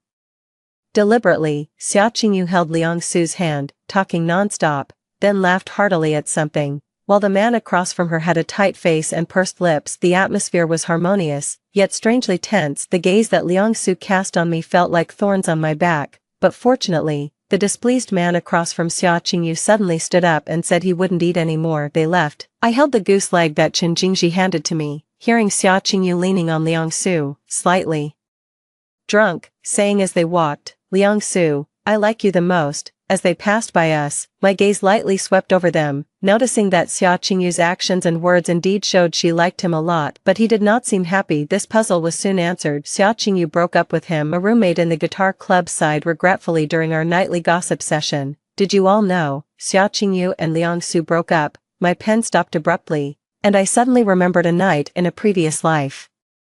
When a roommate mentioned that Xia Qingyu and her boyfriend had broken up back then, she said Xia Qingyu complained that Liang Su didn't know how to love and couldn't stand being with him anymore, decisively breaking up, and soon officially announced a new relationship with a friend of Liang Su. Even though Liang Su had become everyone's ideal boyfriend, I didn't understand why they still broke up. The roommate's answer was that Xia Qingyu felt bored. Liang Su loved her like a robot set to a program, which was very dull. Then the roommate opened her social media to show, look, she's already announced her new relationship, and it's with a friend of Liang Su. I stared at the social media post, speechless, recognizing the man who had been displeased at the barbecue stand that night. Then I heard my roommate lower her voice, mysteriously adding, the real reason is that Xia Qingyu never really liked Liang Su. She was with him only to spite a childhood friend she had a crush on for a long time. She wanted to make him jealous. Yes, that childhood friend is Liang Su's friend, her current boyfriend now, so whether Liang Su could love someone or not, Xia Qingxuan didn't care at all, because they would inevitably break up in the end. And Liang Su, he thought he had found the right answer, only to realize later that the question itself was wrong. Amidst sighs, another roommate asked, did Liang Su just agree like that? Didn't he try to win her back? He seemed to really like Xia Qingxuan. No, I heard he accepted it very calmly and didn't say anything about holding on. I found this somewhat absurd, an instinctive unwillingness to accept this fact, because it made me feel like what was meant to happen would inevitably happen. This feeling reached its peak when I saw Liang Su again a week later in a large shopping mall downtown. I found a child who had gotten lost from her family and took her to the broadcast station, waiting with her until her mother arrived. A very beautiful and dignified woman dressed in an expensive-looking dark blue cheongsam came over, took the child's hand, and thanked me, inviting me for tea at the tea house downstairs. Despite my repeated refusals, she insisted, citing it would ease her conscience, and led me past a wooden carved screen where I saw Liang Su, dressed in a light gray sweater, pinching a celadon cup at a square table. Memories from a distant past were instantly awakened. Although the timing was wrong, in my previous life, my first encounter with Liang Su was because I found this child. But back then, the person who came to the broadcast station to pick up the child was Liang Su. It was his cousin's daughter, who was visiting from abroad. Liang Su's parents were both scientists and were rarely around, so he had grown up mostly alone, indifferent to familial ties. During the 5 years we were together, I hardly ever saw his relatives. Thus, this cousin and her little niece, whom I had only met once, faded from my memory over time. But I hadn't expected that, starting over, a similar situation would occur again, albeit slightly differently. The girl's mother mentioned that she was supposed to meet her cousin here, then explained to Liang Su, this lady helped find her, her name is Yu Xing. After she spoke, Liang Su put down his teacup, looked over, and said slowly, yeah, I know her. I couldn't describe how I felt at that moment. Upon learning that Liang Su and I were alumni, the girl's mother exclaimed in surprise. That really is fate. Then, curiously looking between me and Liang Su, she asked, one in physics, one in Chinese studies, how do you know each other? The room fell silent. I shifted my gaze from the gently swaying irises opposite me and said softly, not really acquaintances, he's a classmate's boyfriend, I've met him once. The next second, Liang Su added, we've broken up. Oh, now he's an ex-boyfriend. Perhaps sensing my lack of enthusiasm, the girl's mother didn't pursue my story further but instead talked with Liang Su. I picked up a pastry, focusing on entertaining the little girl next to me, indifferent to their conversation, until before leaving, I heard the girl's mother ask Liang Su meaningfully, you seem to have changed a lot since coming back, becoming much more reserved. Is it because of that girl you broke up with? He shook his head slightly. No, she didn't like me, and I didn't like her either. Oh, but you seem quite upset. Liang Su was silent for a few seconds, his voice a bit hoarse, because I realized too late that I might have missed someone I truly liked. I didn't know what he meant by that, nor did I want to know. But since then, our encounters started to become more frequent, trapped under the same roof by a heavy rain, eating at the same table in the cafeteria. Even the campus cat that I often fed suddenly appeared at his feet one day. When coincidences become too frequent, they're no longer coincidences, so I reduced how often I went out, stopped eating in the cafeteria, and stopped feeding that orange cat. After a while, Liang-su stood in the corridor I had to pass through in the library, looking puzzled as he asked me, Yu Xing, are you avoiding me? Yes, I indeed was avoiding him. After all, starting over, there was no relationship between me and him anymore. I addressed him calmly, asking, then in what capacity are you standing here questioning me? As an ex-boyfriend of a classmate. He looked down at me for a long while, his face turning a shade paler, before finally stepping aside to let me pass. I thought to myself, someone as proud as him probably won't come looking for me again. Yet, his breakup, our encounter,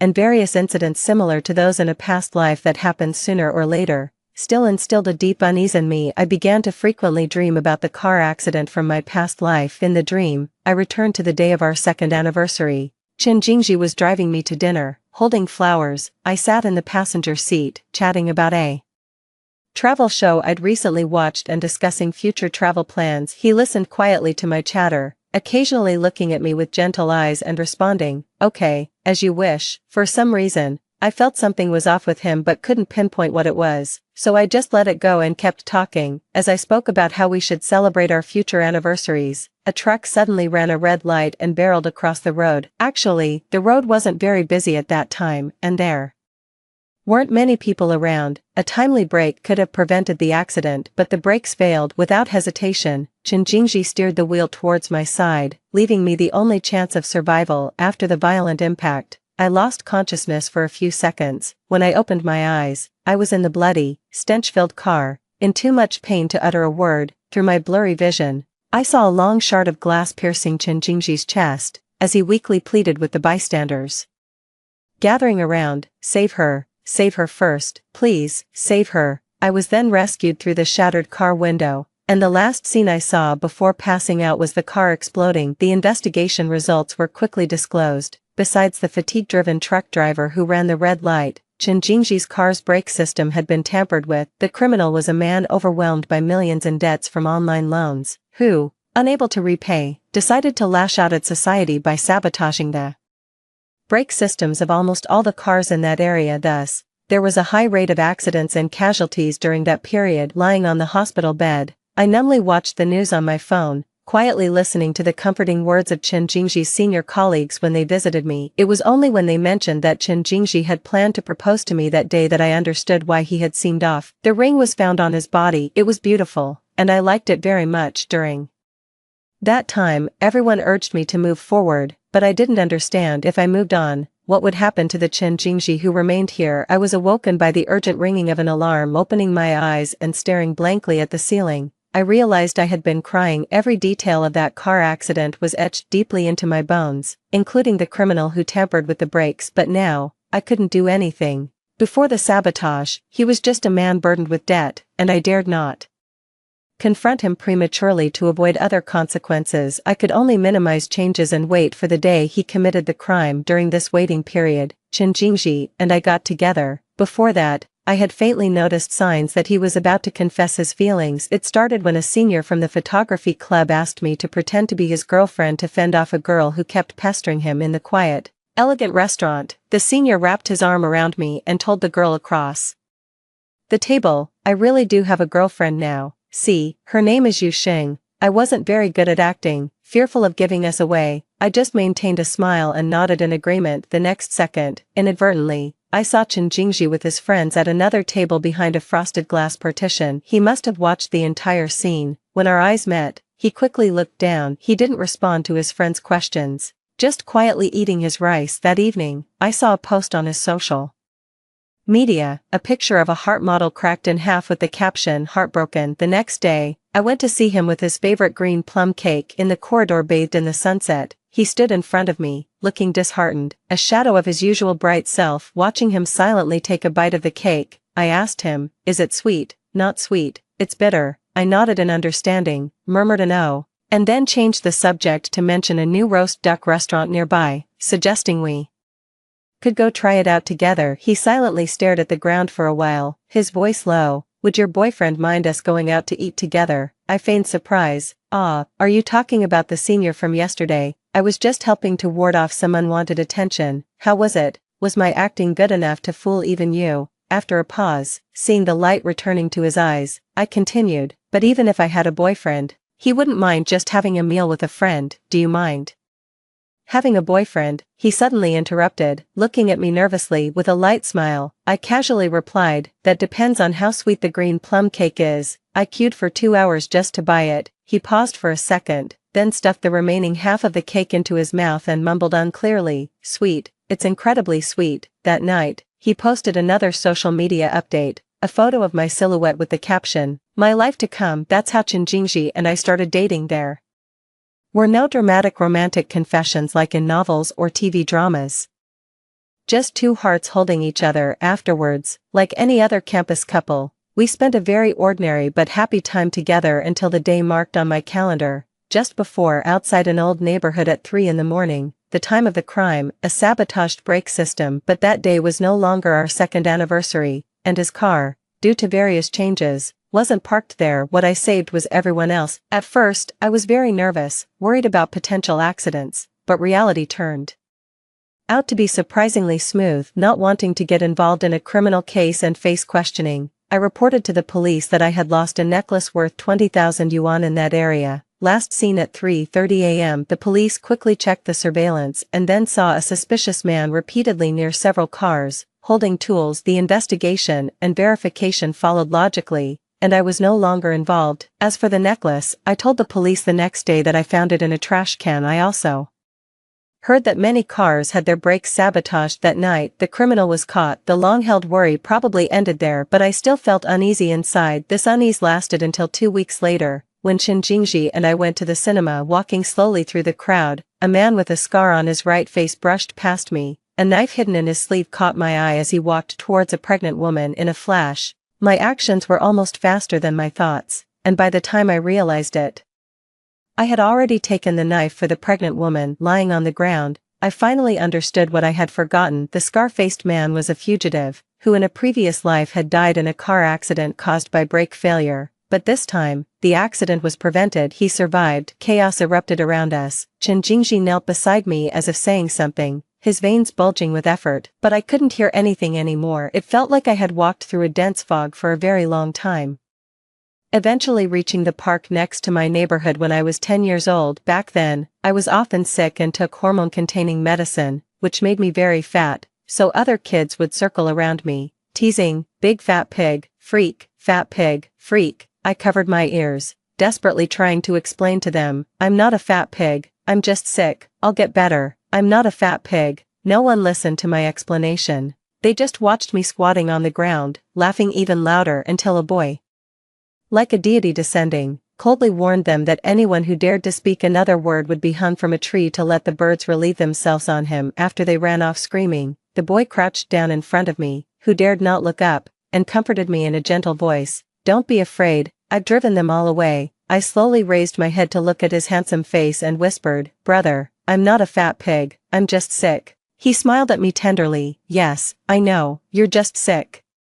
You'll get better. From that day on, whenever I went to the park, I would see him jogging. No one else wanted to play with me, only he would, but he was so handsome that it made me feel inferior and sad. I couldn't help but ask him, brother, what if I never get better? He ruffled my hair and hummed thoughtfully before saying, then I'll become a doctor and cure you. From our first meeting to the day he left, it was only 11 days. That was the last thing he said to me before I heard his mother calling him not far away, Jingji, Chen Jingji, come home for dinner. The next day, my father's affair was discovered, and my mother and I moved away. I never saw Chen Jingji again. When we met again, he had become a medical student, standing out in the crowd, as handsome as ever, and my illness had also healed. Later, we accidentally reunited at a basketball court, got to know each other, and became a couple. The person I had a crush on for nearly 10 years also fell for me later. Before I could even ask if he remembered me, he died. Fortunately, this time, I saved him. If that was the price to pay, I was willing to bear it. I returned to the dense fog that wouldn't lift, vaguely feeling someone talking beside me, yet unable to react. Faintly, I seemed to hear Chen Jingji's voice, sounding helpless and hoarse as he asked someone next to him, I've studied medicine for so long,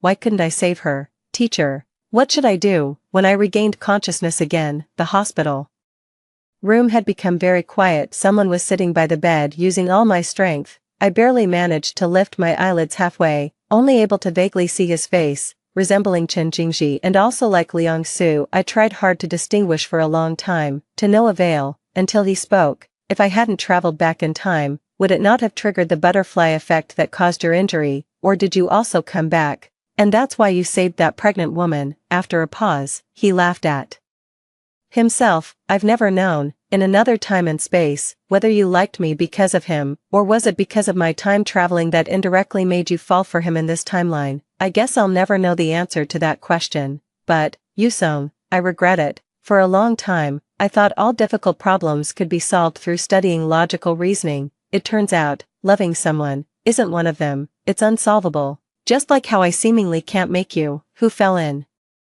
love with him, fall in love with me again. I don't really like to reminisce about the 5 years I spent with Liang Su, but a trivial incident inexplicably pops into my mind. It was probably the 3rd winter we were together. I was talking to him on the phone on my way home from work when I accidentally bumped into someone. After a yelp, my phone fell precisely through the cracks of a drain cover into the sewer below. Feeling extremely frustrated, I spent the entire night in a taxi using the little cash I had on me. I found out the next day that Liang Su had been looking for me all night. I don't know why he did that, but I knew that a relationship started with impure intentions would never end well. Talking about it now is pointless. I woke up on a very ordinary evening. As soon as I opened my eyes, I saw Chen Jingji patiently wiping my fingers one by one as he bent his head. I turned my head slightly and called out softly, "Chen Jingji." His movements abruptly stopped. Without looking up, his knuckles whitened as he gripped the towel tightly. Then after a moment of silence, he got up and strode out. I watched the white ceiling and silently counted inside my head. By the 57th count, he walked back in. The corners of his eyes were red. After a thorough checkup, I was cleared to leave the hospital. On the day of my discharge, Chen Jingji took me to his place and began to take care of me cautiously, revolving his days around me. Feeling somewhat apologetic, I said to him, "I'm sorry for troubling you so much. We've only just started being together." He seemed amused and pinched my face, placing a bowl of soup in front of me, feigning annoyance. "Then drink up quickly, and get the weight you lost back." I frowned and shook my head, but I finally managed to lose some weight. Guess it saves me the trouble of dieting. Completely losing his composure, he spooned up some soup and brought it to my lips, coaxing softly, "Come on, little Yusong, open your mouth. Listen to Dr. Brother. A healthy person is the most beautiful." That's how I recovered from my injuries. With Chen Jingji's mix of anger and coaxing, I saw Liang Su again half a year later in a supermarket. As I was looking for Chen Jingji while holding a few oranges, one accidentally rolled away. It kept rolling until someone bent down and picked it up. It was Liang Su. He stepped forward, placing the orange back in my arms. During our silent gaze, I sincerely thanked him. "Liang Su, thank you." Just then, Chen Jingji's voice called out as he was looking for me. "Yusong," I quickly responded, "Coming," and brushed past Liang Su who was about to speak. Just like in this vast universe, we may have brief encounters, but ultimately, we drift apart. That night, while organizing the study, I saw a cartoon drawing in a photo frame inside the glass cabinet. It depicted a chubby little girl with a bubble above her head that read "Brother." I took the photo to ask Chen Jingji when he recognized me. He smiled, his eyebrows slightly raised, and casually flipped the frame over. I was stunned. It was a photo of him, but the focus was on me passing by behind him. The date recorded was the day we went hiking. So, the next day, he sat down beside me. From then on, our story took a new beginning. Story 2. In my past life, though I'd been married to my childhood sweetheart for 10 years, he never once laid a finger on me. That is, until his beloved white moonlight died from domestic violence. He dropped everything to divorce me in a rush, and even had this engraved on her tombstone, "Beloved wife of Shen Mu," in bold characters. I instantly became the laughingstock of Beijing's elite circles. He was sobbing and trying to dash into traffic for his beloved, and though I instinctively tried to stop him, we both ended up under a massive truck. When I opened my eyes again, I was back in my final year of high school. This time, I'll grant my childhood sweetheart his wish, and more importantly, I'll grant my own one. "Ungshi, what's wrong?" My eyes fluttered open as I instinctively glanced to my left, but there was no bloodied Shen Mu beside me, only my deskmate staring at me with a puzzled look. The classroom buzzed with the lively chatter of students just dismissed. while brilliant sunlight streamed through the windows. I shook my head and offered a reassuring smile to my deskmate. The screech of a truck's sudden brakes and the screams of pedestrians still seemed to echo in my ears. It took me a few seconds to finally hear clearly.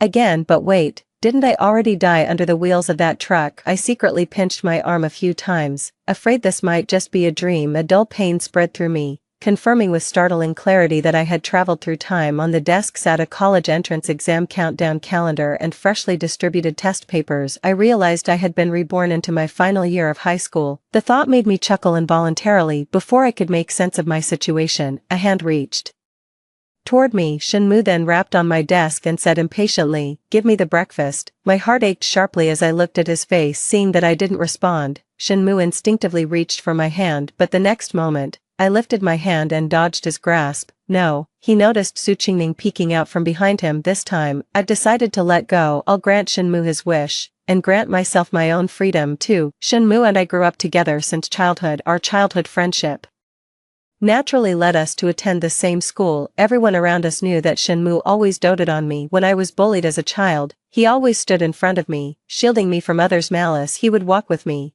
and even the gifts he gave were handmade. His gaze was always fixed on me, but everything was shattered when Su Qingning arrived. Su Qingning was the new transfer student from a poor family. Shinmu didn't come from a wealthy background either. Their shared circumstances made Shinmu take notice of her. Then I watched as Shinmu's gaze, the one that used to be mine, settled on her. Qingning is a kind-hearted and resilient girl. Could you please stop being so unreasonable? Jiananxi, there's nothing between us. Why do you have to view others with such malice? When will you ever stop? But all I did was ask about their relationship. After saying this coldly, Shinmu shook off my hand that was still holding his and left with Su Qingning. Later, Su Qingning was taken out of school by her family, all because she fetched a good price and was to be married off under pressure from his family. Shinmu married me. Everyone could tell I had feelings for Shinmu. I lowered my pride for him. I could sense Shinmu had changed. I could no longer feel any affection from him. After 10 years of marriage, he had never once touched me. I know Su Qingning is the only one in his heart. He's reached out to her countless times behind the scenes. On their wedding anniversary, Shinmu secretly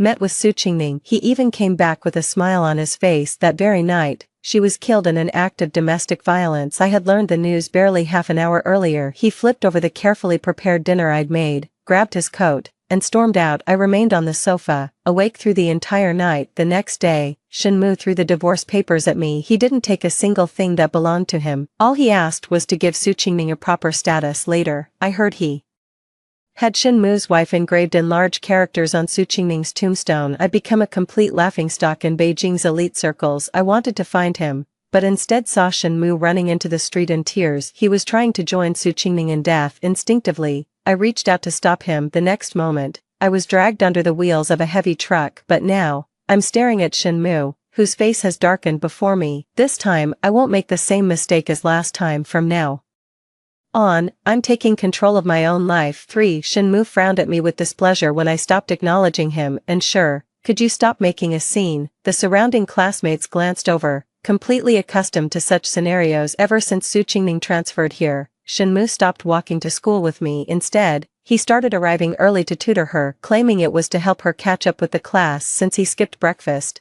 I began bringing him breakfast every day, yet he simply took the lunchbox and gently placed it in front of Su Qingning.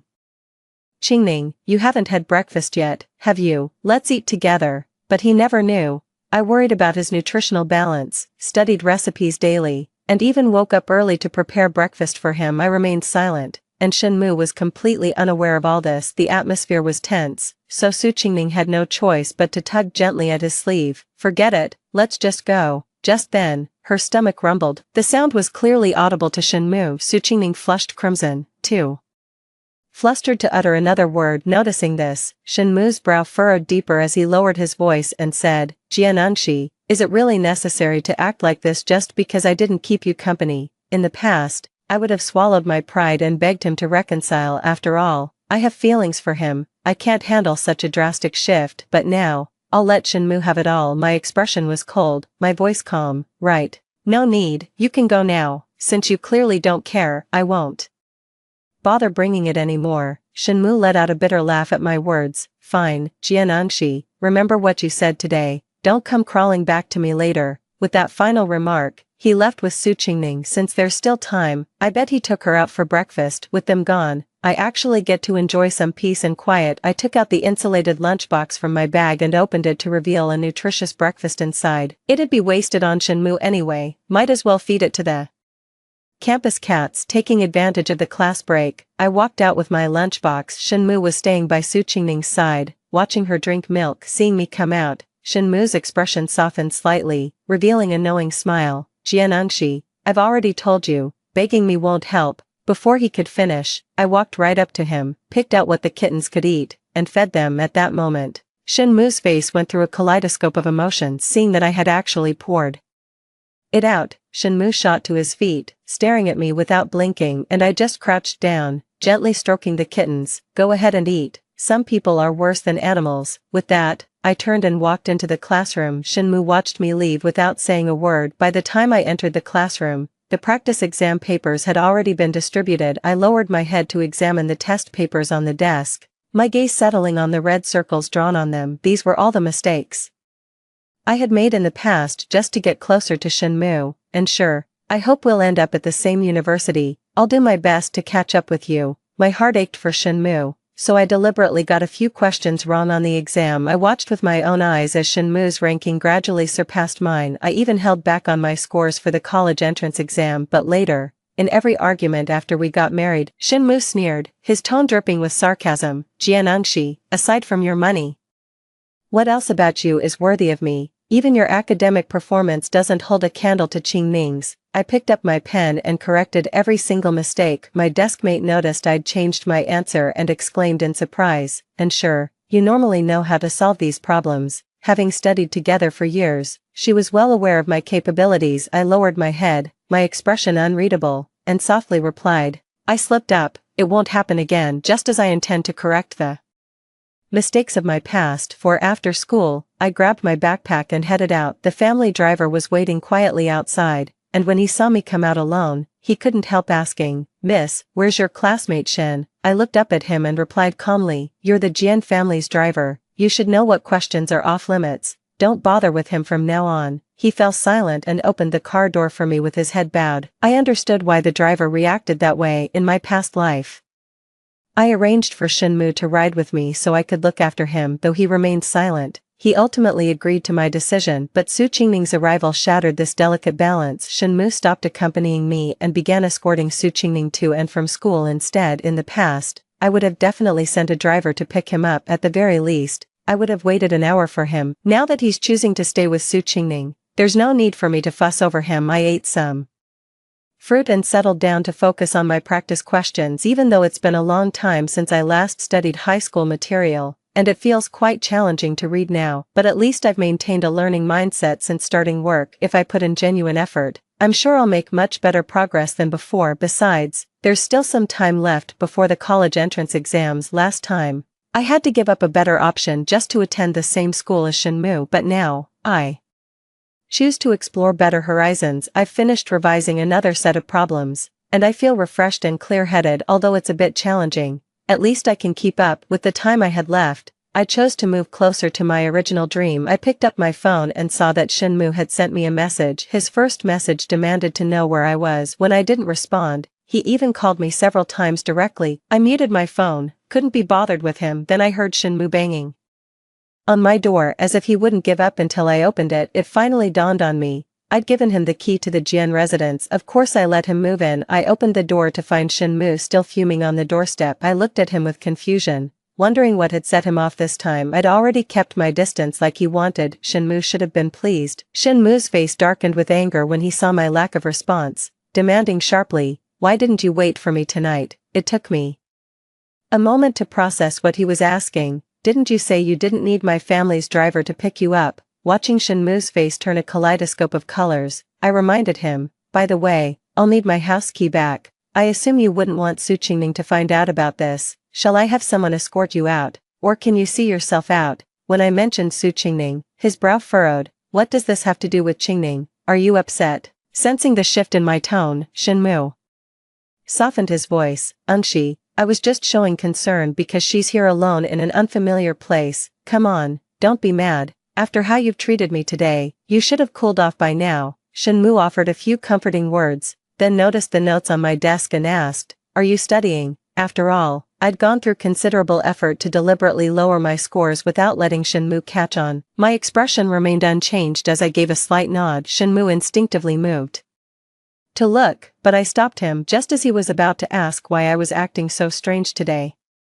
His phone rang right in front of me. He hung up on Su Qingning's call. I looked at him with mild surprise, while Shenmue gazed at me earnestly. "Unshi, don't be upset. I only see her as a younger sister. There's nothing between us." But I'd had enough. Talking to him had already wasted too much time. Cutting into my study schedule, I told the butler to have Shenmue thrown out, but he didn't budge. He seemed to think I was joking. It wasn't until the bodyguards actually showed up and started dragging him away that Shenmue panicked. "And sure, tell them to let me go." I simply picked up the keys that had fallen on the floor and put them away. Seeing him still staring at me, I casually remarked, "Your phone's been ringing non-stop. If you don't answer it soon, Su Qingning's going to burst into tears." Watching him finally get thrown out of the Jian household put me in rather good spirits. I chuckled at the notes on my desk. "This time, I'm going to make sure Shenmue gets exactly what he wants." 5. Shenmue was standing right at the Jian family's doorstep tonight, yet my heart still aches with a dull, persistent throb. How could decades together, a decade of marriage,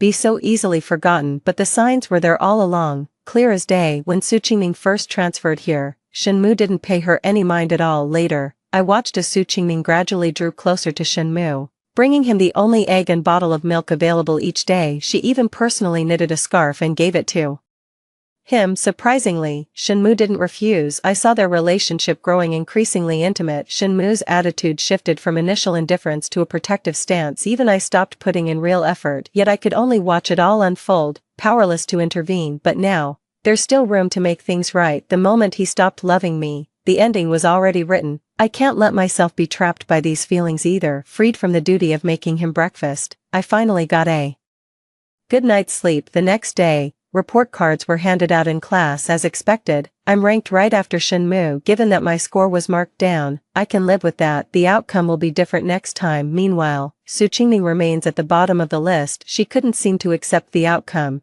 tears welling up in her eyes. Listening to her sobs, I felt a wave of irritation wash over me. After class, Shenmue wanted to go over and check on her, but the homeroom teacher stopped him in his tracks. "Shenmue, switch seats with Jian Unshi now." I frowned, carefully retracing my memories. How did things end up like this? Seeing Shenmue glaring at me with that livid expression left me utterly bewildered. "This is all you're doing, and you did it on purpose. What does this have to do with me?" Shenmue let out a scornful laugh at my glare, his eyes full of mockery. "There's nothing you wouldn't stoop to. You've always been like this." My expression darkened as I took a few steps closer to him. "Are you paranoid, or has being with her made you lose your mind?" Jian Unshi, never admit to things I haven't done, but you, always hovering around me for no reason. Do you have a crush on me or something?" Shenmue's voice faltered, as if startled by this side of me. True, I usually speak softly and gently, afraid he might not like me. How could he see me like this? Seeing another argument about to break out, the homeroom teacher frowned. "What's all this arguing about? Shenmue, wasn't it you who wanted to sit with her? You submitted the request to me back in freshman year, didn't you? If you don't want to, forget it. Don't waste time here." Watching Shenmue's face alternate between pale and flushed, I couldn't help but find it amusing. Su Qingning looked up at that moment, her eyes glistening with tears as she gazed at Shenmue. "Classmate Shen, I've been taking up your time with tutoring sessions, yet I haven't made any progress at all." Seeing Su Qingning on the verge of tears again, Shenmue quickly handed her a tissue. "It's normal to fall behind, don't cry. There's still plenty of time, take it slow." A sudden snicker came from the corner. "If you can't keep up, get out. This class doesn't carry dead weight." Hearing that strange yet familiar voice, I instinctively turned to look. He leaned against the wall with his arms crossed, his expression icy. "It's Wen Yanyan." 6. My eyes welled up with tears as I stood frozen in place. I had no idea how to react when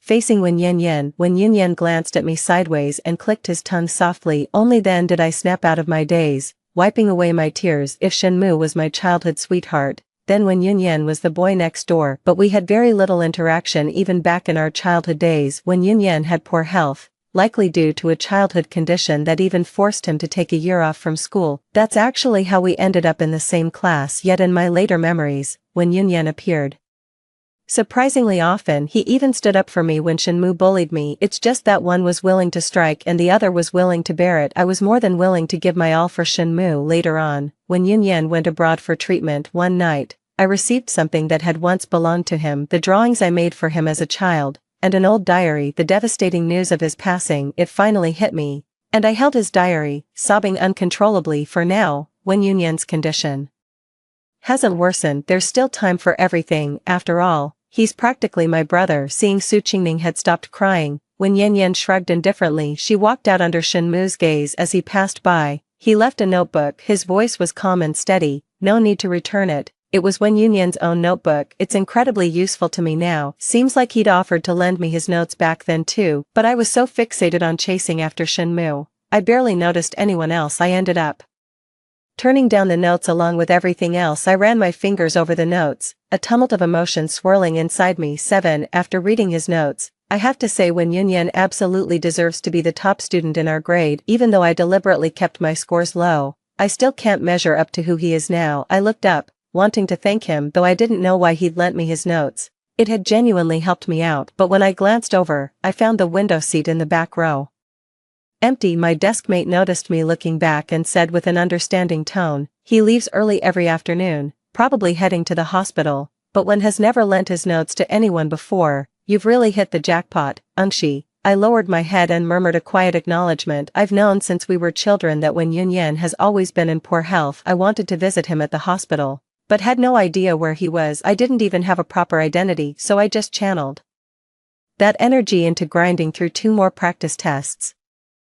With just 1 month until the college entrance exams, my top choice is Nanjing University, but right now, I'm just barely scraping by the passing score. Before I could finish calculating, Su Qingning suddenly appeared beside me. Her eyes flickered as she looked at the heavily annotated test paper in front of me. "And sure, you're really impressive." I frowned almost imperceptibly when she called me in, but I didn't say a word. Then she snatched the test paper right out of my hand. Before I could even react, she turned to Shenmue, who had been watching our exchange, and said, "Shen, if Ensure can even solve problems like this, how could she possibly get such a low score? The teacher must have made a grading mistake." I realized almost instantly what she was trying to do. The test paper was passed around in Su Qingning's hands before finally ending up with Shenmue. Shenmue looked down at my exam paper, taking a long moment before finally lifting his head to respond to her, but these words were clearly directed at me. "Ungshi, if you don't understand, I can teach you. Why resort to copying answers?" Almost instantly, he presented his evidence against me.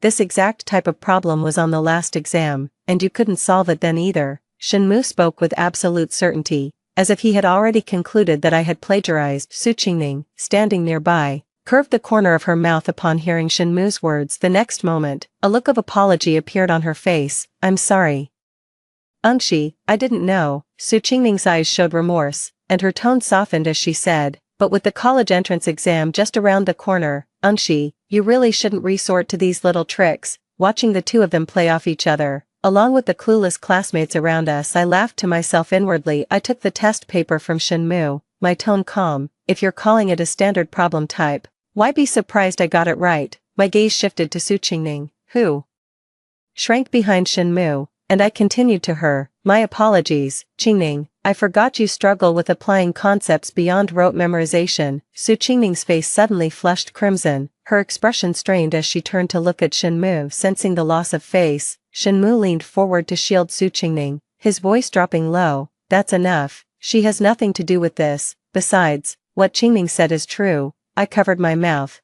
my face showing confusion, but she was the one who snatched my test paper first. "If you have proof, show me you didn't cheat." "You're the one who should prove I didn't cheat, Shenmue, not me." "Jianangshi." Shenmue grew furious and nodded repeatedly. Then he pulled out a fresh test paper from the side and pointed at the essay question. "If you can solve this problem, I'll believe you." I glanced down and recognized it as last year's mock exam question. Shenmue must really underestimate me if he thinks I need to prove myself with something this basic. A few classmates had gathered around, watching our little drama unfold. Seeing that enough people had assembled, I casually grabbed a blank sheet of paper and started calculating with my pen. Within minutes, the answer was clearly written on the paper. Shenmue noticed I had put down my pen, and his tone softened slightly. That's more like it, Unshi, just say you don't know when you don't know. A classmate nearby finally spoke up timidly.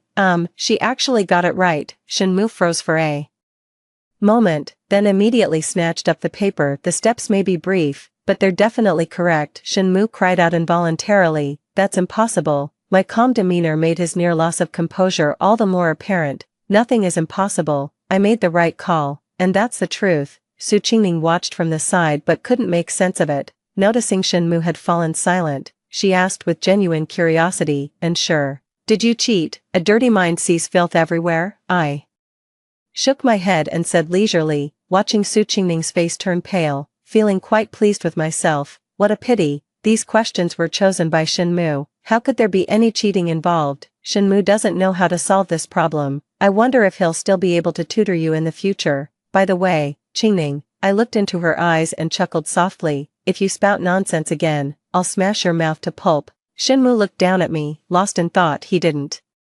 continue shielding Su Qingning either, but I wasn't about to indulge Shenmue. Seeing him still staring at me, I raised my hand and slapped him hard across the face, perhaps never expecting I'd do such a thing. He turned his head away. A red mark bloomed on Shenmue's cheek as he stared at me in stunned disbelief. I said in a calm voice, Shenmue, I've had enough of you. Don't push me to do something worse. With that, I ignored their varied expressions and turned to leave the classroom. I got Wen Yunyan's hospital address from our homeroom teacher. When there's no opportunity, you have to make one. The school isn't too strict about taking leave, so when I found myself standing outside the door with a fruit basket, I felt a moment of nervousness. Before I could even raise my hand, the door swung open on its own. What brings you here? When Yunyan seemed a bit surprised to see me, I gave the fruit basket in my hand a little shake. My tone unreadable. Be kind to your classmates. How unusual to see you away from Shenmue for once. When Yunyan chimed in, his eyes calm and steady, I was at a loss for words, left with nothing to do but open and close my mouth. He stepped aside to make way, gesturing for me to enter.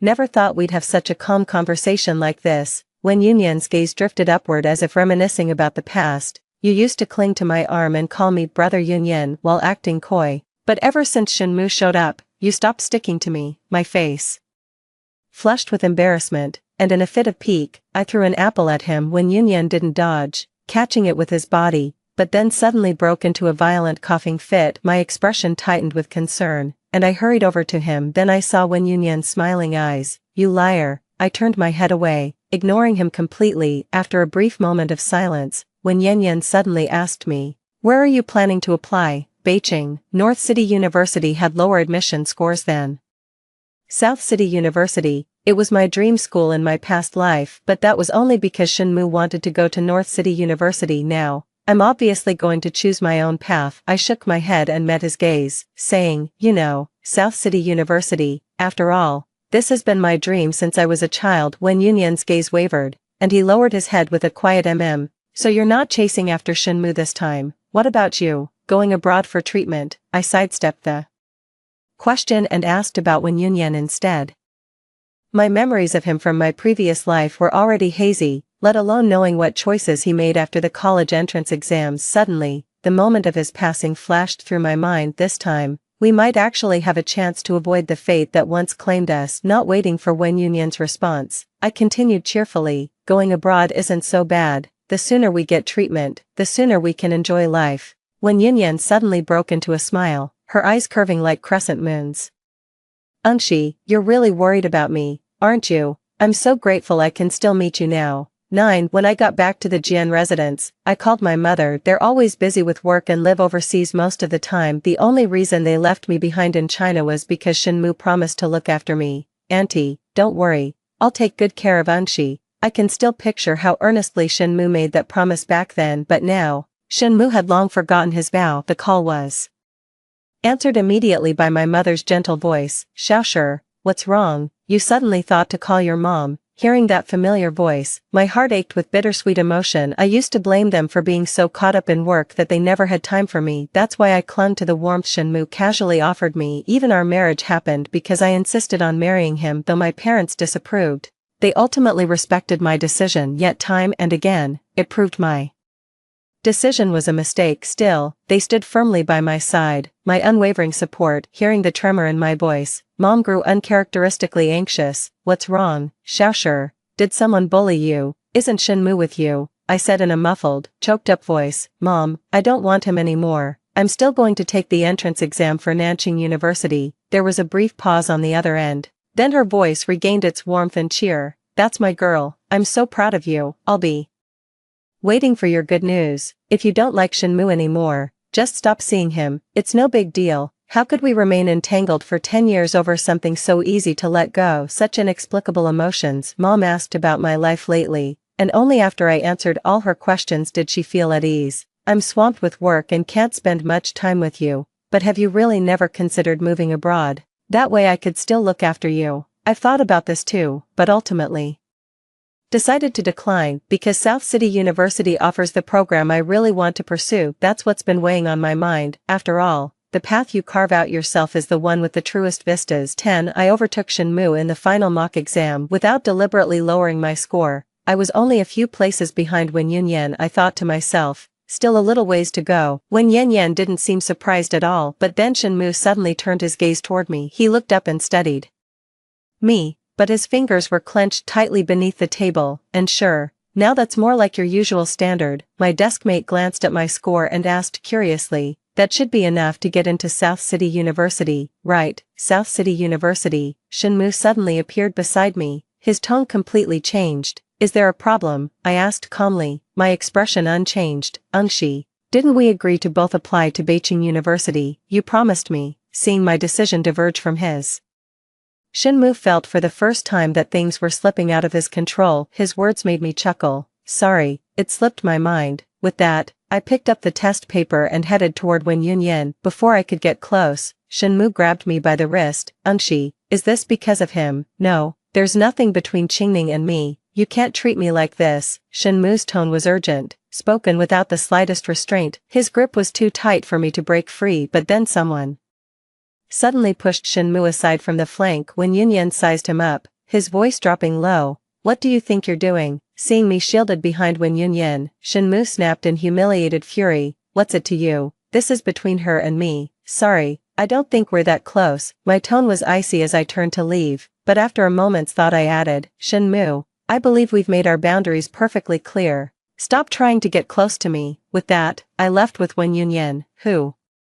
wore a gentle smile. Seeing him like this, I gritted my teeth. What are you laughing at? Are you going to teach me or not? Wen Yunyan finally managed to stop laughing and nodded repeatedly, jotting down a few formulas on the test paper. Noticing how serious I was, he couldn't help but ask, so you really don't have feelings for Shenmu anymore? I didn't look up, still focused on my calculations. Wasn't it obvious? It started with no longer bringing him breakfast, no longer seeking him out, and eventually not even interfering with his interactions with Su Qingning. Everything seems to have gone exactly as Shenmu wanted. What more could he possibly want? I've already given him everything he asked for, so who is he trying to fool with this remorseful act now? After all, the harm that's been done can never be undone. 11. 3 days before the college entrance exams, the school closed, but then Su Qingning suddenly came looking for me. I was studying at home when I got interrupted, so naturally I wasn't in the best mood. She stood at my doorstep with her head bowed, her expression unreadable. Her hesitating for so long without saying anything only annoyed me more. Seeing her remain silent, the last shred of my patience vanished. Just as I was closing the door, Su Qingning suddenly reached out to stop me. Sure enough, the moment I let my guard down, she started making trouble. I simply let the door swing shut. Right on cue,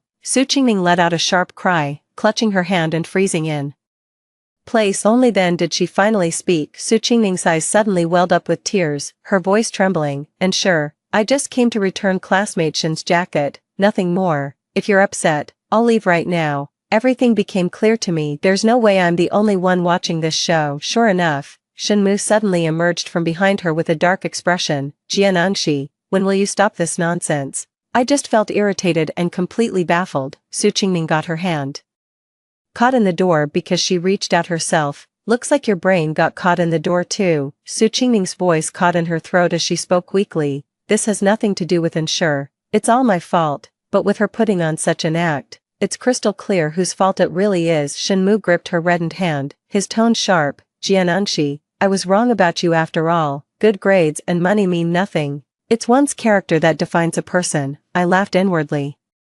Scoffing at his words. Exactly, so what if you're a top student? I'd gladly give up that kind of honor for you. What does money matter? It can still pave your way to the top. After graduating from university, Shinmu joined my family's company. Even all his professional connections were established with my help. Shinmu never brought it up at the time, but one night when he was drunk, I overheard him telling his friend that I was using money to humiliate him if he didn't want it. He could have just refused, yet he said nothing and chose to accept it all with a clear conscience, and behind my back, he was secretly using money to help Su Qingning, but this only made Su Qingning's husband push his luck even further. I even wonder if Shinmu might have been fanning the flames back then. Now, Shinmu has finally spoken his true feelings. Shinmu, didn't you tell her you don't live at my place anymore? Or do I need to remind you again? I pointed at the coat Su Qingning was wearing and said calmly, if you're referring to this coat, I'm sorry, but I really can't imagine someone wearing someone else's coat while still talking about returning it. By the way, I was the one who bought this coat for him in the first place. You really should give it back to me. After saying that, I reached out and took the coat off Su Qingning. Shinmu didn't stop any of this. He even watched me do it all without intervening. 12. It wasn't until he saw me throw the jacket into the dog bed that he finally moved. How dare you insult me like this? Before Shinmu could speak, Su Qingning shouted out. She knew exactly how much that coat cost, and her heart ached at the thought. Su Qingning looked up at Shinmu and saw his eyes were just reddening. Shen, why are you so quiet? After all, this coat was hand-picked for me by Shinmu himself during a trip to Beijing. He blushed, a rare sight, when he saw the breeze gently lifting the hem of my dress. He then led me into a shop by the street. He personally picked out a coat for me and said with sincerity, Ungshi, this will protect you on my behalf. I chuckled at his words and asked him, and what about you? Shinmu was stunned for a moment before speaking solemnly, I'll always have your back and make sure no harm ever comes to you. Later, after we returned, he even embroidered a letter inside his garment lining. It was the letter J. Sadly, his affection has become as worthless as embroidering words on cheap fabric. After all, when the original is ruined, its value naturally plummets. Still here, waiting for a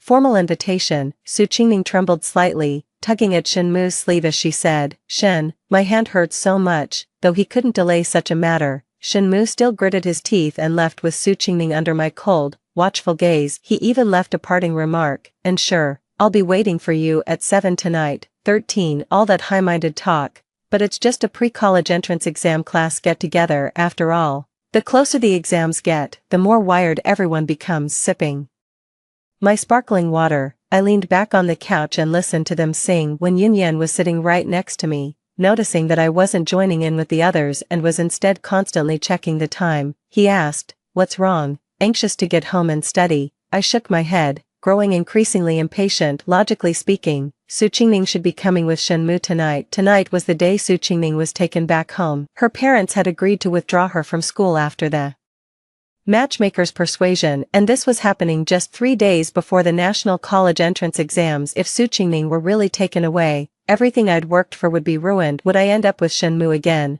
only to face the same outcome as before? A sudden commotion erupted outside the private room. It was accompanied by shouting, blows, and accusations. I set down my glass and rushed out immediately. Sure enough, it was Su Qingning's parents outside, dragging her along. Shenmu stood alone in front of her, struggling to hold them off. Let go, release me, I don't want to go back and get married. Su Qingning fought back desperately, only to be slapped hard across the face. The woman spat in disgust and shrieked, you're my daughter, I decide how you live, your brother needs money, and everything will be settled once you marry into that family. A vein bulged on Shenmu's forehead as he demanded to know the price. 100,000. 100,000 is all it takes to shatter someone's moral compass. Shenmu pulled a card from his clothes, flung it in front of them, and growled in a low voice, take it, but you are never to come looking for Su Qingning again. With the money in hand, the two of them left, looking utterly pleased with themselves. Only the stunned classmates remained standing around. I glanced at my watch. It was 7:30 in the evening. Not much time had been lost. The gathering ended on a sour note. Su Qingning just crouched down, burying her head in her hands. As she wept uncontrollably, Shenmu didn't know how to comfort her, so he simply rested his hand gently on her head. Enough, I thought to myself. Unlike the previous life, This time Su Qingning's family had already been staking out her doorstep since noon. It was because they came to find me that they got delayed, not to mention, Shenmu taking her to the hospital for bandaging also took time. That's what prevented them from succeeding. Thinking back to their past life, Shenmu was always filled with regret for not being by her side when she was isolated and helpless. Now he's experienced it all firsthand. That 100 grand just now was half his life savings, and with Su Qingning to care for going forward, life would naturally be much harder. But what's that got to do with me? I finally let out a sigh of relief. I granted Shenmu's wish. It's time he let me go. 14. Their situation caused quite a stir in the class group chat. Just as expected, wasn't Shenmu always so close to ensure? Why is he suddenly hovering around Su Qingning? Haven't you heard? At yesterday's gathering, Shenmu publicly stood up for Su Qingning. Doesn't that speak volumes?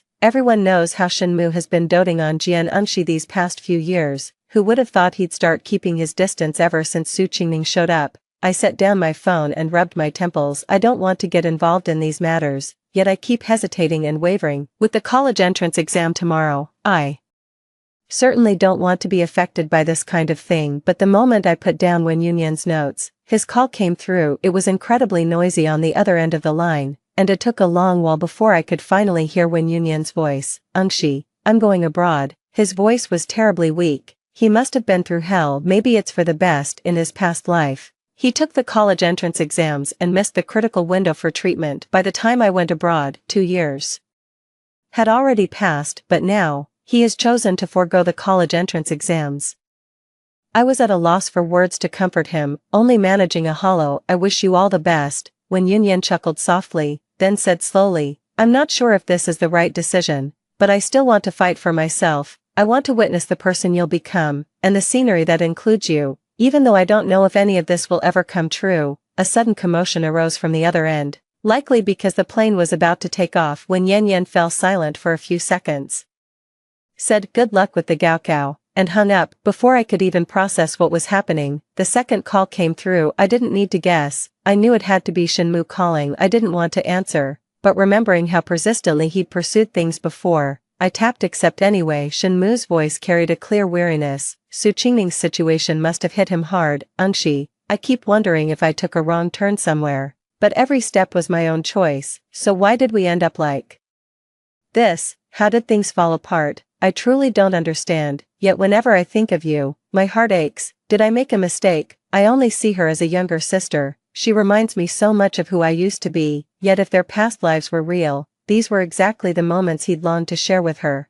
Unshi, are you still there? I let out a delayed gasp of realization. Shenmu fell silent for a few seconds. Hearing Su Qingning call for him nearby, he ended the call anyway. My feelings for him had already faded. None of this had anything to do with me either. 15. After the Gaokao ended, I endured the agonizing wait, and the results were finally released. I was quite confident in myself. After all, ever since I crossed over to this world, I had thrown myself into intense preparation. I think there should be enough time in the exam hall. My confidence in handling the test papers put my mind at ease. I actually got into the medical program at Nanjing University. I immediately told my parents the news. Mom started congratulating me. Things had really worked out as I'd hoped. When Yunyan still hadn't replied to me, probably still undergoing treatment. As I was scrolling through the celebratory messages in the class group chat, one particular message suddenly caught my eye. Did you guys know? Su Qingning didn't even show up for the exam. On the night before the college entrance exam,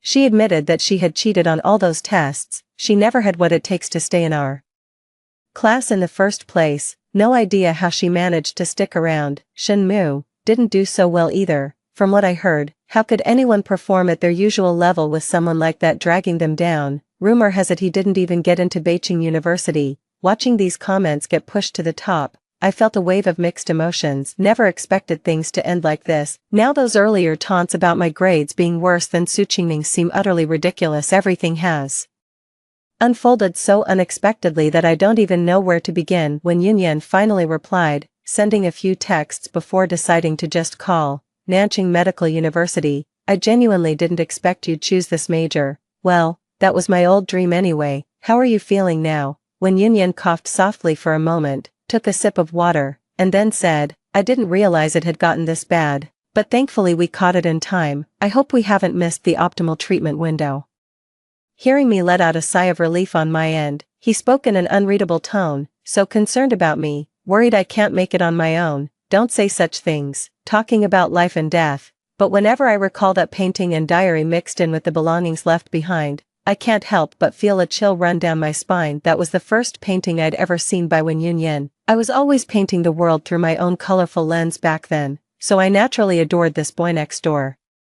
Type later, I gave him the painting. Wen Yunyan then dropped his tough act and pulled a piece of candy from his pocket. Go ahead, just remember not to accept food from strangers. But you're a complete stranger to me. Wen Yunyan froze for a moment, then lightly tapped my head. Call me brother Yunyan, then I won't be a stranger anymore. Later, I ended up reading through that diary as well. Very little was recorded, mostly just Wen Yunyan's dreams, but after Wen Yunyan went abroad, my name started appearing repeatedly in them. Later, on the last page of the diary, I came across a line of poetry. These stars are not the same as last night's. For whom do I stand in the wind and do until midnight? Back then I didn't grasp the meaning, but now I understand it all too well. Wen Yunyan held special feelings for me, but by then it was too late. All that remained was news of his passing. Now, anything is still possible. 16. Hearing no response from my end, Wen Yunyan thought I had hung up, but the call was still connected, so he asked me in a low voice, "Are you mad, Unshi? If you keep talking like that, I'm ignoring you.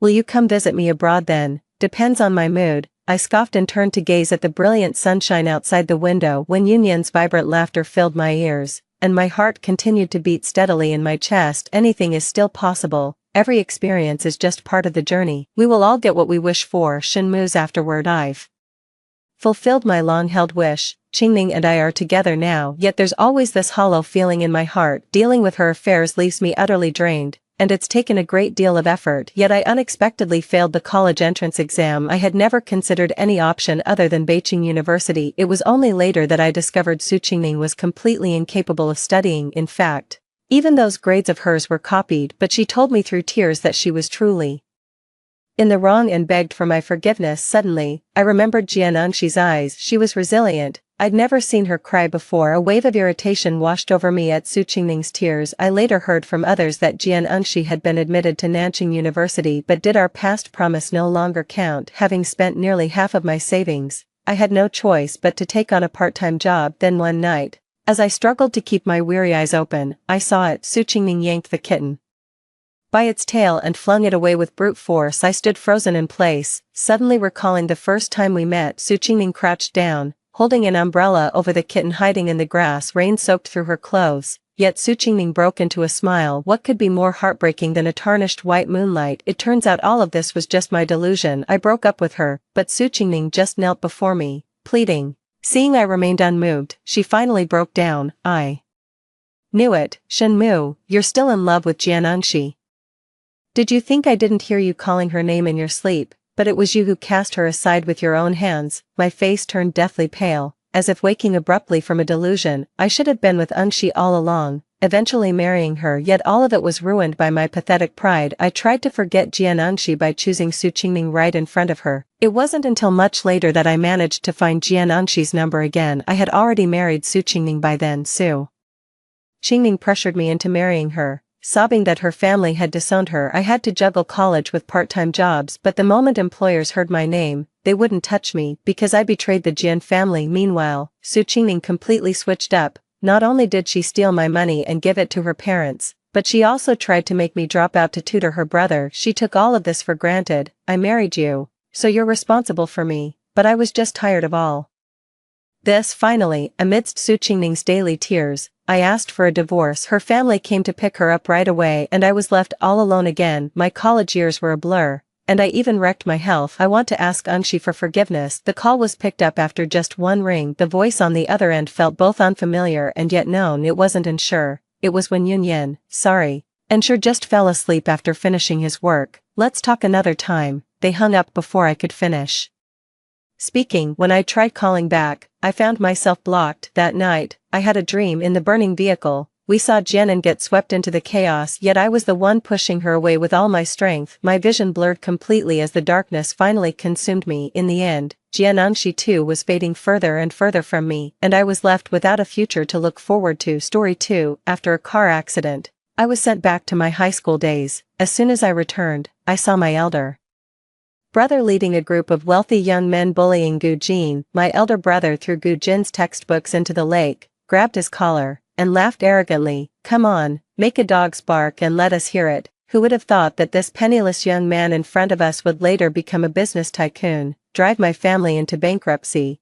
and force me to be his canary having a second chance at life? I must stop my elder brother from courting disaster and, at the same time, try my best to please the vengeful Mr. Gu-01. I was reborn, and when I woke up, I saw my elder brother bullying Gu Jin. My elder brother, Zhang Baichen, is a young master from a wealthy family. He bullies others by relying on his family's power and is really not a good person. Zhang Baichen threw Gu Jin's textbooks into the lake, grabbed his collar, and asked him to bark like a dog. The surrounding classmates let out harsh laughter, while Gu Jin endured it without saying a word until Zhang Baichen sneered evilly, "Gu Jin, I heard that your mother is a foolish woman who picks up trash. I don't know which man bullied her and made her give birth to you. You're a dirty and disgusting bastard. Just being around you makes me feel cheap." Suddenly, Gu Jin was like a rabid wild dog, his eyes bloodshot, and he punched my elder brother in the face. My elder brother had practiced fighting hard and had never lost a fight before, yet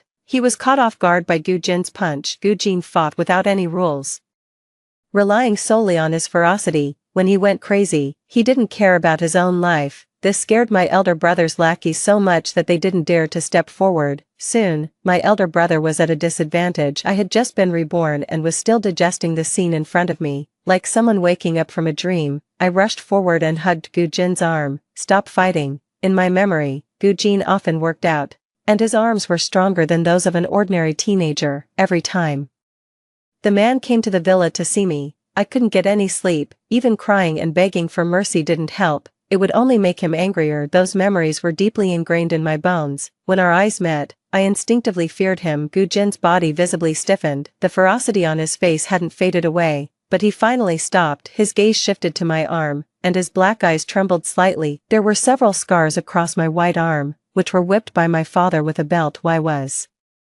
I beaten? I remembered. It was because Gu Jin got the first place in the exam, and I dropped to the second place. My father punished me for that. My father, Zhang Jianming, advocated elite education and had very strict requirements for my elder brother and me. He didn't allow me to lose to a poor boy. My elder brother thus hated Gu Jin and took the lead in bullying him in my previous life. Although I had dissuaded my elder brother from doing this, I was also somewhat resentful and unwilling. In the end, I didn't intervene in this matter, so when Gu Jin took his revenge later, I was also punished and became a little thing for him to relieve his desires. I pulled down my sleeve to cover the scars. Gu Jin silently jumped into the water to fish out the textbooks. On the other side, a group of people were fawning over Zhang Baichen. Zhang Baichen covered his nose that was bleeding nonstop, burning with anger. He wanted to fight again. I stopped him, feeling both distressed and angry. "Brother, stop here." "I can't stop. I will definitely find a chance to teach him a good lesson next time." Zhang Baichen spat out a mouthful of blood foam and walked towards the infirmary surrounded by his followers. I was about to follow him to the infirmary.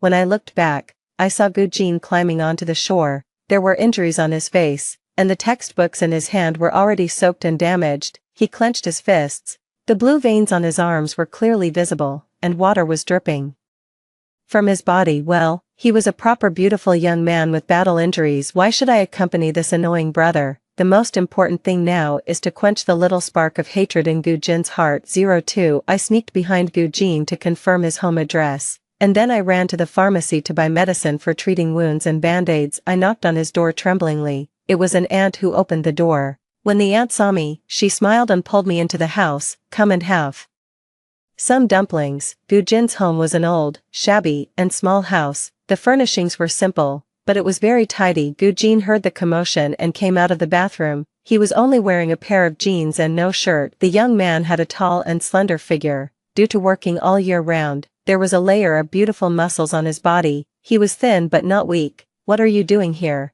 "This is for you." I pointed at his face. "You need to deal with the wound." "No need, you're not welcome here." Gu Jin grabbed the back of my collar and lifted me out. The aunt grabbed my arm and said stubbornly, "Have some dumplings." My arm hurt from being grabbed by the aunt. Gu Jin immediately let go of me, looking a bit irritated. "My mother, if you don't mind, stay for dinner, otherwise, she'll make a fuss for a long time. I happily agreed, and the aunt went to the kitchen to serve the dumplings. Gujin put on his clothes, and the three of us sat together for the meal. Many of the dumplings in the bowl were broken during cooking. The chives, eggs, and flour were mixed together. They didn't look good and were a bit salty. I had lived a life of luxury since I was a child. Even when my family went bankrupt later and I was forced to be with Gujin, he had never treated me badly in terms of material things. Such unpalatable dumplings were really hard for me to swallow. However, Gujin ate them with great relish. The aunt stroked his head. Her innocent face was full of kindness. Happy birthday, Xiaojin, grow up well and be obedient. The coldness in Gujin's eyes dissipated, looking at his mother. His eyes were very gentle. I looked at him and couldn't help but smile. If you can't get used to it, give it to me. You don't have to force yourself. My mother's mind is a bit confused, and she doesn't cook very well. I can eat it. I ate a small half bowl. I really couldn't eat any more, so I quietly pushed the bowl over. He accepted it all and finished it in 2 or 3 bites. Gujin seemed quite easy to get along with at this moment. Taking the opportunity, I said, my elder brother was too excessive today. I apologize to you on his behalf. Gujin's face immediately turned cold. He is him, and you are you. It has nothing to do with you. So, Gujin is a person who clearly distinguishes between grudges and kindness. He won't take his anger out on me because of my elder brother. Then, later, what exactly did my elder brother do that was so excessive that it made Gujin hate the Zhang family so much? It made Gujin lie low for many years. It wasn't enough to drive my family bankrupt. He also made my father and elder brother get involved in lawsuits, burdened with heavy debts, and with nowhere to make a living, and I was also forcefully possessed by him. Every time I interacted with him, I could feel his overwhelming hatred for the Zhang family. 03 The next day,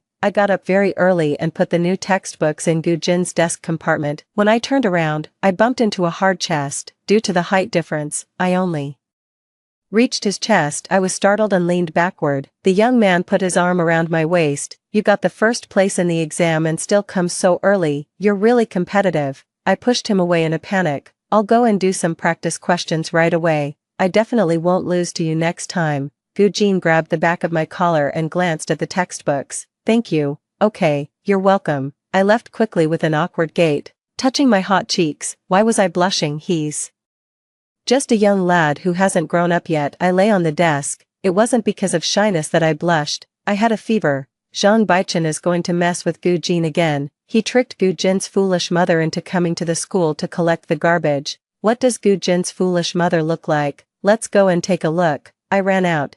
There were a lot of people gathered beside the school store. Zhang Baichen threw a soda bottle at the aunt's feet. Trash picker, pick it up. The aunt hunched over with a look of fear on her face. She was very scared and made a whimpering sound. When I arrived, I smelled the stench of urine. Ha ha ha, Brother Chen, you scared her so much that she peed her pants. What bad luck. Zhang Baichen threw another soda bottle at the aunt's feet, and the glass shattered everywhere. Brother, stop. I rushed to the aunt's side. She was still leaking urine. A group of people surrounded us, watching the scene. I took off my coat, tied it around her waist, and took her hand. Auntie, don't be afraid, I'll take you. Bang! Gujin rushed out and kicked Zhang Baichen in the lower back. Zhang Baichen fell onto the broken glass. Gujin's kick was so powerful that Zhang Baichen couldn't stand up for a while. He wasn't a cowardly person. He had endured before just for the sake of studying. On the contrary, Gujin's character was actually a bit crazy. I remembered once when I went to a cocktail party with him,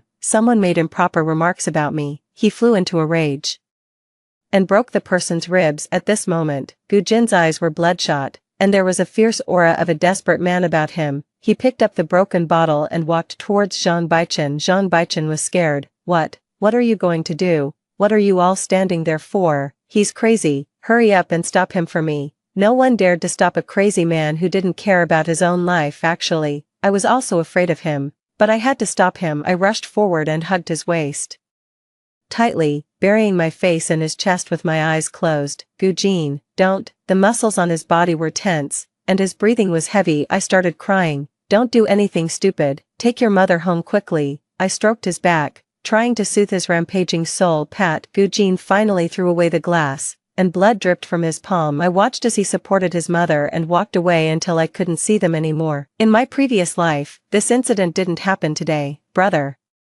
Zhang Baichen pushed me away, his eyes sinister. He's finished. My heart skipped a beat. Clearly, I had stopped my elder brother from courting disaster twice. Why did I have an ominous premonition that our fate hadn't changed and was still sliding towards the predetermined ending? 04 I knocked on Gu Jin's door. He was wearing rubber gloves and washing my coat. The aunt was asleep in the room. I grabbed his wrist and took off the gloves. His hand was simply wrapped with gauze, and it was still bleeding. Are you a masochist? Your hand is like this, and you're still washing clothes. I felt dizzy for a moment and fell into his arms, losing consciousness. When I woke up, it was already getting dark. The lights weren't on in the hospital room. Gu Jin was sitting by the bedside, and his rough palm touched my forehead. My head was burning, and I was so dizzy that I thought I was before my rebirth. Gu Jin hated the Zhang family and only regarded me as a plaything, humiliating my father and elder brother by keeping me as his captive. However, every time I was sick, Gu Jin would be particularly gentle with me. He would patiently feed me medicine and food. Like a male nanny, patients are always delicate, so I took the initiative to hug his neck and acted coquettishly. I feel so uncomfortable. Hug me.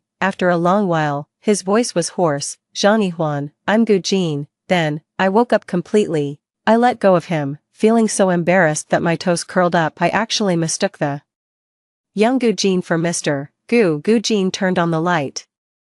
Thinking about how I had just acted coquettishly in a very soft voice towards a young man I wasn't very familiar with, I really didn't know where to put my face. Gu Jin had no expression on his face, but his ears were so red that they seemed to be bleeding. In my previous life, no matter how intense our arguments were, he rarely showed any expression. The sign to tell whether he was happy or not was whether his ears were red enough. I covered my face. What are you thinking about? Don't think.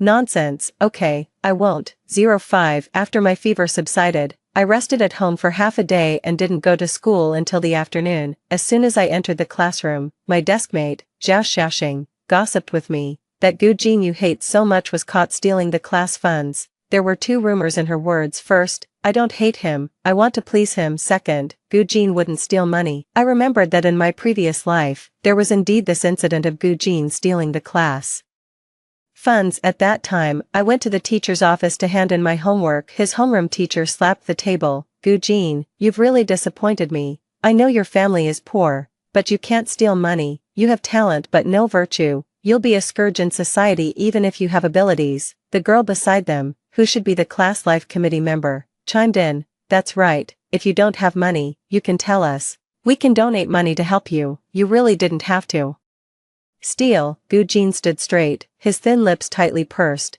with a look of contempt and indifference on his face. I despised him in my heart. What was the use of getting better grades than me? Without good character, he was nothing. Suddenly Gu Jin saw me, and his face changed drastically. He strode up to me. It's not like this. I didn't steal. I didn't want to pay attention to him and turned around to leave. Gu Jin went crazy and grabbed my arm with great strength. The injury on my arm hadn't healed yet, and I struggled. Whether you stole or not has nothing to do with me. Let me go. The teacher came over to pull him away, but he held on tighter and tighter and just wouldn't let go. Gu Jin fell into a state of paranoia. He stared at me intently, his eyes red. Zhang Yihuan, what on earth do I have to do for you to believe me? I really didn't steal the money. I didn't understand. Why was Gu Jin so persistent in wanting me to believe him? I didn't even really know him. I was almost scared to tears and said timidly, I believe you. Let go quickly. It hurts so much where you're holding me. Finally, he let go. In my previous life, the disciplinary action result was that Gu Jin received a warning for the demerit. 06 Remembering Gu Jin's almost desperate look at that time, my heart ached. I immediately went to find Gu Jin and met my annoying brother in the corridor. Zhang Baichen had his arm around a girl, who was the class life committee member of Gu Jin's class. Huan, this is your new sister-in-law. After Zhang Baichen left, I smiled at the girl. Tell me quickly, how did you help my brother mess with Gu Jin? The girl wanted to curry favor with me and said proudly, I put the class funds in his desk compartment, and then I pretended that the class funds were missing. We searched the desk compartments one by one, and we caught him red-handed. Sure enough, Gu Jin was framed by my elder brother. I took out my phone and waved it in front of the girl. I just recorded it. You have 10 minutes to confess to the teacher, otherwise, I'll play this recording on a loop at the school radio station. Your elder brother told me to do this. Why are you helping an outsider? I imitated Mr. Gu's expression and said coldly, "You still have 9 minutes and 40 seconds. The girl looked panicked and ran towards the teacher's office. Actually, I didn't record it just now. I was bluffing her. During the second class break, the news spread. The class Life committee member of Gu Jin's class went to the teacher and said that the class funds had been found. The money in Gu Jin's desk compartment was his own, and they had misunderstood him before. Zhang Baichen called me to the rooftop. "Zhang Yihuan, are you crazy? If he hadn't taken your first place, would you have been beaten by Dad? I was avenging you, but why are you siding with an outsider?" I let out a sigh and said, "It's my dad's psychological problem that he hit me. What does it have to do with Gu Jin? You're the mastermind behind framing him for stealing money. By handling it this way, I'm already showing partiality to protect you." Zhang Baichen, don't bully a young man just because he's poor. If you bully him now, he will take revenge on us in the future. Zhang Baichen looked unconvincing and said, just him. As things stand now, Zhang Baichen's intention to torment Gu Jin is no longer to avenge me. Violence is like a drug addiction. Once it starts, there will be no bottom line. "Give me your phone." Zhang Baichen took my phone, threw it against the wall, and stomped on it twice with force. "Don't interfere next time I deal with him." In my previous life, I went abroad to study before finishing my senior year of high school, so I don't know how Zhang Baichen plotted against Gu Jin later. 07. The wall of the rooftop was curved, blocking the view. After Zhang Baichen left, Gu Jin came out from the other side of the rooftop. I was stunned. Had he heard everything? Just now, Gu Jin rolled up my sleeves. The higher he rolled, the denser the scars became. My skin was very fair, making the scars look even more ferocious. "Besides your arm, where else do you have injuries on your body?" "He only hit my arm. I want to dance." And my dad was afraid that others would see the injuries. I looked into Gu Jin's eyes. His eyes were red, and there were tears in them. "Mr. Gu, aren't you going to cry?" Then, Gu Jin pressed my head against his chest and hugged me. "Does your dad often hit you?" I evaded his question and said brightly, "I'm not the same person I used to be. If he hits me, I will fight back. I'll call the police or tell the elders in our clan, and he definitely won't dare to do it again." When I was young, I didn't dare to resist because I was afraid that my dad would abandon me if I did. But now, my soul is already 28 years old. I'm no longer afraid of patriarchal power and know how to fight back. There's a third option. The young man's tears dripped onto my neck, which was enough to shock me for a long time. "Tell me, and I'll beat him up. Hitting people is against the law, then let it be against the law." I smiled and stroked his back, touched by the young man's enthusiasm. 08. Gu Jin picked up the broken phone. "I'll fix it for you." "Can you fix it even though it's broken like this?" "Yeah." After school, Gu Jin and I went home together. He took out a toolbox and fixed my phone for me. He had all the necessary parts. He soldered the circuit board and even replaced the display screen with a new one for me.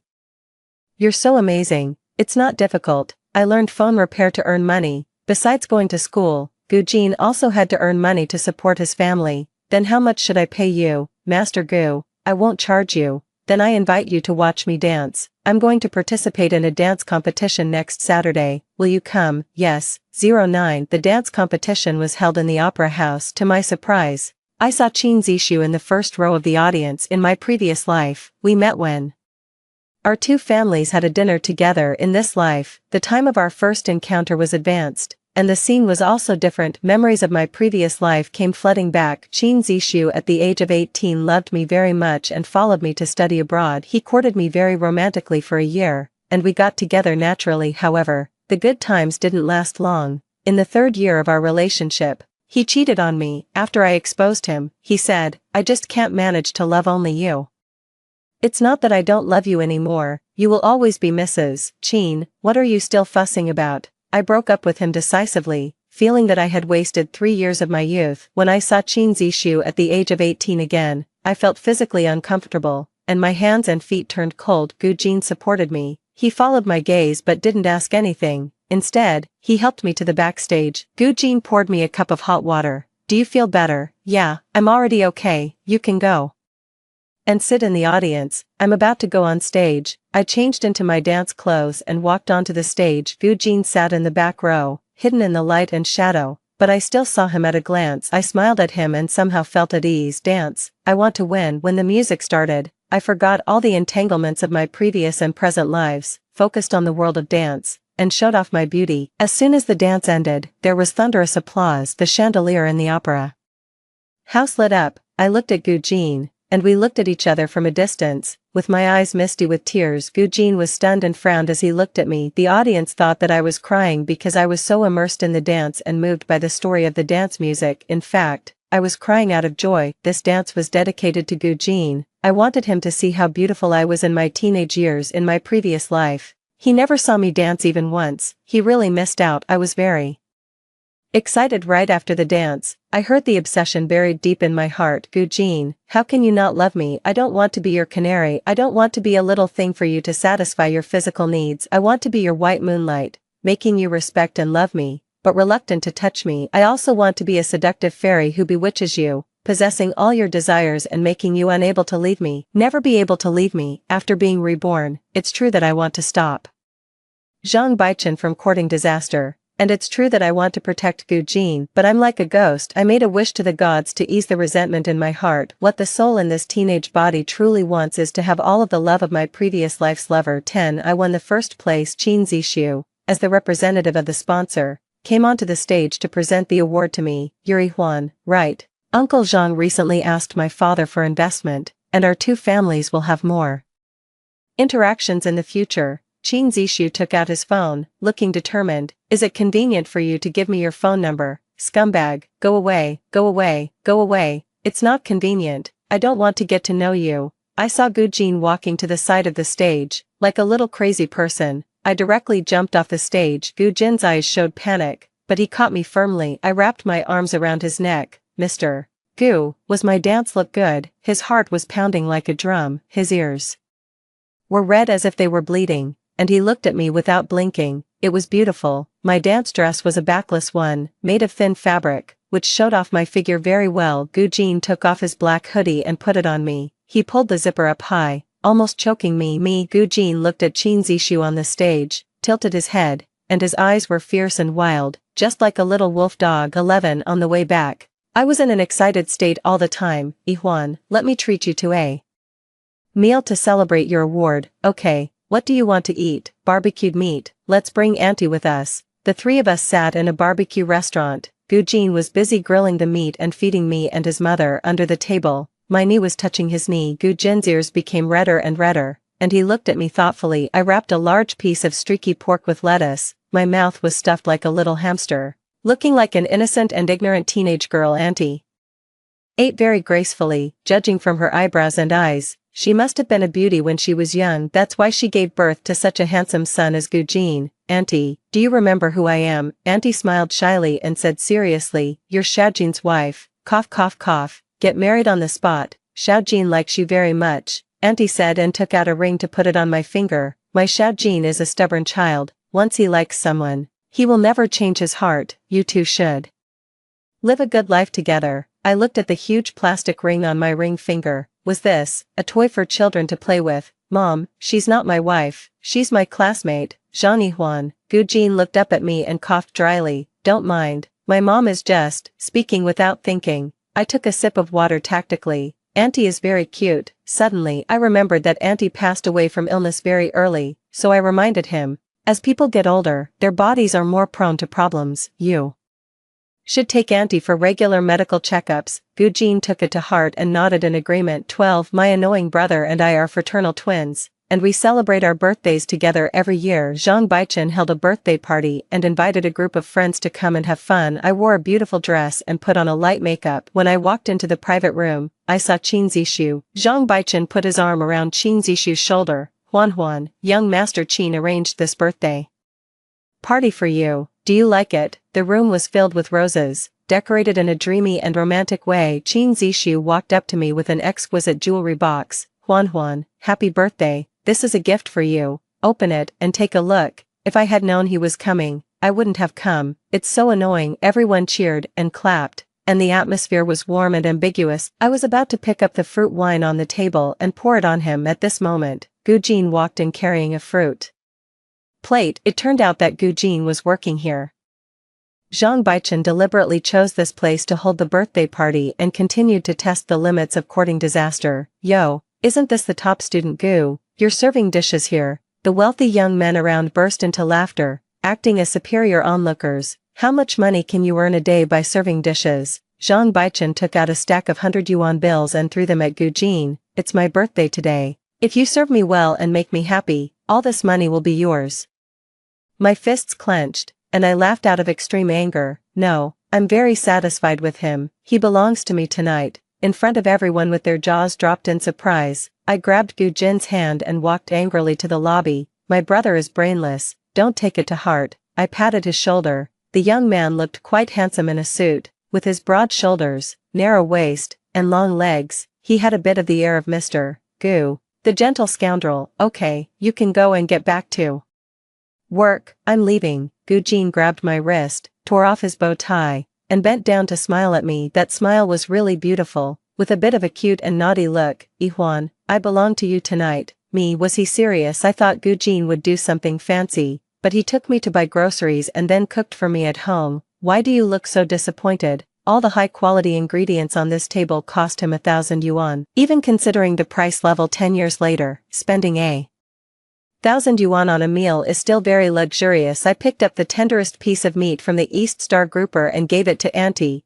I just think you're selling yourself a bit short. I'm willing to. After the meal, Gu Jin took out a cake and carefully inserted the candles. Auntie was like a child and clapped happily. Happy birthday, daughter-in-law. Early, Gu Jin quickly covered Auntie's mouth. Make a wish, have a baby soon, Auntie. You really are something. I closed my eyes and made a wish, he said. Zhang Yihuan, happy 18th birthday. I wished that every year in the future, Gu Jin would accompany Zhang Yihuan to celebrate her birthday 13. The next day, I heard that there would be a basketball-friendly match between No 1 Middle School and Jialan High School. Gu Jin participated in it, so I signed up for the cheerleading team. Zhao Xiaoxing was in charge of organizing the cheerleading team. The cheerleading uniforms she prepared were miniskirts paired with tight short sleeve tops. When we got on the coach, all the players were in an uproar. I saw that the seat next to Gu Jin was empty, so I sat beside him. Gu Jin was wearing headphones, leaning his head back against the seat and resting with his eyes closed. His jawline was smooth, his Adam's apple was prominent, and he was wearing a basketball jersey. The muscle lines on his arms were strong, exuding a youthful and sexy charm. I poked the back of his hand. Can you share one of your earphones with me? Gu Jin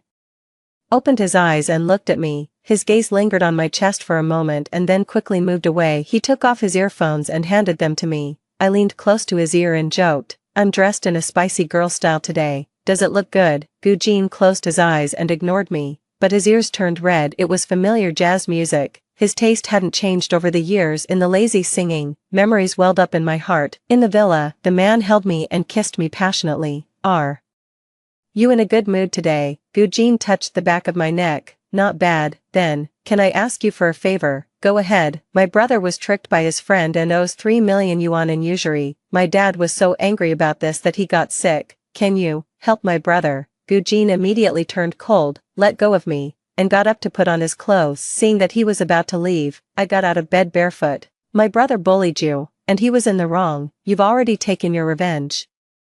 Can't you spare him a way out? Gu Jin picked me up in his arms and let out a tired sigh. Yihuan, for your sake, I've already spared them a way out. The man kissed away my tears. Don't cry, it's just 3 million yuan. This is the last time. I was very happy and took the initiative once, but when I woke up in the middle of the night, Gu Jin wasn't by my side. I went downstairs in my pajamas. Gu Jin was sitting in the living room drinking. In the huge living room, he looked even more lonely.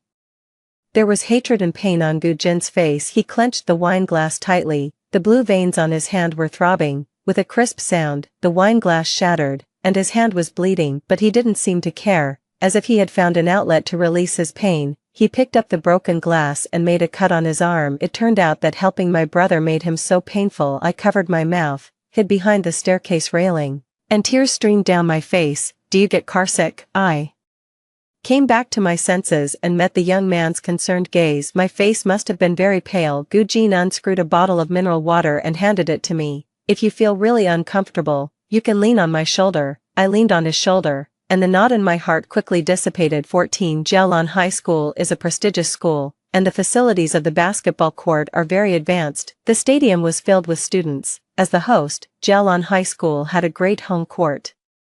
Advantage: Qin Zishu was the captain of the Jialan High School basketball team, and he was also the school heartthrob. All the girls in the stadium were shouting his name. Qin Zishu saw me and ran up to me. Huan, you look really beautiful today. Don't call me Huan, I'm not familiar with you. Qin Zishu grabbed my arm. Do you have some misunderstanding about me? Gu Jin pried Qin Zishu's hand away and said coldly, don't touch girls inappropriately. She said she's not familiar with you. Qin Zishu walked away with a face. Before the game started, the cheerleading team went onto the court to perform a cheerleading routine. Who is that girl leading the exercise in No. 1 Middle School? She's so pretty. She's Zhang Yihuan, the school beauty of No. 1 Middle School. She's so cute. Ah, she looked at me. Baby Yihuan, brother loves you. After I finished the cheerleading routine and went off the court, Gu Jin and his team came on. When we passed by each other, I said to Gu Jin, come on. Okay, Zhao Xiaoxing said excitedly. When you were doing the cheerleading, everyone was fascinated by you. Did you see that? The cheerleaders from Jialan High School were so angry that their noses were almost crooked. I looked at the cheerleading team of Jialan High School. Sure enough, those girls were glaring at me with malicious eyes. I didn't care and focused on watching Gu Jin play basketball. Damn, is Gu Jin this fierce? His playing style is so aggressive. Qin Zishu can't even touch the ball. He has such good physical strength. I just realized today that Gu Jin is so handsome. Listening to others' praises of Gu Jin, I felt proud. He is indeed excellent. When the game ended, we won. Gu Jin became the top scorer of the game. His teammates surrounded him and regarded him as a hero. The young man I love should be this dazzling. I really wanted to rush up, hug him tightly, and kiss him hard. 15. We had finished the water we brought, and Zhao Xiaoxing asked me to go buy water with her. When we reached the grocery store, we were blocked by those girls from the cheerleading team of Jialan High School. Zhang Yihuan, you seem very proud today. I protected Xiaoxing behind me and said, a good dog doesn't block the way, move aside. They pushed me to the ground, and the leading girl poured milk on my face. Look at your senior Qin has been seduced by you. You dare to call us dogs? Come on, make a dog's bark and let us hear it. I was stunned and thought of Gu Jin. So this was what it felt like to be bullied, feeling ashamed, angry, and helpless. The girl raised her hand to slap me. A slender hand with well-defined joints grabbed her wrist. Gu Jin's eyes were red, and he restrained himself, shaking off the girl. Scram! The girls were scared away by him. My chest was soaked with milk, and I was a bit exposed. Gu Jin took off his basketball jersey and put it on me. Can you stand up? Yeah. Gu Jin helped me stand up. Gritting his teeth, he cursed. I imitated him and also cursed. Gu Jin was stunned and finally smiled. He went to buy water and a towel and gently wiped my face and hair. Zhao Xiaoxing stood there dumbfounded, looking shocked throughout. Back in the classroom, Zhao Xiaoxing asked 3 consecutive questions. Didn't you hate Gu Jin? When did you two get so close? The way he looks at you, is it what I think it is? I grasped the key point. What's wrong with the way he looks at me, like melted cheese? Me, it's so affectionate. The corners of my mouth turned up, but the way I looked at him wasn't innocent either. 16. When I got home, I saw Qin Zishu and his parents in my previous life. We just met for the first time today during the dinner. When it came to the matter of me going to study at Berkeley College of Music, Qin Zishu immediately said that he also had a plan to study abroad. In my previous life, I had already experienced studying abroad, and there was no need to do it again. In this life, I want to go to university with Gu Jin. After the Qin family left, I began to persuade Zhang Jianming, Dad, many people in China don't know much about prestigious foreign universities. If we go to study abroad without taking the college entrance examination, others will think we got in with money. It's not as prestigious as getting into Tsinghua University or Peking University. Zhang Jianming cared most about face. He thought for a moment. If you can really get into Tsinghua University or Peking University, then go and study there. After all, Tsinghua University and Peking University are also quite good. However, a rumor spread in the school that the school heartthrob of Jialan High School was chasing the school beauty of No. 1 Middle School, and he wanted to go to study in country M with me. I was too lazy to pay attention to Qin Zishu. Let him go to study abroad by himself. My attention was all on Gu Jin. 17. During the summer vacation of senior year of high school, Gu Jin started his first business venture. With the money he had saved from working part-time in the past few years, he established an electronics factory, hired 7 or 8 workers, and took on outsourcing orders for mobile phone refurbishment. This year had the same historical background as the movie Nice View. Smartphones hadn't been popularized yet, and refurbished phones with affordable prices had a good market. Each era has different opportunities. Gujin has a keen business sense. Later, he also caught up with the internet boom and became a business tycoon in just a few years. Gujin received a large order, and after completing it, he could make a profit of 200,000 yuan. He worked overtime with the workers. Even after the workers got off work, he was still working overtime, and his eyes were bloodshot from exhaustion. Gujin, pay attention to taking a rest. Don't wear yourself out, Yihuan. I'm really too poor. I want to make money, a lot of money. You can make money gradually. He looked at me with an enigmatic gaze. No, I can't be any slower. I just felt, presumably.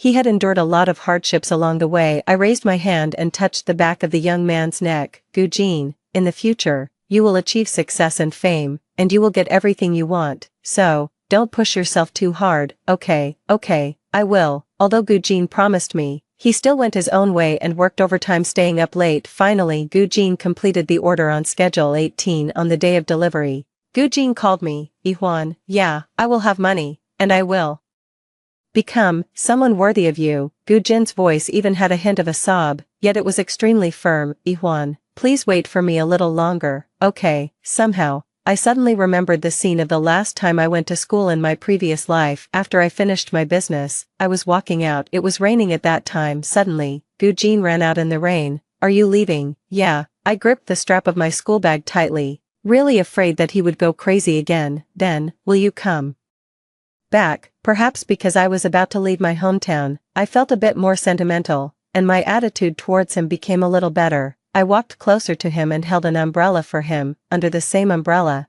I looked up at him. The raindrops dripped down along his chin. The young man's expression was indifferent, but his eyes were so sad. Of course I will come back. How many years? In how many years will you come back? 3 years, 5 years, it's not certain, at this moment. Zhang Chenbai called me. Huan, what are you wasting your breath on with this lunatic? Let's go. I smiled at Gujin and stuffed the umbrella into his hand. Gujin, I wish you success in the college entrance examination. Goodbye. The memory stopped abruptly. A flash of inspiration came to my mind. Perhaps, in my previous life, Gujin had liked me. That's why when he was framed for stealing money, he was so persistent in seeking my trust. That's why when I went to study abroad, he looked so sad, and at that time, influenced by my elder brother, I really hated him. Remembering the recent rumor in school that I was going to study abroad with Qin Zishu, was there also such a rumor in my previous life? So from his perspective, did he think I was going to study abroad with the person I liked? Gujin, so you worked so hard to make money, besides wanting to give Auntie a better life. Was I also a factor? Because my family is rich, you felt inferior and thought you needed to make a lot of money to be worthy of me. There was silence on the other end of the phone.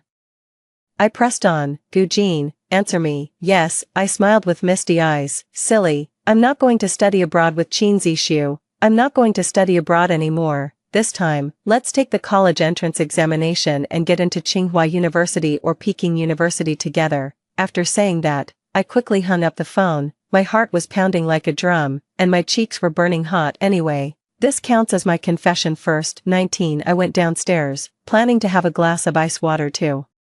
Calm down, Xiao Chen. I heard that there's a young lad named Gujin who took your company's order. I'd like to ask you to cancel the order. Ha. Okay, we can talk about that project you mentioned last time again. My dad hung up the phone, and my elder brother said proudly, Dad, you really have a way. This time, Dad avenged you. Learn from this in the future. Only barbarians solve problems by fighting. I clenched my fists. I never expected that my dad would help my elder brother deal with a high school student. I quietly went upstairs and called Gujin, but the phone couldn't get through anymore. When I rushed to the factory, Gujin wasn't there. As if that wasn't enough, at this very moment, something happened to Auntie. She fell down and had a cerebral hemorrhage. She urgently needed 100,000 yuan for the surgery. So in my previous life, my dad and my elder brother messed up Gujin's order, making him unable to afford the surgery fee and causing Auntie's death. No wonder, Jin hated the Zhang family so much. No wonder, when I asked him to take out 3 million yuan to help my elder brother pay off the usury, he was in so much pain. Back then, It was my father and elder brother who made him unable to even afford 100,000 yuan and made him watch helplessly as his mother died on the sickbed. This time is different. This time, he has me. I will definitely turn this situation around and change all of this. 20. I rushed to the hospital that the worker mentioned and met Gu Jin at the payment counter. He was calling Boss Chen. Boss Chen, all my goods have passed the inspection. Why did you break the contract? The other party could get greater benefits from my dad, so they must have said some unpleasant words. Gu Jin frowned. At this moment, he was willing to kneel to anyone. How about this? As long as you give me 100,000 yuan, you can take all these goods away. Even with such a concession, Boss Chen still hung up the phone. My mom passed away when I was very young. She left me a sum of inheritance, which I could freely dispose of when I turned 18. I paid the surgery fee for Auntie. Gu Jin watched me pay the fee without saying a word. Outside the operating room, Gu Jin stood there looking extremely tired. Yihuan, thank you. I will pay this money back as soon as possible. I hugged him tightly and stroked his back. Xiao Jin, don't be afraid, Auntie will be okay. Gu Jin froze. And then he hugged me and buried his face in my neck. He kept shaking. He was really afraid that his mother would die in my previous life. When he faced all this alone, how desperate must he have been? 7 hours later, the surgery was over. The doctor said, the surgery was a success, and the patient is out of danger. The huge stone in my heart finally dropped. In this life, there is no deep-seated hatred between us, and he can finally love me wholeheartedly. 21. After many years, I have become Mrs. Gu. Back then, after Auntie recovered, I told Gu Jin what my father and elder brother had done. Gu Jin, through his own efforts, visited many companies and finally sold that batch of goods. I was completely disappointed in my father and elder brother and chose to live on campus. When the college entrance examination results came out, Gu Jin and I were both admitted to Tsinghua University or Peking University. Gu Jin built his fortune following the path of his previous life and became a business tycoon. We became the most envied couple among our classmates, going from school uniforms to wedding dresses. Zhao Xiaoxing was playing with my twin sons and teasing, Huan Huan, why are you pregnant again? Are you the type who can get pregnant just by being looked at by Mr. Gu? Actually, he was afraid that I would be in pain and didn't want me to have a second child, but I really want a daughter, so I used a little trick. Hee. Zhao Xiaoxing gave me a thumbs up. Can you believe it? The soft and cute school beauty Zhang in high school is so bold after marriage. That's right, living 2 lifetimes isn't for nothing. Stay overnight tonight, let's sleep together. Zhao Xiaoxing crossed her hands and refused. No way, last time I slept at your place for 1 night, the way Mr. Gu looked at me clearly showed that he wanted to kill me. I laughed. Mr. Gu is a bit clingy. After my best friend left,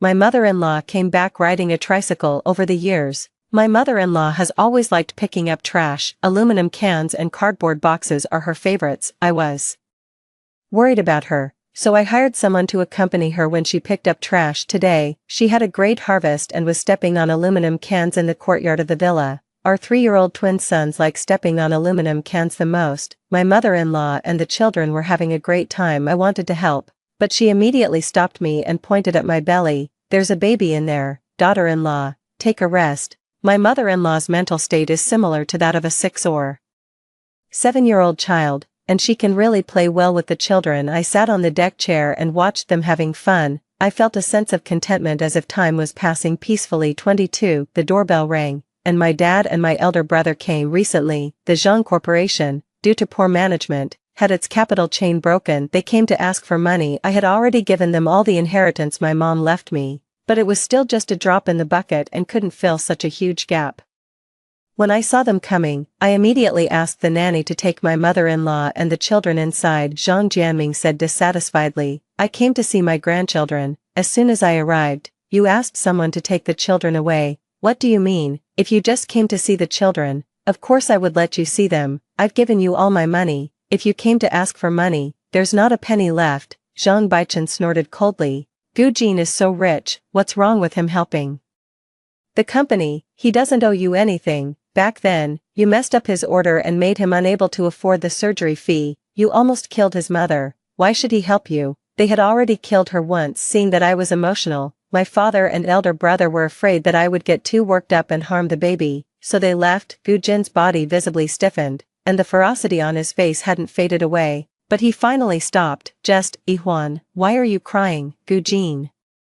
came back, he squatted in front of me and wiped my tears. "Is the baby making you uncomfortable?" I pouted and hugged his neck. "No, it's just, I suddenly missed you so much." Eugene sighed and said seriously, "Then I'll take paternity leave. I don't want to go to work for even a single day anymore." I burst into laughter through my tears. Eugene is so smart that nothing can be hidden from him. At night, my elder brother sent me a message. Juan. Eugene said he will help us this time, and it will also be the last time he helps us. Juan.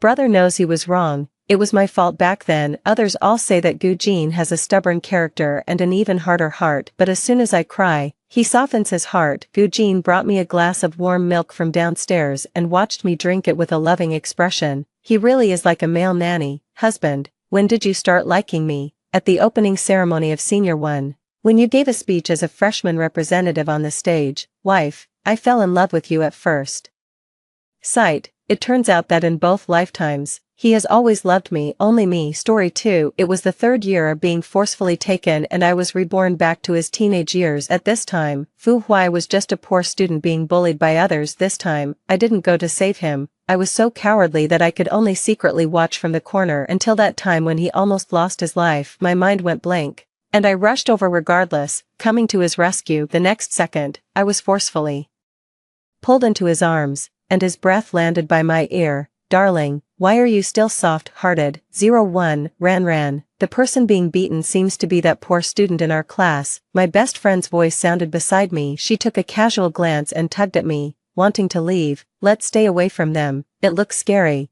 The alley was filled with curses. Fu Huai curled up on the ground, his body covered in blue-purple bruises, just silently enduring the beating and scolding. "You don't hand over the money honestly and even want to resist. Are you dumb? Why don't you speak? You must be taught a lesson today." I suddenly came to my senses, realizing that I had been reborn. Clearly, last night Fu Huai was still forcefully pinching my neck, gently smiling and leaving a passionate kiss on my lips, and I could only tilt my head and endure it. When I opened my eyes again, I was reborn back 8 years ago. Perhaps I was in a daze for too long. The people in the alley seemed to notice us and were about to turn their heads to look over. I was startled and did something completely different from my previous life. Ignoring my best friend's confusion, I suddenly pulled her up and hid in the corner behind the wall. In my previous life, I was a heroic and righteous person who saved him, but I didn't expect that I was provoking a mad dog reborn back to his teenage years. At this time, Fu Huai was just a poor student being bullied by others. But when I thought of Fu Huai's cruel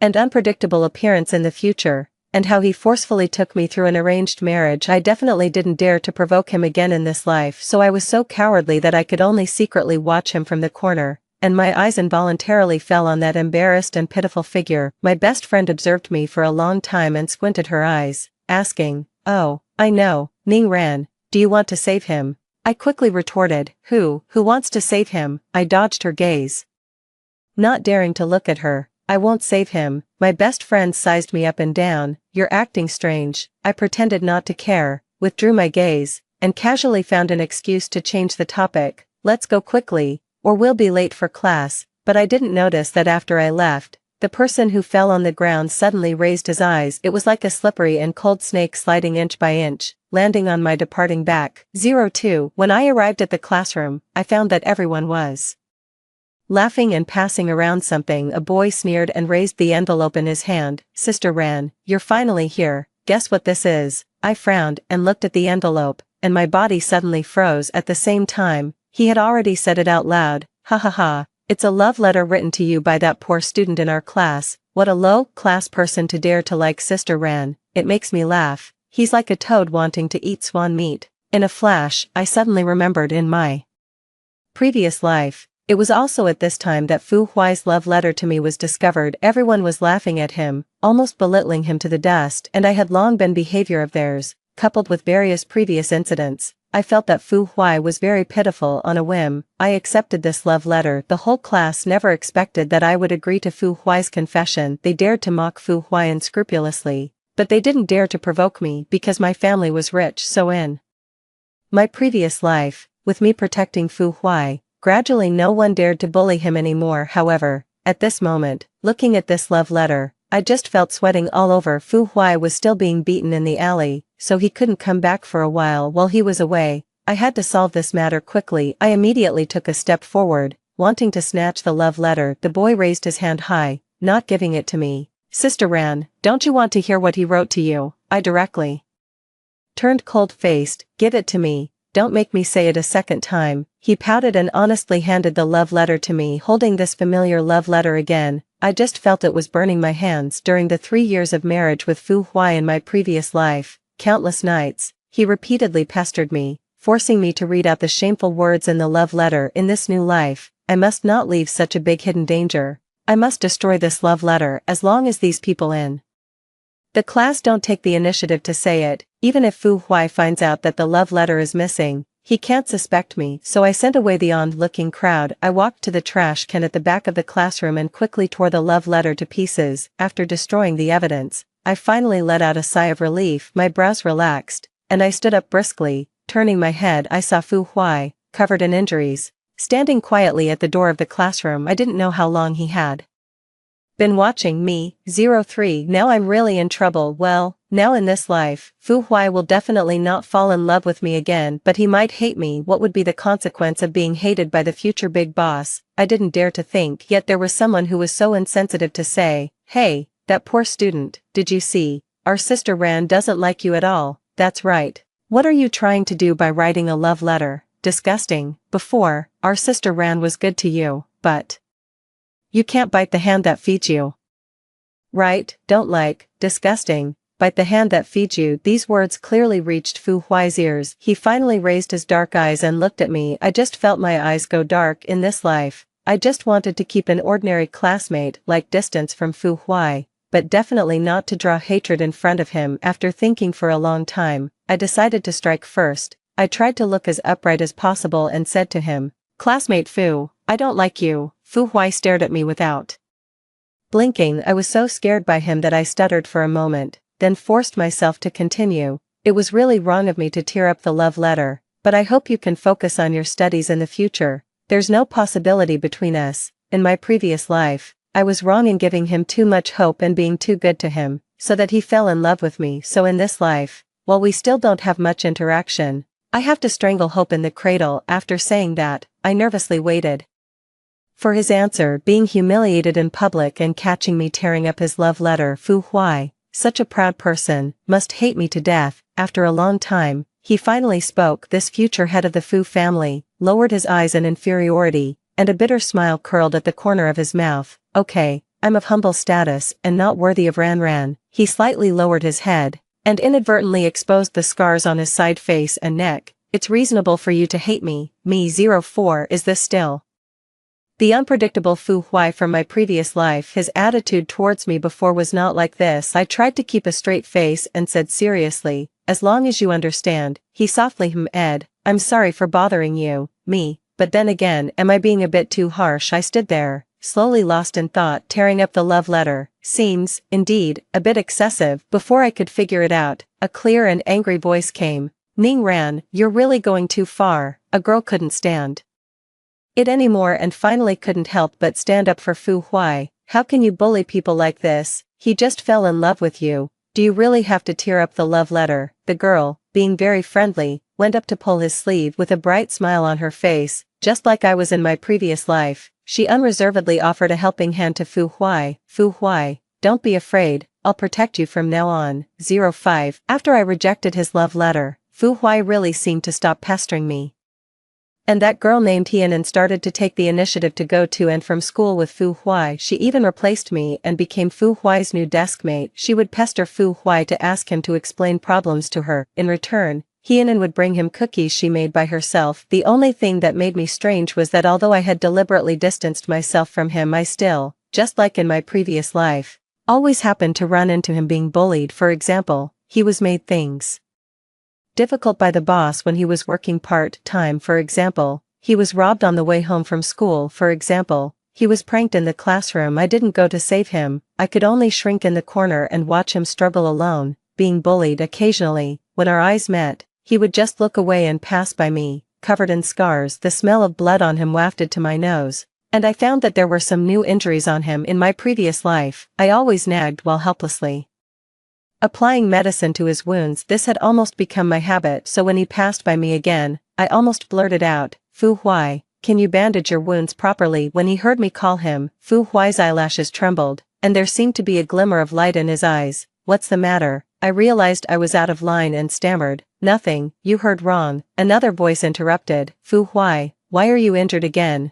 Hienan looked worried, come on, I'll bandage it for you, Fu Huai returned to his expressionless look. I couldn't quite figure out Fu Huai's thoughts about Hienan. He had always been a loner. How could he get familiar with a stranger so quickly? Until one day, I suddenly realized even if I didn't come to save him, there would be someone else to save him, no matter who it was. As long as they came to save him, he might love that person as he loved me in his previous life. 06. Recently, news came from the Fu family that they had found the child who had been lost for many years. This day had finally come. My first reaction was to feel relieved when he was taken back by the Fu family. No one would dare to bully him anymore. However, I didn't expect that something happened even faster than the Fu family's actions. It was the enemies of the Fu family that day. Hienan was still going home from school with Fu Huai and I was in the car, witnessing the whole process of Fu Huai being dragged into a car. Hienan's eyes were full of panic, and she shouted anxiously, Fu Huai,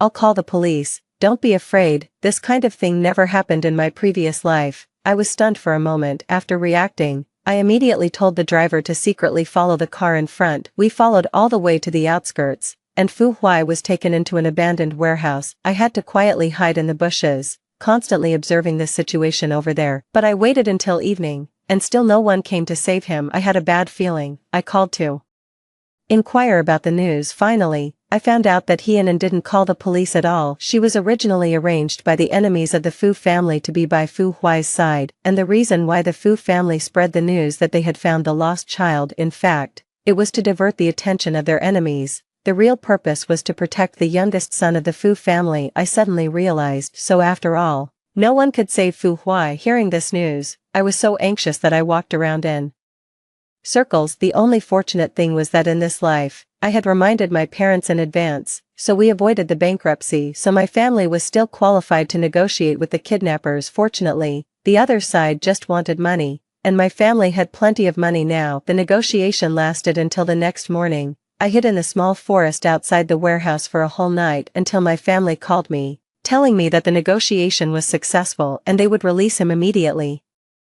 I let out a breath, moved my numb legs, and planned to leave quietly. After all, I still had to keep a distance from Fu Huai, but the next second, I saw the kidnapper come out of the warehouse. There was a lot of blood on his hem. My heart was raised again. The string in my mind that had been tensed all night suddenly broke. Fu Huai, what kind of torture had they put him through? My eyes were stung by the blood-red color. I trembled and helped Fu Huai up. Fu Huai, I'll take you to the hospital.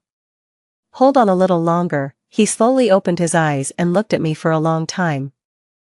After a while, he withdrew his gaze, and his tone was distant and strange. No need to trouble you, I can go by myself. I then remembered that in this life, I had deliberately avoided interacting with him, so until now I was at most an ordinary classmate to him. Maybe I was spoiled by him in my previous life. I even had a ridiculous thought. The way Fu Huai looked at me should be full of love, desire, and possessiveness, instead of like this now, clearly bleeding all over, but still politely and coldly rejecting my help. A bit of grievance suddenly welled up in my heart. I stood up abruptly with red eyes. Fine, Fu Huai, then go to the hospital by yourself. I didn't care about him anymore and turned to leave. The next second, I was pulled into his arms, and the familiar breath surrounded me. He forcefully held my struggling hands, and his face was buried in my neck. A sigh fell by my ear, like a compromise and also like joy. Darling, why are you still soft-hearted towards me this time? 07. The familiar tone, the familiar posture. For a moment, I almost thought I had returned to my previous life. My mind went blank for 5 seconds. Finally, I was shocked to realize a fact. Fu Huai was also reborn. How could Fu Huai be reborn too? I was a bit nervous, thinking about what I had done since I was reborn. Well, I tore up his love letter and deliberately distanced myself from him. If this was in my previous life, I might have been forced to stay in bed for 3 days and 3 nights. My mind was working fast, and I quickly came up with a countermeasure. Pretend to be stupid. I must never admit that I was also reborn. As long as I didn't admit it, he couldn't do anything to me, and in this life, my family hadn't gone bankrupt, so he couldn't marry me in the name of an arranged marriage. I forced myself to calm down and pretended not to understand. What, darling? Are you crazy from being beaten? I just happened to pass by and wanted to help you out of classmate, hood. Friendship, don't get the wrong idea. Fu Huai didn't speak for a while. He still held my wrist, and his slight breath fell on my neck, making me feel a bit itchy. In the dilapidated warehouse, the atmosphere became quiet. We were in a strange posture, at a standstill. Just when I finally couldn't stand it and was about to lose my temper, I heard his very soft voice, which would be blown away by the wind. Ran, look, I only have you. From beginning to end, no one has come to save me. He was now cruelly exposing his inner self, uncovering his scars, as if just to get a little pity from me. My expression changed. I thought of Hienan, and I thought of Fu Huai's parents. He slightly turned his head, looking desolate. The right amount of light hit his face. Ran, am I really that annoying? When he lowered his eyes, the light in his eyes dimmed, like a gem losing its color. I had to admit that Fu Huai's face was too deceptive, completely in line with my aesthetic. Otherwise, I wouldn't have pitied him so many times in my previous life. I tried to harden my heart and said dryly, don't call me Ran, we're not that familiar. He seemed to laugh, and didn't continue this topic. Instead, he raised his hand and took the leaf stuck in my hair, and his eyes fell on the wound on my arm. He said naturally, how did you get this wound? Classmate Ning, did you fall in the bushes? I kept a straight face. Yeah, I fell by accident. Then I'll have to trouble classmate Ning to take me to the hospital. I nodded and tried to struggle out of his embrace. Fu Huai looked exhausted, leaning closely on my shoulder, and asked weakly, can I lean on your shoulder for a while, just for the sake of being classmates? Those kidnappers were really scary. Okay, classmate Fu. I stiffened my body and helped him walk out. I thought for a long time but couldn't figure out why Fu Huai, who was so strong and calm in the previous life, had suddenly become so vulnerable. 08 I didn't really hate Fu Huai. After all, our initial acquaintance was very beautiful in the previous life. It wasn't until he was recognized by the Fu family that our relationship finally changed. At that time, my family was in a bankruptcy crisis. In desperation, I had to beg Fu Huai. The little pitiful from back then had become the head of the Fu family in the capital. I still remember that night when I knelt on the ground,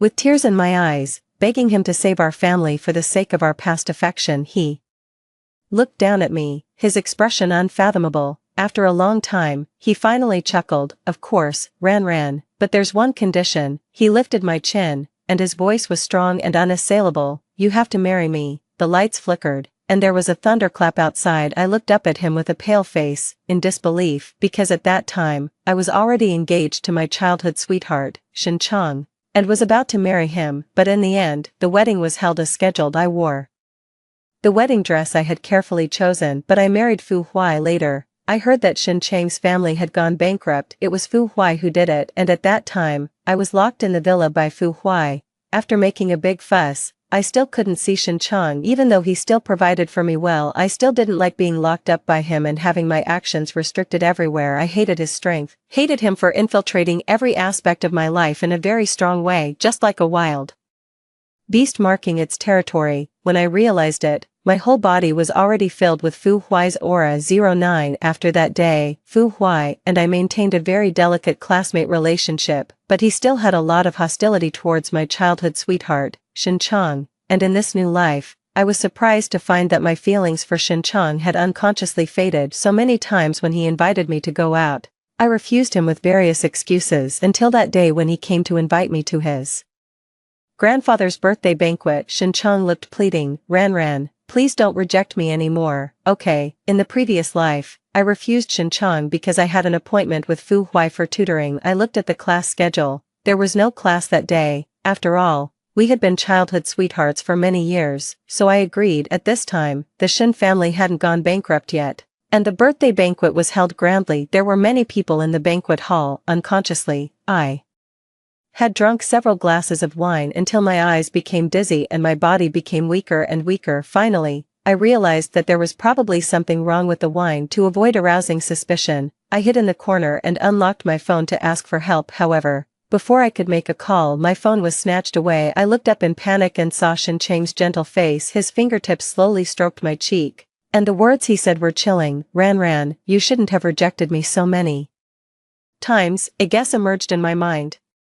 I looked at him in surprise and doubt. Did you put the drug in the wine? He sighed. I had no choice. But you've been getting more and more distant from me. Why don't we just make it a done deal tonight? so that you'll always be mine. 10. When I opened my eyes again, I found myself locked in a room. My whole body was a bit weak, and there was a lock on my foot. Unfortunately, Shin-chang was too confident. He didn't expect me to wake up so early, and he didn't believe that I could pick the lock and leave. Coincidentally, I really could pick locks. When I was locked up by Fu Huai in the previous life, I had practiced the skill of picking locks proficiently. This place was not suitable to stay any longer. After checking the surrounding situation, I decisively picked the lock and escaped. There were people from the Shin family everywhere at the banquet. My phone was confiscated, and I could only run downstairs desperately. The drug was gradually taking effect, and my body was getting weaker and weaker. The successive events of the night were destroying my sanity, and my steps were as heavy as if they were filled with lead. But at this time, I heard someone shouting behind me,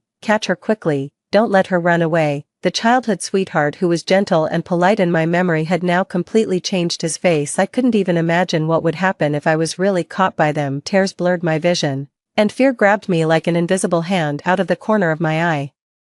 It seemed that a familiar figure flashed by. I immediately turned around and ran towards that figure. When I got closer, I finally confirmed that I had bet right. It was Fu Huai. In an instant, all my fear and helplessness found a support, and the tears that had been in my eyes finally fell down in big drops. The alcohol and the drug were destroying my sanity. Under extreme tension, my thoughts were in a mess, and I could only act on instinct. Before my brain could react, my aggrieved voice had already spilled out, "Honey, save me." Just like in the previous life, whenever I got into trouble and felt guilty, I would call him honey, a Huai in a soft-spoken way, and Fu Huai could never refuse. He always took care of everything for me. The next moment, I was hugged and pushed into the room beside me. The room was pitch black, and Fu Huai's familiar aura surrounded me layer by layer. Suddenly smelling this familiar sandalwood fragrance, my body subconsciously went soft. I thought I wouldn't be affected by him anymore. But now I finally had to admit a fact. Even though I was reborn, I was still trapped in those countless nights of intimate entanglement with Fu Huai and hadn't come out yet. I tried my best to wrap my arms around his neck to steady my weak body. He put his arm around my waist, and the scalding temperature of his palm seeped through the thin fabric and burned on my waist. The steady breath of the person in front of me blew over my sensitive neck, and his cold voice became hoarse. "Classmate Ning, who are you calling honey?" 11. Smelling this familiar sandalwood fragrance again, I actually felt an unusual sense of peace. As soon as my spirit relaxed, I could no longer resist the effect of the drug. Moreover, in the previous life, we were very compatible in that aspect. After marriage, my rationality completely disappeared. I was too lazy to think about what the person in front of me was saying. I grabbed his collar and kissed him fiercely. The next day, I woke up, propping up my body that was almost falling apart. All the memories of last night emerged in my mind, and I felt like the sky was falling. Noticing that I woke up, Fu Huai, in a very familiar, couple manner, habitually kissed the corner of my lips. Oh, I had also called him honey in a daze last night. My cover was blown. Now the sky really fell. I reflected on my mistakes and decided to put on my clothes and run away immediately. Fu Huai called me from behind. Ran. I turned around, saw the red marks on his neck, and quickly looked away. He asked me calmly, "Are you leaving?" I took a deep breath. Since I couldn't pretend anymore, I just came clean. "Fu Huai, since both of us are reborn, I'll tell you clearly, my family didn't go bankrupt in this life, and I will never be locked up by you again." 12. I didn't know if Fu Huai was really giving up. I really didn't see him for several days. The next time I heard news about him, Fu Huai had become the heir of the Fu family even faster than in the previous life. But I didn't care about all this. The most urgent thing was to settle the score with Shin-chang for drugging me. During this period, my family withdrew all cooperation with the Shin family. I found evidence of tax evasion by the Shin family's company and reported it. As soon as the news spread, the shares of the Shin group plummeted. Shin-chang was so busy that he was in a mess. One day, when I was eating in a restaurant, I ran into Shin-chang, who looked haggard. He seemed to be deliberately blocking me. When he saw me, his eyes lit up, and he rushed up to grab my hand. Ran, please save my family. I sneered. Did you think of today when you drugged me before? He looked pleading. I just love you so much. Ran, you rejected me so many times before and ignored me. I had no choice but to do this. Believe me. I took out a stack of documents from my bag and mercilessly exposed him. Love me. But you secretly acquired so many scattered shares of our family in the past 2 years. If you add the shares in my hand, wouldn't you be the largest shareholder of the Ning Group? I think what you love is not me, But these shares in my hand, right? Looking at these documents, he finally panicked. A glint of gloom flashed in Shin Chang's eyes, but he still held my hand, looking sincere. I know I was wrong, forgive me. Okay, you had a crush on me before, forgive me this time. Ran. Others, seeing us, probably only saw our hands held intimately, as if a boy was coaxing his angry girlfriend, but I just felt cold-hearted. Shin Chang, you really make me sick. Before I could finish speaking, a silver light flashed. Shin Chang took out a sharp knife and pointed it straight at me, looking crazy. Since that's the case, then let's go to hell together. I never expected that Shin Chang was so crazy that he would attack me in the crowd. It was too late to dodge.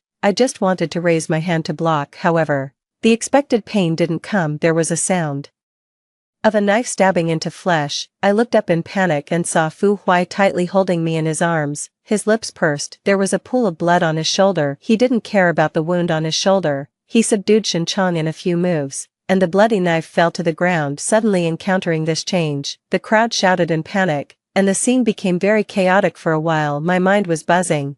I stared blankly at Fu Huai, and my heart was still beating violently. Before I could say the words of concern, Fu Huai had already red eyes, stared straight at me, with anger in his eyes, and asked word by word, Ning Ran, even though he treated you like this, you still love him? My concern in my heart suddenly stopped, and I slowly said. The blood on his shoulder flowed down his arm to his fingertips, but he didn't care at all. He grabbed my hand like a madman until my hand was completely stained with his blood and aura. He leaned close to my ear, and his voice was as soft as a lover's whisper. Ran, tell me, which hand did he touch? 13. It was the same in the previous life. Fu Huai never allowed me to mention Shin Chang. Looking at Fu Huai, who was lying on the bed and sleeping, I finally understood. No wonder he refused to let me see Shin Chang at that time. It turned out that he had long known that Shin Chang had motives for me. I sighed and went to check his wound that had been bandaged. The doctor said that he needed to rest quietly for the next 2 days and be carefully watched to prevent inflammation. But at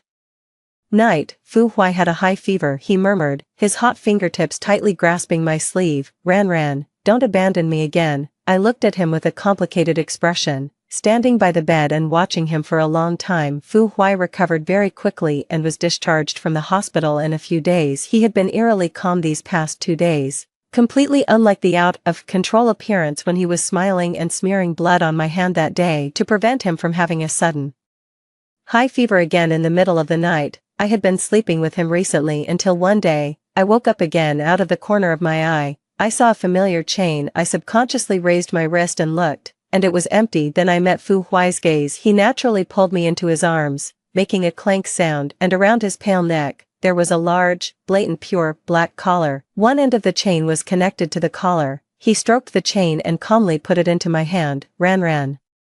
Do you like it? I gently tugged on the chain. Fu Huai raised his head, and the collar just tightly wrapped around his fragile Adam's apple. A soft gasp escaped from his throat. He lifted his eyelids and looked at me coldly. You don't like me locking you up? Then lock me up. Okay, Fu Huai, what do you mean by this? He laughed lowly, and his cool fingertips climbed up my wrist, as if being slowly licked by a snake's tongue. Or put one on you here too, and we'll never be separated. His fingertips were clearly cool, but when he gently the inside of my wrist, it was like being ignited by fire, leaving a string of marks. I suddenly withdrew my hand. He noticed my dodge, and the calm on his face finally cracked. The gloom between his eyebrows gradually deepened. What exactly am I lacking compared to that Shin Chang? He stared at me intently, almost gritting his teeth as he asked, why do you love him so much? Before I could speak, he laughed to himself. It doesn't matter, Ran.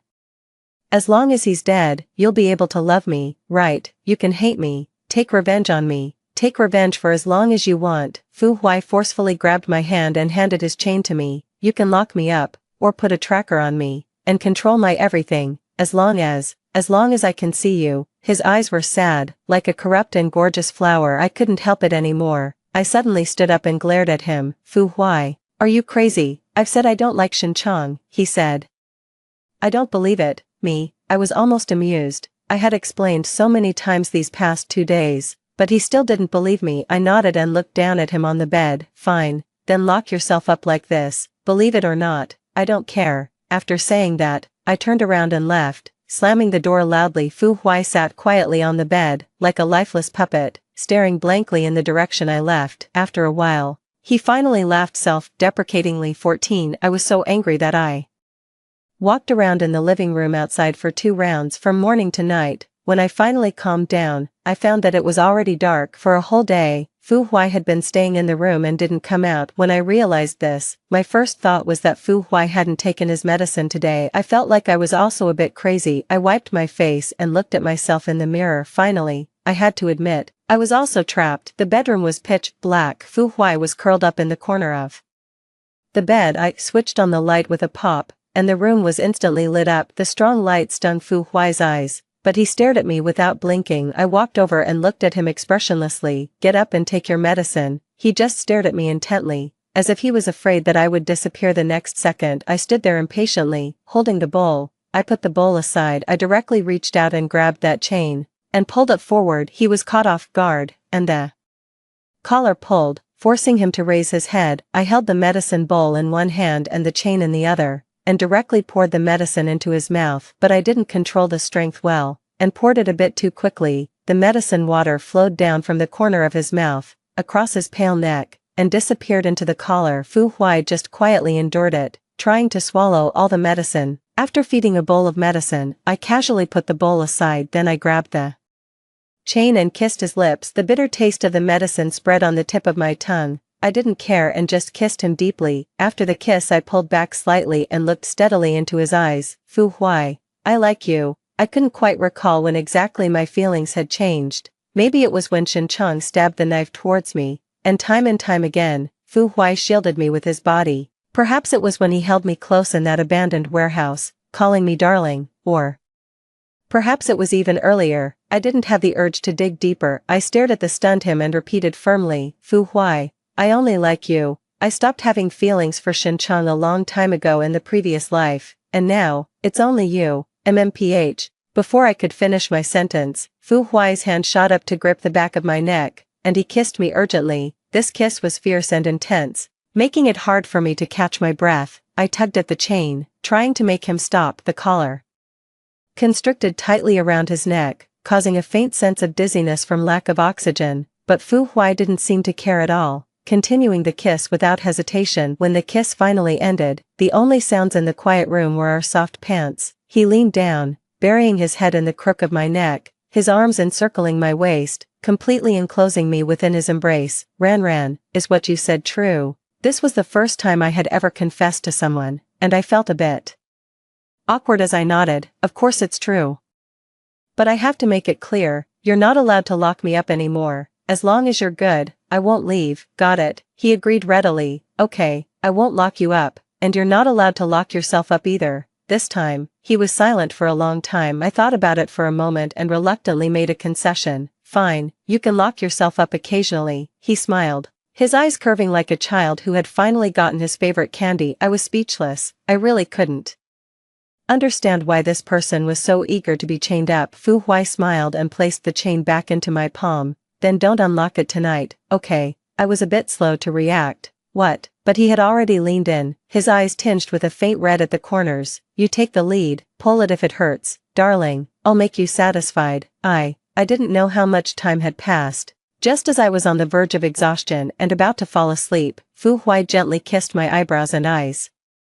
Ran, I will always love you, ####15 Epilogue. A few years later, the wedding of the head of the Fu family became the talk of the town. The grand ceremony was filled with luxury and splendor. I stood in front of the full-length mirror, wearing a white wedding dress that was exquisitely tailored, with layers of lace and pearls adorning it. The dress flowed gracefully to the floor, making me look like a princess straight out of a fairy tale. Fu Huai walked in from behind me. His suit was perfectly fitted, emphasizing his tall and slender figure. His eyes were filled with love and tenderness as he looked at me. Ran, you're the most beautiful bride in the world, he said, his voice soft and affectionate. I turned around and smiled at him. And you're the most handsome groom. He came closer, took my hand, and placed a gentle kiss on my knuckles. I've been waiting for this day for so long. The wedding march started playing, and we walked hand in hand down the aisle. The guests were all looking at us with blessings in their eyes. During the vows, Fu Huai held my hands tightly, his eyes never leaving mine. I, Fu Huai, promise to love you, protect you, and cherish you for the rest of my life. No matter what difficulties come our way, I will always be by your side." Tears welled up in my eyes as I replied, "I, Ning Ran, promise to be with you, support you, and love you unreservedly. I want to build a future filled with happiness and warmth with you." After we exchanged rings, Fu Huai pulled me into his arms and kissed me passionately. The audience erupted into applause and cheers that night. In the honeymoon suite, the soft light of the candles flickered. Fu Huai held me in his arms, and we talked about our past lives, the hardships we had endured, and the love that had blossomed between us. Ran, I'm so glad we found each other again in this life," he said, his voice filled with gratitude. "Me too." I nestled closer to him. "I never thought that our love could be so deep and unwavering." He kissed my forehead. "From now on, we'll create more beautiful memories together." As we drifted off to sleep, I felt a sense of peace and contentment wash over me. This was the beginning of our new life together, a life filled with love, trust, and endless possibilities.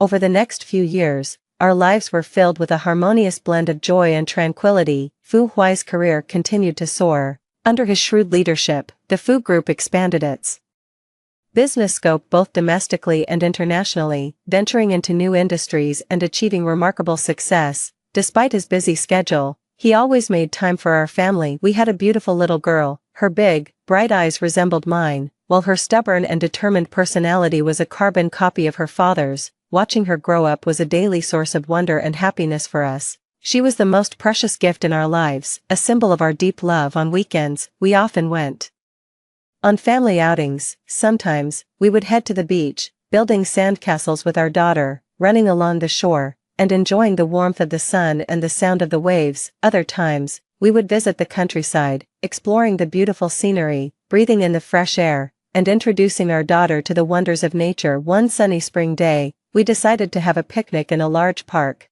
We spread out a checkered blanket on the soft grass, surrounded by blooming flowers and the sweet chirping of birds. Our daughter was running around, trying to catch a colorful butterfly. Fu Huai and I sat side by side, watching her with affectionate smiles on our faces. "Look at her, Ran, she's so full of life," Fu Huai said, taking my hand in his. "Yes, she is. She brings so much laughter and joy to our lives," I replied, leaning my head on his shoulder. We sat there in comfortable silence for a while, enjoying the simple pleasure of being together as a family. Then, Fu Huai turned to me, his eyes filled with a mix of love and mischief. Ran, do you remember how we first met? You were so brave, coming to my rescue without hesitation," he said, a nostalgic smile on his lips. "Of course I remember. Little did I know that it would lead to such a wonderful life with you," I said, looking into his eyes. He leaned in and kissed me gently. "I'm so grateful for that day. If it weren't for you, I don't know what kind of person I would have become." Our daughter ran back to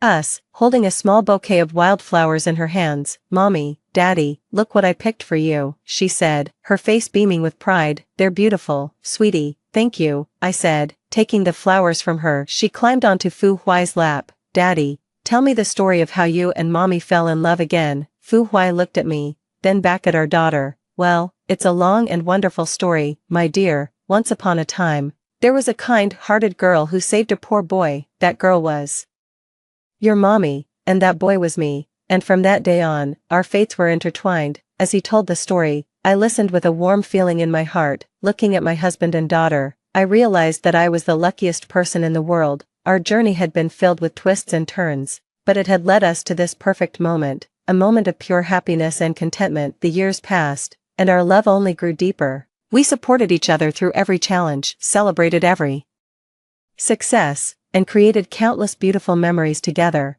Our story was a testament to the power of love, a love that had withstood the test of time and rebirth, and would continue to shine bright for a lifetime.